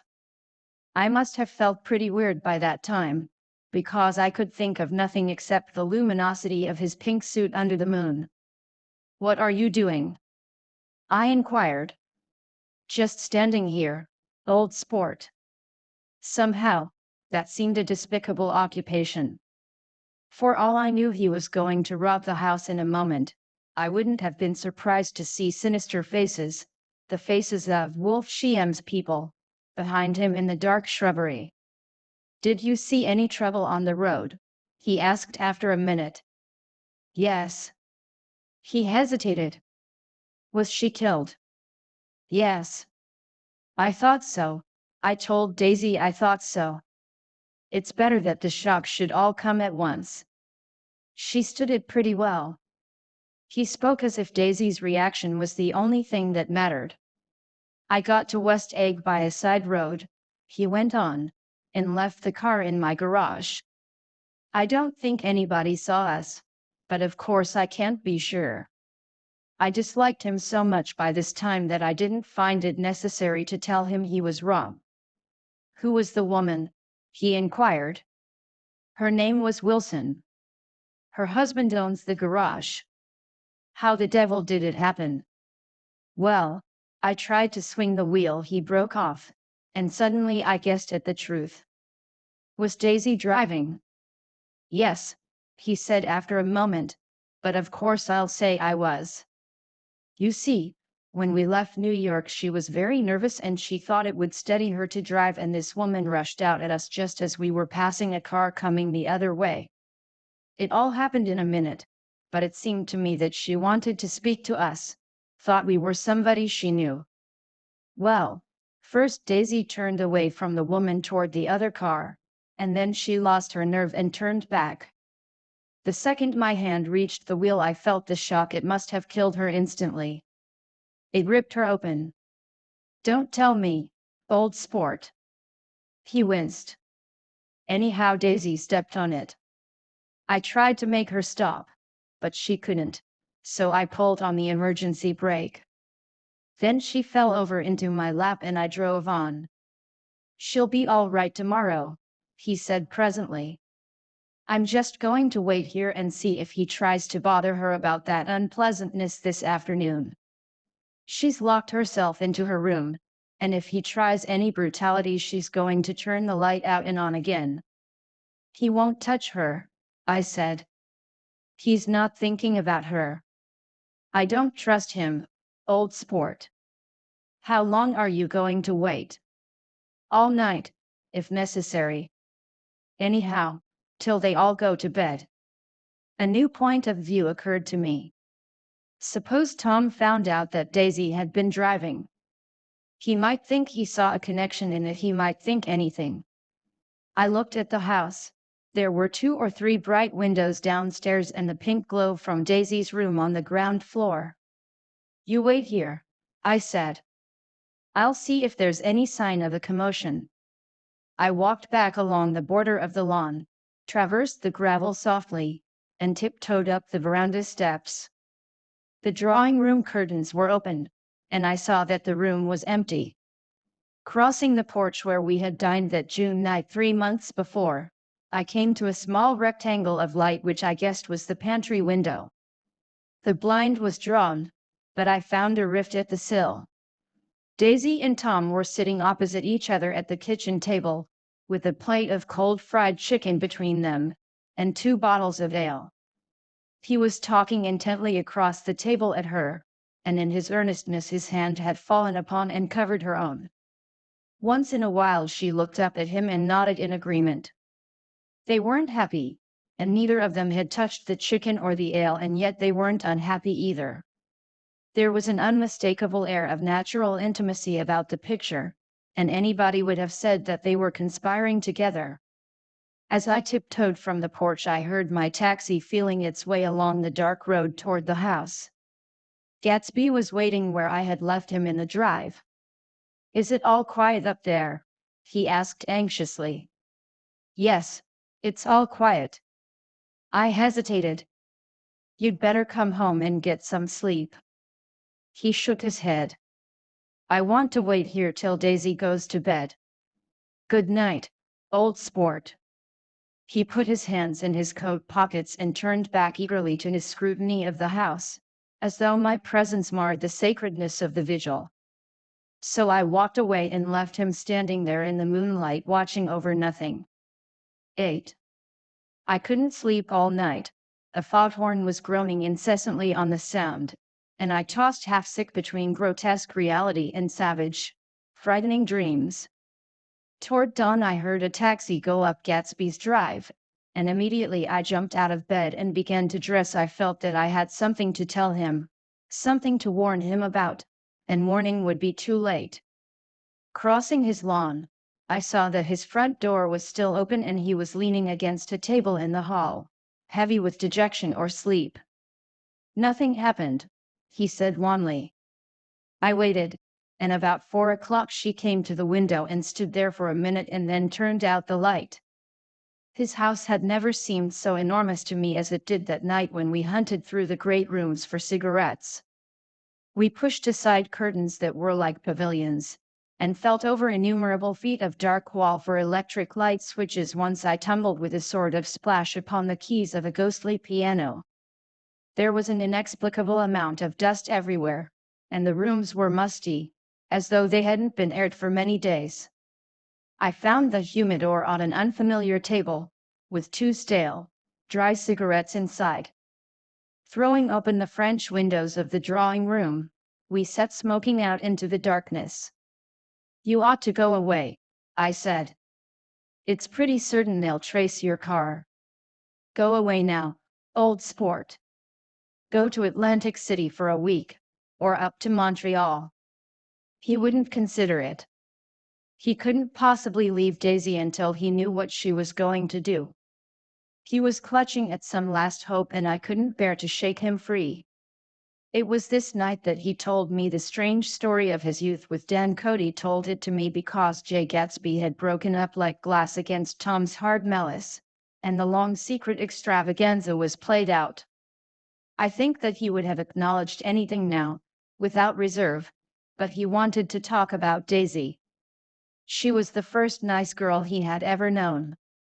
In various unrevealed capacities he had come in contact with such people, but always with indiscernible barbed wire between. He found her excitingly desirable. He went to her house, at first with other officers from Camp Taylor, then alone.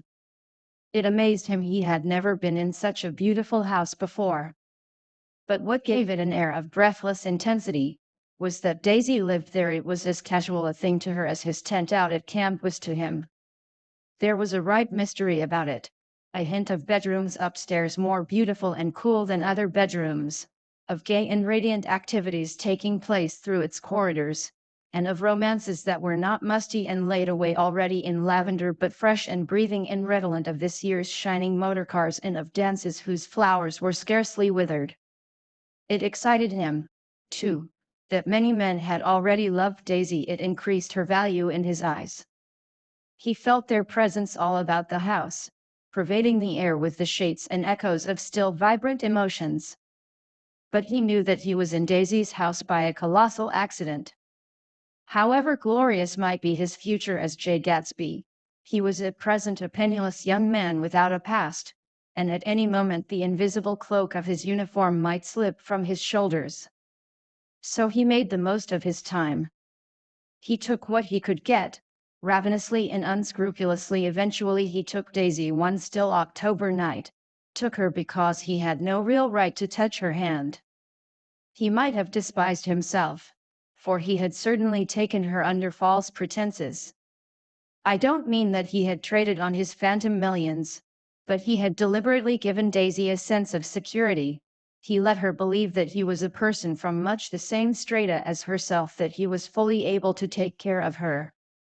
As a matter of fact, he had no such facilities. He had no comfortable family standing behind him, and he was liable at the whim of an impersonal government to be blown anywhere about the world.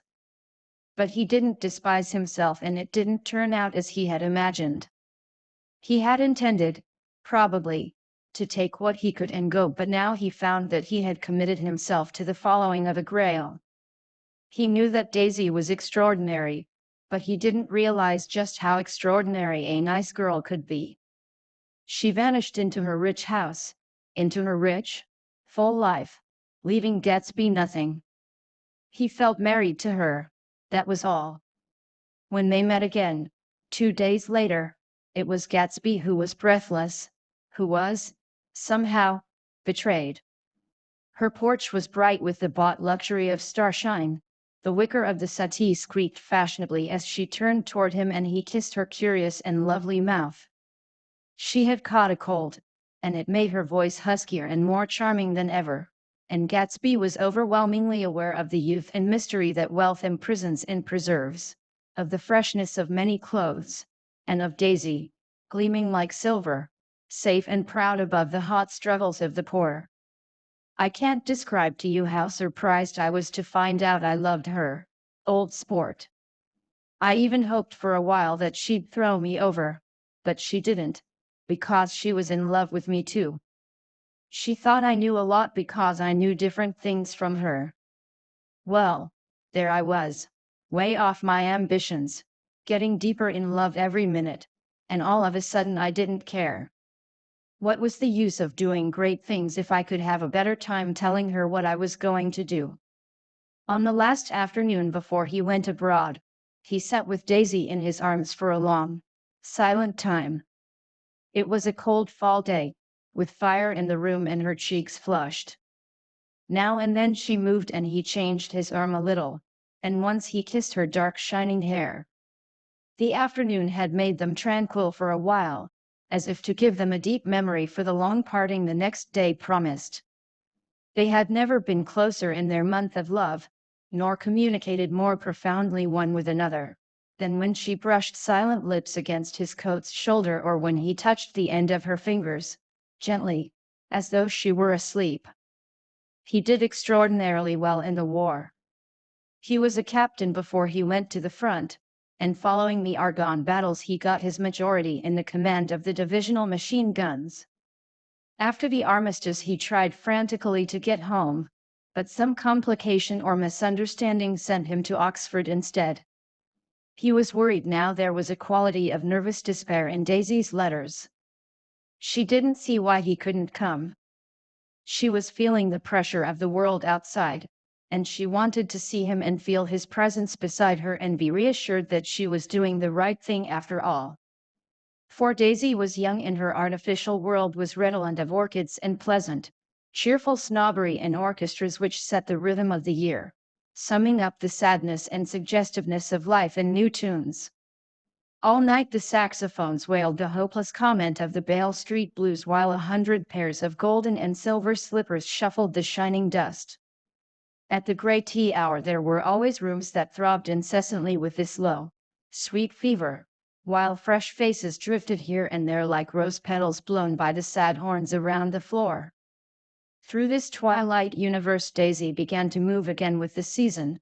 Suddenly she was again keeping half a dozen dates a day with half a dozen men, and drowsing asleep at dawn with the beads and chiffon of an evening dress tangled among dying orchids on the floor beside her bed. And all the time something within her was crying for a decision. She wanted her life shaped now, immediately, and the decision must be made by some force of love, of money, of unquestionable practicality that was close at hand. That force took shape in the middle of spring with the arrival of Tom Buchanan. There was a wholesome bulkiness about his person and his position, and Daisy was flattered. Doubtless there was a certain struggle and a certain relief. The letter reached Gatsby while he was still at Oxford. It was dawn now on Long Island and we went about opening the rest of the windows downstairs, filling the house with gray turning, gold turning light. The shadow of a tree fell abruptly across the dew and ghostly birds began to sing among the blue leaves. There was a slow, pleasant movement in the air, scarcely a wind, promising a cool, lovely day. I don't think she ever loved him. Gatsby turned around from a window and looked at me challengingly. You must remember, old sport, she was very excited this afternoon. He told her those things in a way that frightened her, that made it look as if I was some kind of cheek sharper. And the result was she hardly knew what she was saying. He sat down gloomily. Of course she might have loved him just for a minute, when they were first married, and loved me more even then, do you see? Suddenly he came out with a curious remark. In any case, he said, it was just personal. What could you make of that, except to suspect some intensity in his conception of the affair that couldn't be measured? He came back from France when Tom and Daisy were still on their wedding trip, and made a miserable but irresistible journey to Louisville on the last of his army pay. He stayed there a week, walking the streets where their footsteps had clicked together through the November night and revisiting the out-of-the-way places to which they had driven in her white car. Just as Daisy's house had always seemed to him more mysterious and gay than other houses, so his idea of the city itself, even though she was gone from it, was pervaded with a melancholy beauty. He left feeling that if he had searched harder, he might have found her, that he was leaving her behind. The day coach, he was penniless now, was hot. He went out to the open vestibule and sat down on a folding chair, and the station slid away and the backs of unfamiliar buildings moved by. Then out into the spring fields, where a yellow trolley raced them for a minute with people in it who might once have seen the pale magic of her face along the casual street. The track curved and now it was going away from the sun, which, as it sank lower, seemed to spread itself in benediction over the vanishing city where she had drawn her breath. He stretched out his hand desperately as if to snatch only a wisp of air, to save a fragment of the spot that she had made lovely for him. But it was all going by too fast now for his blurred eyes, and he knew that he had lost that part of it, the freshest and the best, forever. It was 9 o'clock when we finished breakfast and went out on the porch. The night had made a sharp difference in the weather, and there was an autumn flavor in the air. The gardener, the last one of Gatsby's former servants, came to the foot of the steps.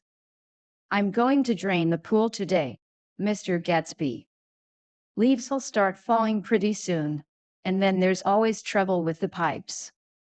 Don't do it today, Gatsby answered. He turned to me apologetically. You know, old sport, I've never used that pool all summer.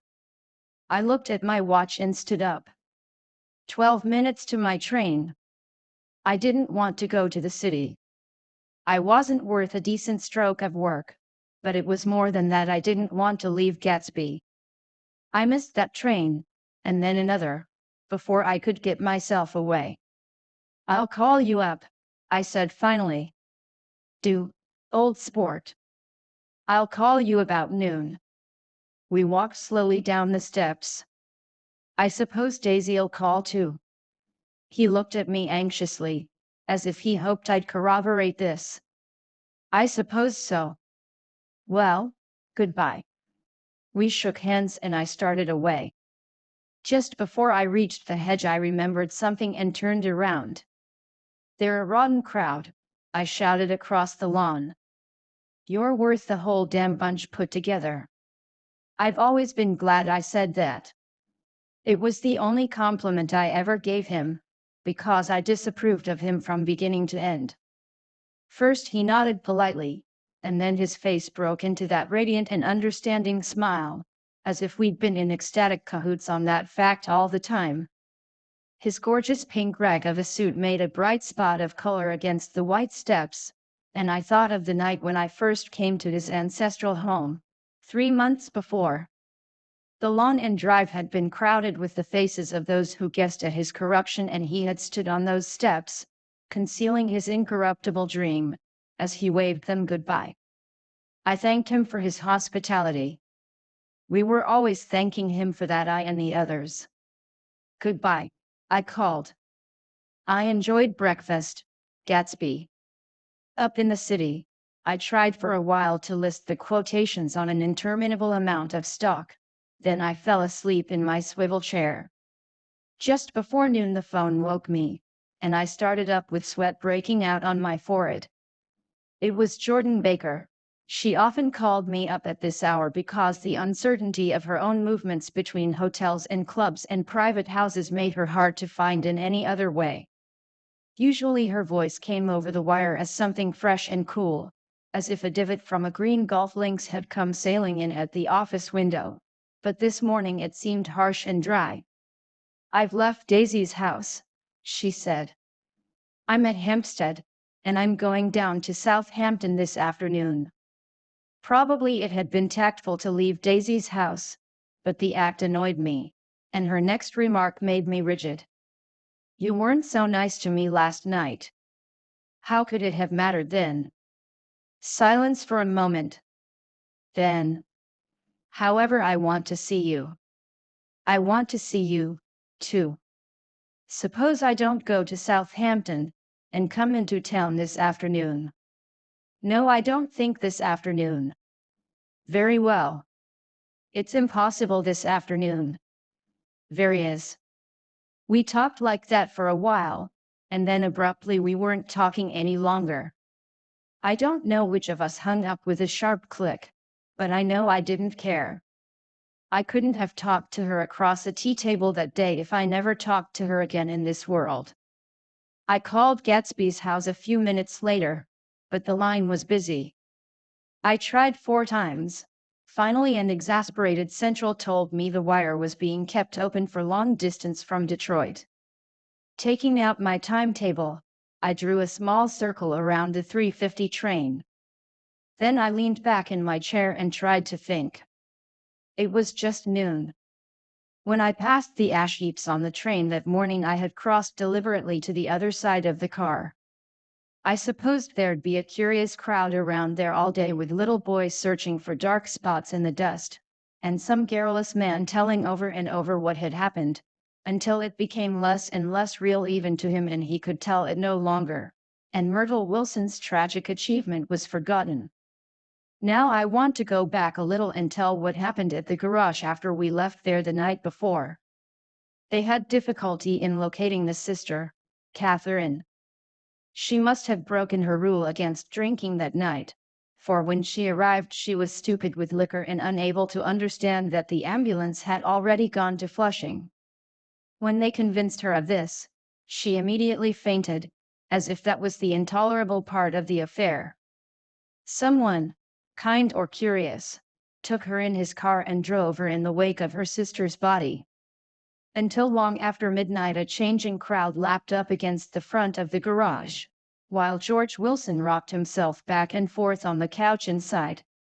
For a while the door of the office was open, and everyone who came into the garage glanced irresistibly through it. Finally, someone said it was a shame, and closed the door. Michaelis and several other men were with him. First, 4 or 5 men, later 2 or 3 men. Still later, Michaelis had to ask the last stranger to wait there 15 minutes longer, while he went back to his own place and made a pot of coffee. After that, he stayed there alone with Wilson until dawn.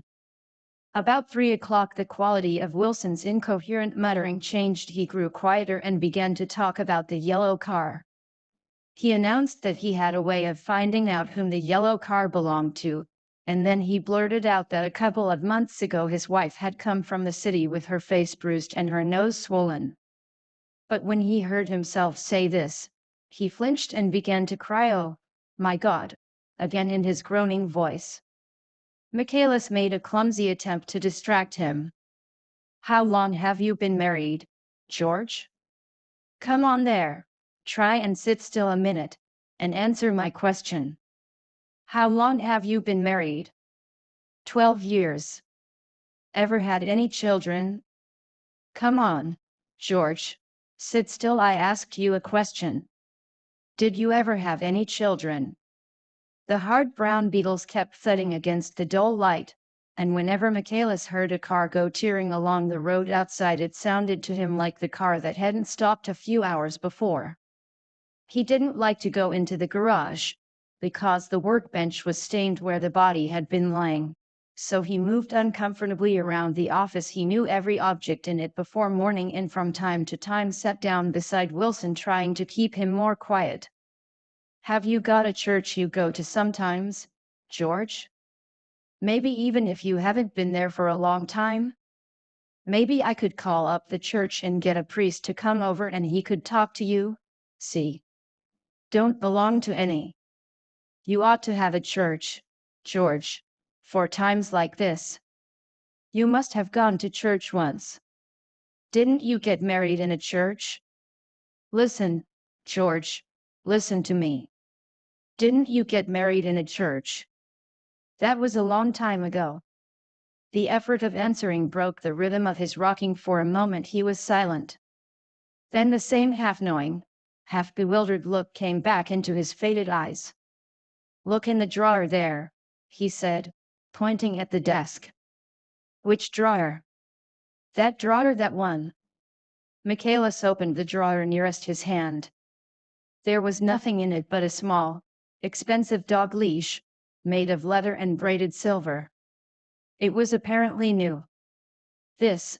he inquired, holding it up. Wilson stared and nodded. "I found it yesterday afternoon. She tried to tell me about it, but I knew it was something funny." "You mean your wife bought it?" "She had it wrapped in tissue paper on her bureau."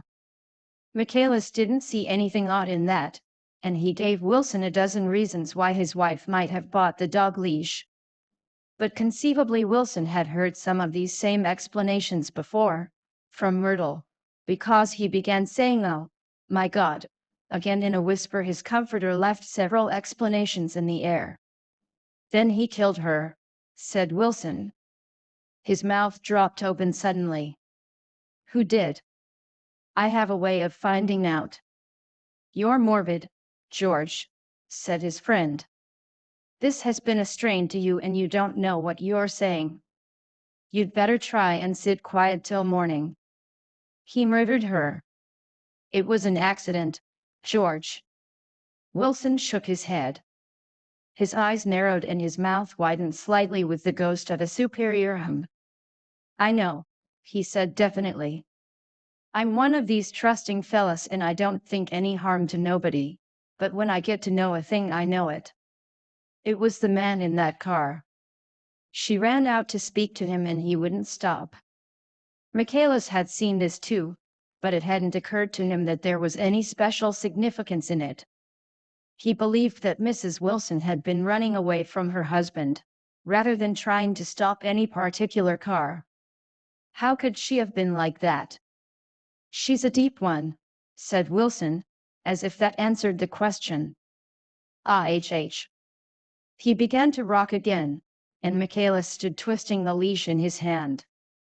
"Maybe you got some friend that I could telephone for, George."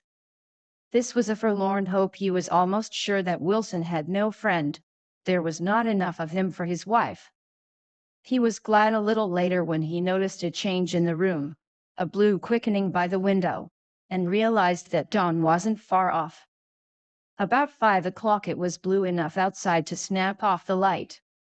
Wilson's glazed eyes turned out to be ash heaps, where small gray clouds took on fantastic shapes and scurried here and there in the faint dawn wind. "I spoke to her," he muttered, after a long silence. "I told her she might fool me, but she couldn't fool God. I took her to the window." With an effort he got up and walked to the rear window and leaned with his face pressed against it, "And I said, God knows what you've been doing, everything you've been doing. You may fool me, but you can't fool God." Standing behind him, Michaela saw with a shock that he was looking at the eyes of Dr. T.J. Eckelberg, which had just emerged, pale and enormous, from the dissolving night. "God sees everything," repeated Wilson. "That's an advertisement," Michaela assured him. Something made him turn away from the window and look back into the room. But Wilson stood there a long time, his face close to the window pane, nodding into the twilight. By 6 o'clock Michaelis was worn out, and grateful for the sound of a car stopping outside. It was one of the watchers of the night before who had promised to come back, so he cooked breakfast for 3, which he and the other man ate together. Wilson was quieter now, and Michaelis went home to sleep. When he awoke 4 hours later and hurried back to the garage, Wilson was gone. His movements, he was on foot all the time, were afterward traced to Port Roosevelt and then to Gads Hill, where he bought a sandwich that he didn't eat, and a cup of coffee. He must have been tired and walking slowly, for he didn't reach Gads Hill until noon. Thus far there was no difficulty in accounting for his time. There were boys who had seen a man acting sort of crazy, and motorists at whom he stared oddly from the side of the road. Then for 3 hours he disappeared from view.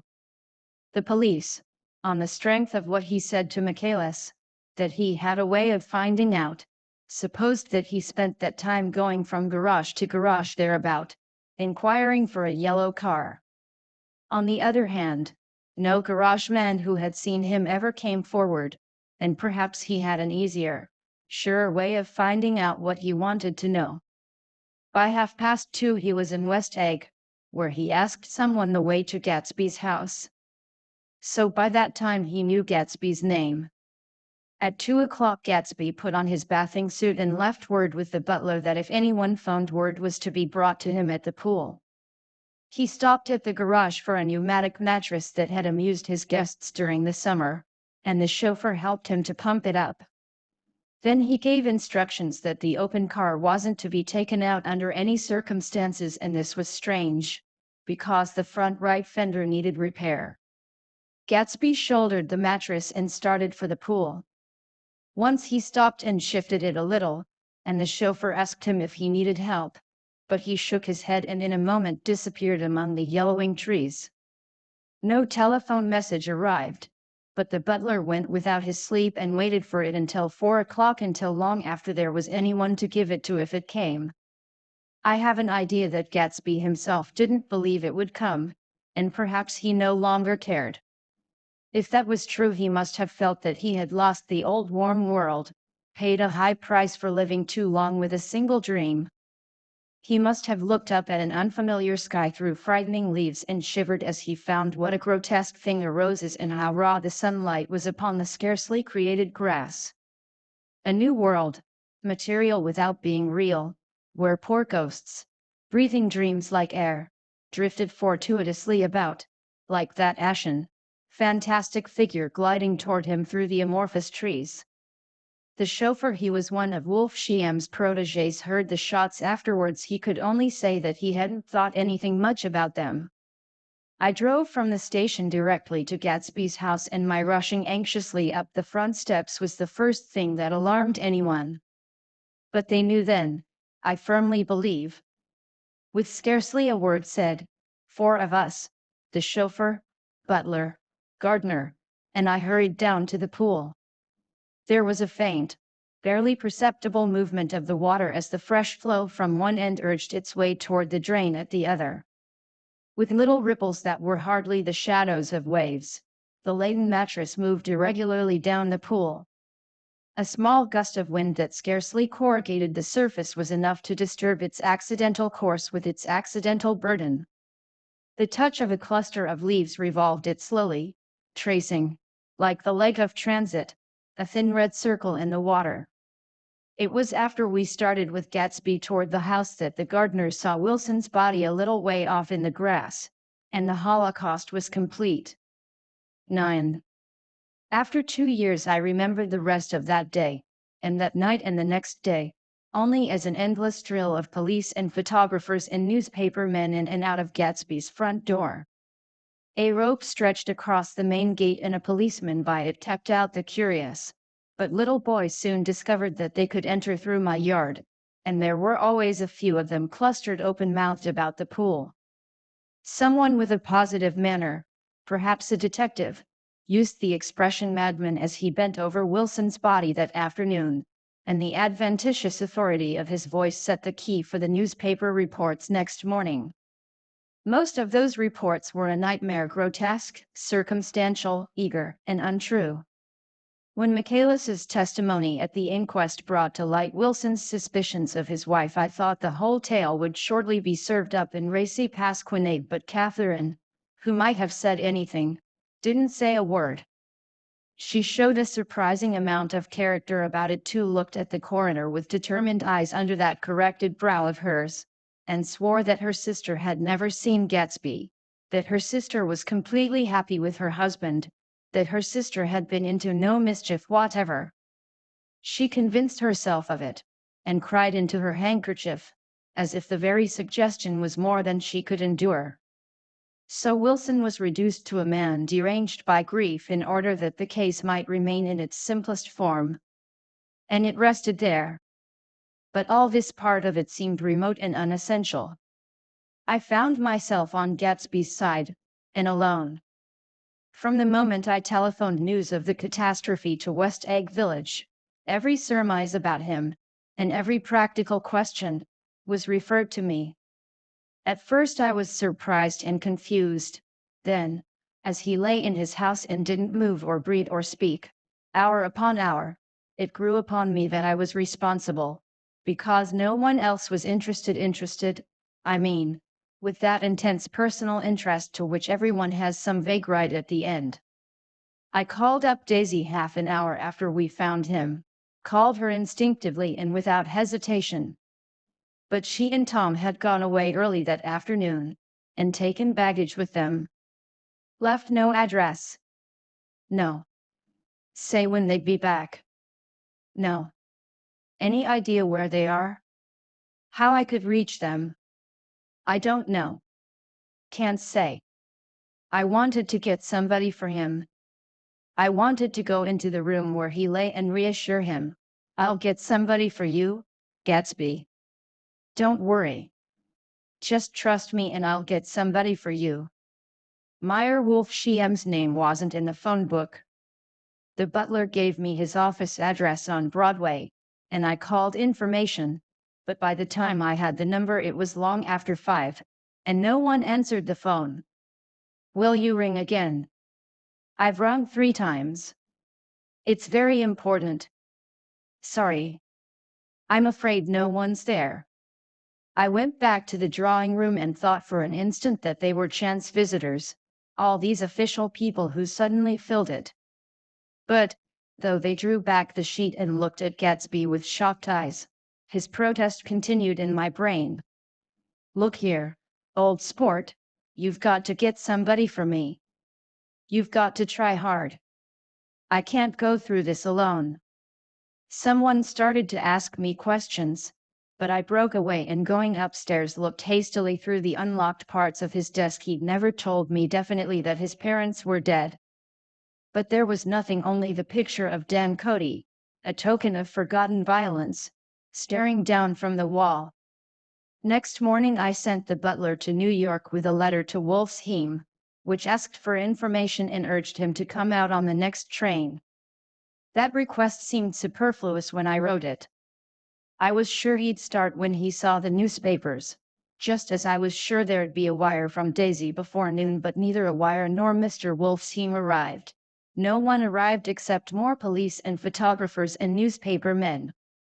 When the butler brought back Wolf Sheim's answer, I began to have a feeling of defiance, of scornful solidarity between Gatsby and me against them all. Dear Mr. Carraway, this has been one of the most terrible shocks of my life to me. I hardly can believe it that it is true at all. Such a mad act as that man did should make us all think. I cannot come down now as I am tied up in some very important business and cannot get mixed up in this thing now. If there is anything I can do a little later, let me know in a letter by Edgar. I hardly know where I am when I hear about a thing like this and am completely knocked down and out. Yours truly, Meyer Wolf's Heim. And then hasty addenda beneath. Let me know about the funeral, etc. Do not know his family at all. When the phone rang that afternoon and long distance said Chicago was calling, I thought this would be Daisy at last. But the connection came through as a man's voice, very thin and far away. This is Slagle speaking. Yes. The name was unfamiliar. Hell of a note, isn't it? Get my wire. There haven't been any wires. Young Park's in trouble, he said rapidly. They picked him up when he handed the bonds over the counter. They got a circular from New York giving Anne the numbers just 5 minutes before. What do you know about that, hey? You never can tell in these hick towns. Hello? I interrupted breathlessly. Look here, this isn't Mr. Gatsby. Mr. Gatsby's dead. There was a long silence on the other end of the wire, followed by an exclamation, then a quick squawk as the connection was broken. I think it was on the third day that a telegram signed Henry C. Gatz arrived from a town in Minnesota. It said only that the sender was leaving immediately and to postpone the funeral until he came. It was Gatsby's father, a solemn old man, very helpless and dismayed, bundled up in a long cheap ulster against the warm September day. His eyes leaked continuously with excitement, and when I took the bag and umbrella from his hands he began to pull so incessantly at his sparse gray beard that I had difficulty in getting off his coat. He was on the point of collapse, so I took him into the music room and made him sit down while I sent for something to eat. But he wouldn't eat, and the glass of milk spilled from his trembling hand. I saw it in the Chicago newspaper, he said. It was all in the Chicago newspaper. I started right away. I didn't know how to reach you. His eyes, seeing nothing, moved ceaselessly about the room. It was a madman, he said. He must have been mad. Wouldn't you like some coffee? I urged him. I don't want anything. I'm all right now, Mr. Carraway. Well, I'm all right now. Where have they got Jimmy? I took him into the drawing room, where his son lay, and left him there. Some little boys had come up on the steps and were looking into the hall. When I told them who had arrived, they went reluctantly away. After a little while Mr. Gatz opened the door and came out, his mouth ajar, his face flushed slightly, his eyes leaking isolated and unpunctual tears. He had reached an age where death no longer has the quality of ghastly surprise, and when he looked around him now for the first time and saw the height and splendor of the hall and the great rooms opening out from it into other rooms, his grief began to be mixed with an odd pride. I helped him to a bedroom upstairs. While he took off his coat and vest I told him that all arrangements had been deferred until he came. I didn't know what you'd want, Mr. Gatsby. Gatz is my name. Mr. Gatz. I thought you might want to take the body west. He shook his head. Jimmy always liked it better down east. He rose up to his position in the east. Were you a friend of my boy's, mister? We were close friends. He had a big future before him, you know. He was only a young man, but he had a lot of brain power here. He touched his head impressively, and I nodded. If he'd have lived, he'd have been a great man. A man like James J. Hill. He'd have helped build up the country. That's true, I said, uncomfortably. He fumbled at the embroidered coverlet, trying to take it from the bed, and lay down stiffly, was instantly asleep. That night an obviously frightened person called up, and demanded to know who I was before he would give his name. This is Mr. Carraway, I said. Oh. He sounded relieved. This is Clip Springer. I was relieved too, for that seemed to promise another friend at Gatsby's grave. I didn't want it to be in the papers and draw a sightseeing crowd, so I'd been calling up a few people myself. They were hard to find. The funeral's tomorrow, I said. 3 o'clock, here at the house. I wish you'd tell anybody who'd be interested. Oh, I will, he broke out hastily. Of course I'm not likely to see anybody, but if I do. His tone made me suspicious. Of course you'll be there yourself. Well, I'll certainly try. What I called up about is... Wait a minute, I interrupted. How about saying you'll come? Well, the fact is, the truth of the matter is that I'm staying with some people up here in Greenwich, and they rather expect me to be with them tomorrow. In fact, there's a sort of picnic or something. Of course I'll do my best to get away. I ejaculated an unrestrained hey, and he must have heard me, for he went on nervously. What I called up about was a pair of shoes I left there.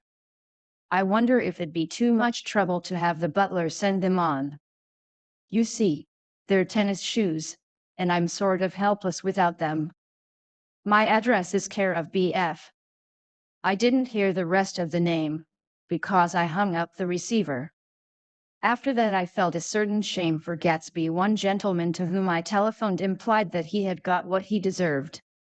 However, that was my fault, for he was one of those who used to sneer most bitterly at Gatsby on the courage of Gatsby's liquor, and I should have known better than to call him.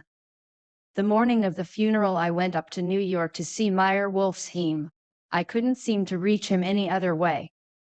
The door that I pushed open, on the advice of an elevator boy, was marked the Swastika Holding Company, and at first there didn't seem to be anyone inside. But when I'd shouted hello several times in vain, an argument broke out behind a partition, and presently a lovely Jewess appeared at an interior door and scrutinized me with black hostile eyes. Nobody's in, she said. Mr. Wolfsheim's gone to Chicago. The first part of this was obviously untrue, for someone had begun to whistle the rosary, tunelessly, inside. Please say that Mr. Carraway wants to see him. I can't get him back from Chicago, can I? At this moment a voice, unmistakably Wolfsheim's, called Stella, from the other side of the door. Leave your name on the desk, she said quickly. I'll give it to him when he gets back. But I know he's there. She took a step toward me and began to slide her hands indignantly up and down her hips. You young men think you can force your way in here any time, she scolded. We're getting sick and tired of it. When I say he's in Chicago, he's in Chicago. I mentioned Gatsby. OH. She looked at me over again. Well, what was your name? She vanished. In a moment Meyer Wolfsheim stood solemnly in the doorway, holding out both hands. He drew me into his office, remarking in a reverent voice that it was a sad time for all of us, and offered me a cigar. My memory goes back to when first I met him, he said. A young major just out of the army and covered over with medals he got in the war. He was so hard up he had to keep on wearing his uniform because he couldn't buy some regular clothes. First time I saw him was when he came into Winnebrainer's pool room at 43rd Street and asked for a job. He hadn't eaten anything for a couple of days. "Come on, have some lunch with me," I said. He ate more than $4 worth of food in half an hour. "Did you start him in business?" I inquired. "Start him? I made him." "Oh." "I raised him up out of nothing, right out of the gutter. I saw right away he was a fine appearing, gentlemanly young man, and when he told me he was at Oxford I knew I could use him good. I got him to join the American Legion and he used to stand high there. Right off he did some work for a client of mine up to Albany. We were so thick like that in everything he held up two bulbous fingers always together. I wondered if this partnership had included the World Series transaction in 1919. Now he's dead," I said after a moment. "You were his closest friend, so I know you'll want to come to his funeral this afternoon." "I'd like to come." "Well, come then." The hair in his nostrils quivered slightly, and as he shook his head his eyes filled with tears. "I can't do it, I can't get mixed up in it," he said. "There's nothing to get mixed up in. It's all over now. When a man gets killed I never like to get mixed up in it in any way. I keep out. When I was a young man it was different. If a friend of mine died, no matter how, I stuck with them to the end. You may think that's sentimental, but I mean it to the bitter end." I saw that for some reason of his own he was determined not to come, so I stood up. "Are you a college man?" he inquired suddenly. For a moment I thought he was going to suggest a connection, but he only nodded and shook my hand. "Let us learn to show our friendship for a man when he is alive and not after he is dead," he suggested. "After that my own rule is to let everything alone." When I left his office the sky had turned dark and I got back to West Egg in a drizzle. After changing my clothes I went next door and found Mr. Getz walking up and down excitedly in the hall. His pride in his son and in his son's possessions was continually increasing, and now he had something to show me. "Jimmy sent me this picture." He took out his wallet with trembling fingers. "Look there." It was a photograph of the house, cracked in the corners and dirty with many hands. He pointed out every detail to me eagerly. "Look there," and then sought admiration from my eyes. He had shown it so often that I think it was more real to him now than the house itself. "Jimmy sent it to me. I think it's a very pretty picture. It shows up well." "Very well." "Had you seen him lately?" "He come out to see me 2 years ago and bought me the house I live in now. Of course we was broke up when he run off from home, but I see now there was a reason for it. He knew he had a big future in front of him. And ever since he made a success he was very generous with me." He seemed reluctant to put away the picture, held it for another minute, lingeringly, before my eyes. Then he returned the wallet and pulled from his pocket a ragged old copy of a book called Hop Along Cassidy. "Look here, this is a book he had when he was a boy. It just shows you." He opened it at the back cover and turned it around for me to see. On the last flyleaf was printed the word schedule, and the date September 12th, 1906. And underneath, "Rise from bed 6 a.m. Dumbbell exercise and wall scaling 6:15 6:30. Study electricity, etc. 7:15 8:15. Work 8:34:30 p.m. Baseball and sports 4:35:00. Practice elocution, poise, and how to attain it 5:006:00. Study needed inventions 7:009:00. General resolves.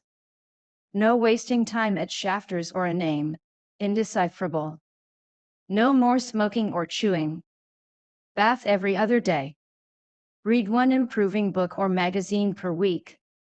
Save $5 crossed out $3 per week. Be better to parents. I came across this book by accident, said the old man. It just shows you, don't it? It just shows you. Jimmy was bound to get ahead. He always had some resolves like this or something. Do you notice what he's got about improving his mind? He was always great for that. He told me I eat like a hog once, and I beat him for it. He was reluctant to close the book, reading each item aloud and then looking eagerly at me. I think he rather expected me to copy down the list for my own use. A little before 3 the Lutheran minister arrived from Flushing, and I began to look involuntarily out the windows for other cars. So did Gatsby's father. And as the time passed and the servants came in and stood waiting in the hall, his eyes began to blink anxiously, and he spoke of the rain in a worried, uncertain way. The minister glanced several times at his watch, so I took him aside and asked him to wait for half an hour. But it wasn't any use. Nobody came. About 5 o'clock our procession of 3 cars reached the cemetery and stopped in a thick drizzle beside the gate. First a motor hearse, horribly black and wet, then Mr. Gatz and the minister and me in the limousine, and a little later 4 or 5 servants and the postman from West Egg, in Gatsby's station wagon, all wet to the skin. As we started through the gate into the cemetery I heard a car stop and then the sound of someone splashing after us over the soggy ground. I looked around. It was the man with owl-eyed glasses whom I had found marveling over Gatsby's books in the library one night 3 months before. I'd never seen him since then. I don't know how he knew about the funeral, or even his name. The rain poured down his thick glasses, and he took them off and wiped them to see the protecting canvas unrolled from Gatsby's grave. I tried to think about Gatsby then for a moment, but he was already too far away, and I could only remember, without resentment, that Daisy hadn't sent a message or a flower. Dimly I heard someone murmur, "Blessed are the dead that the rain falls on," and then the owl-eyed man said amen to that, in a brave voice. We straggled down quickly through the rain to the cars. Owl Eyes spoke to me by the gate. "I couldn't get to the house," he remarked.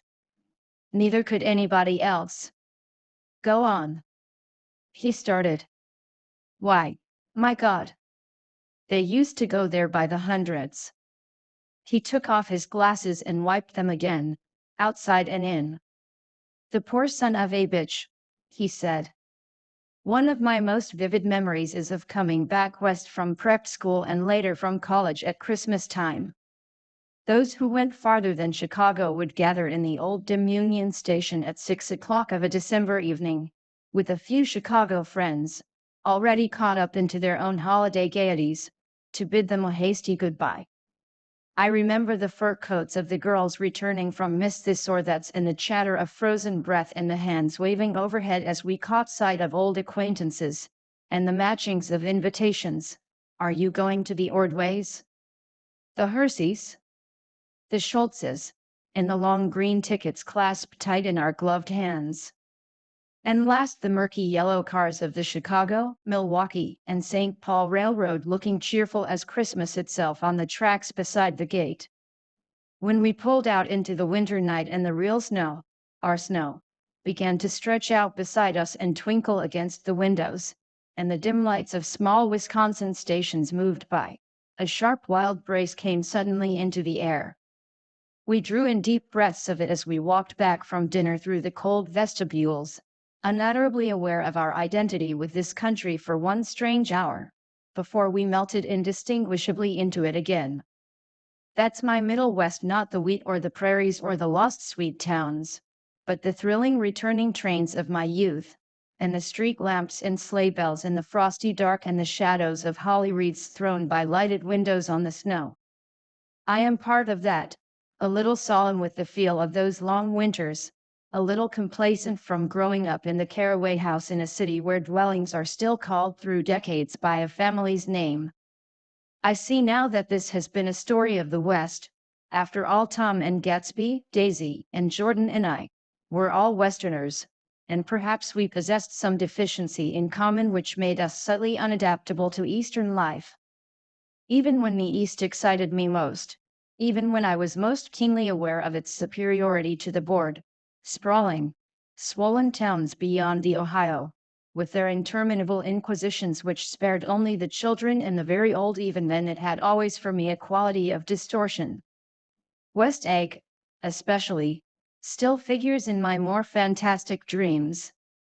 I see it as a night scene by El Greco, 100 houses, at once conventional and grotesque, crouching under a sullen, overhanging sky and a lustreless moon. In the foreground, 4 solemn men in dress suits are walking along the sidewalk with a stretcher on which lies a drunken woman in a white evening dress. Her hand, which dangles over the side, sparkles cold with jewels. Gravely the men turn in at a house, the wrong house. But no one knows the woman's name, and no one cares. After Gatsby's death, the East was haunted for me like that, distorted beyond my eyes' power of correction. So when the blue smoke of brittle leaves was in the air and the wind blew the wet laundry stiff on the line, I decided to come back home. There was one thing to be done before I left, an awkward, unpleasant thing that perhaps had better have been let alone. But I wanted to leave things in order and not just trust that obliging and indifferent sea to sweep my refuse away. I saw Jordan Baker and talked over and around what had happened to us together, and what had happened afterward to me, and she lay perfectly still, listening, in a big chair. She was dressed to play golf, and I remember thinking she looked like a good illustration, her chin raised a little jauntily, her hair the color of an autumn leaf, her face the same brown tint as the fingerless glove on her knee. When I had finished, she told me without comment that she was engaged to another man. I doubted that, though there were several she could have married at a nod of her head, but I pretended to be surprised. For just a minute I wondered if I wasn't making a mistake, then I thought it all over again quickly and got up to say goodbye. "Nevertheless, you did throw me over," said Jordan suddenly. "You threw me over on the telephone. I don't give a damn about you now, but it was a new experience for me, and I felt a little dizzy for a while." We shook hands. "Oh, and do you remember," she added, "a conversation we had once about driving a car?" "Why, not exactly." "You said a bad driver was only safe until she met another bad driver?" "Well, I met another bad driver, didn't I? I mean, it was careless of me to make such a wrong guess. I thought you were rather an honest, straightforward person. I thought it was your secret pride." "I'm 30, I said. I'm 5 years too old to lie to myself and call it honor." She didn't answer. Angry, and half in love with her, and tremendously sorry, I turned away. One afternoon late in October I saw Tom Buchanan. He was walking ahead of me along Fifth Avenue in his alert, aggressive way, his hands out a little from his body as if to fight off interference, his head moving sharply here and there, adapting itself to his restless eyes. Just as I slowed up to avoid overtaking him, he stopped and began frowning into the windows of a jewelry store. Suddenly he saw me and walked back, holding out his hand. "What's the matter, Nick? Do you object to shaking hands with me?" "Yes. You know what I think of you." "You're crazy, Nick," he said quickly. "Crazy as hell. I don't know what's the matter with you." "Tom," I inquired, "what did you say to Wilson that afternoon?" He stared at me without a word, and I knew I had guessed right about those missing hours. I started to turn away, but he took a step after me and grabbed my arm. "I told him the truth," he said. He came to the door while we were getting ready to leave, and when I sent down word that we weren't in, he tried to force his way upstairs. He was crazy enough to kill me if I hadn't told him who owned the car. His hand was on a revolver in his pocket every minute he was in the house. He broke off defiantly. What if I did tell him? That fellow had it coming to him. He threw dust into your eyes just like he did in Daisy's, but he was a tough one. He ran over Myrtle like you'd run over a dog and never even stopped his car. There was nothing I could say, except the one unutterable fact that it wasn't true. And if you think I didn't have my share of suffering, look here.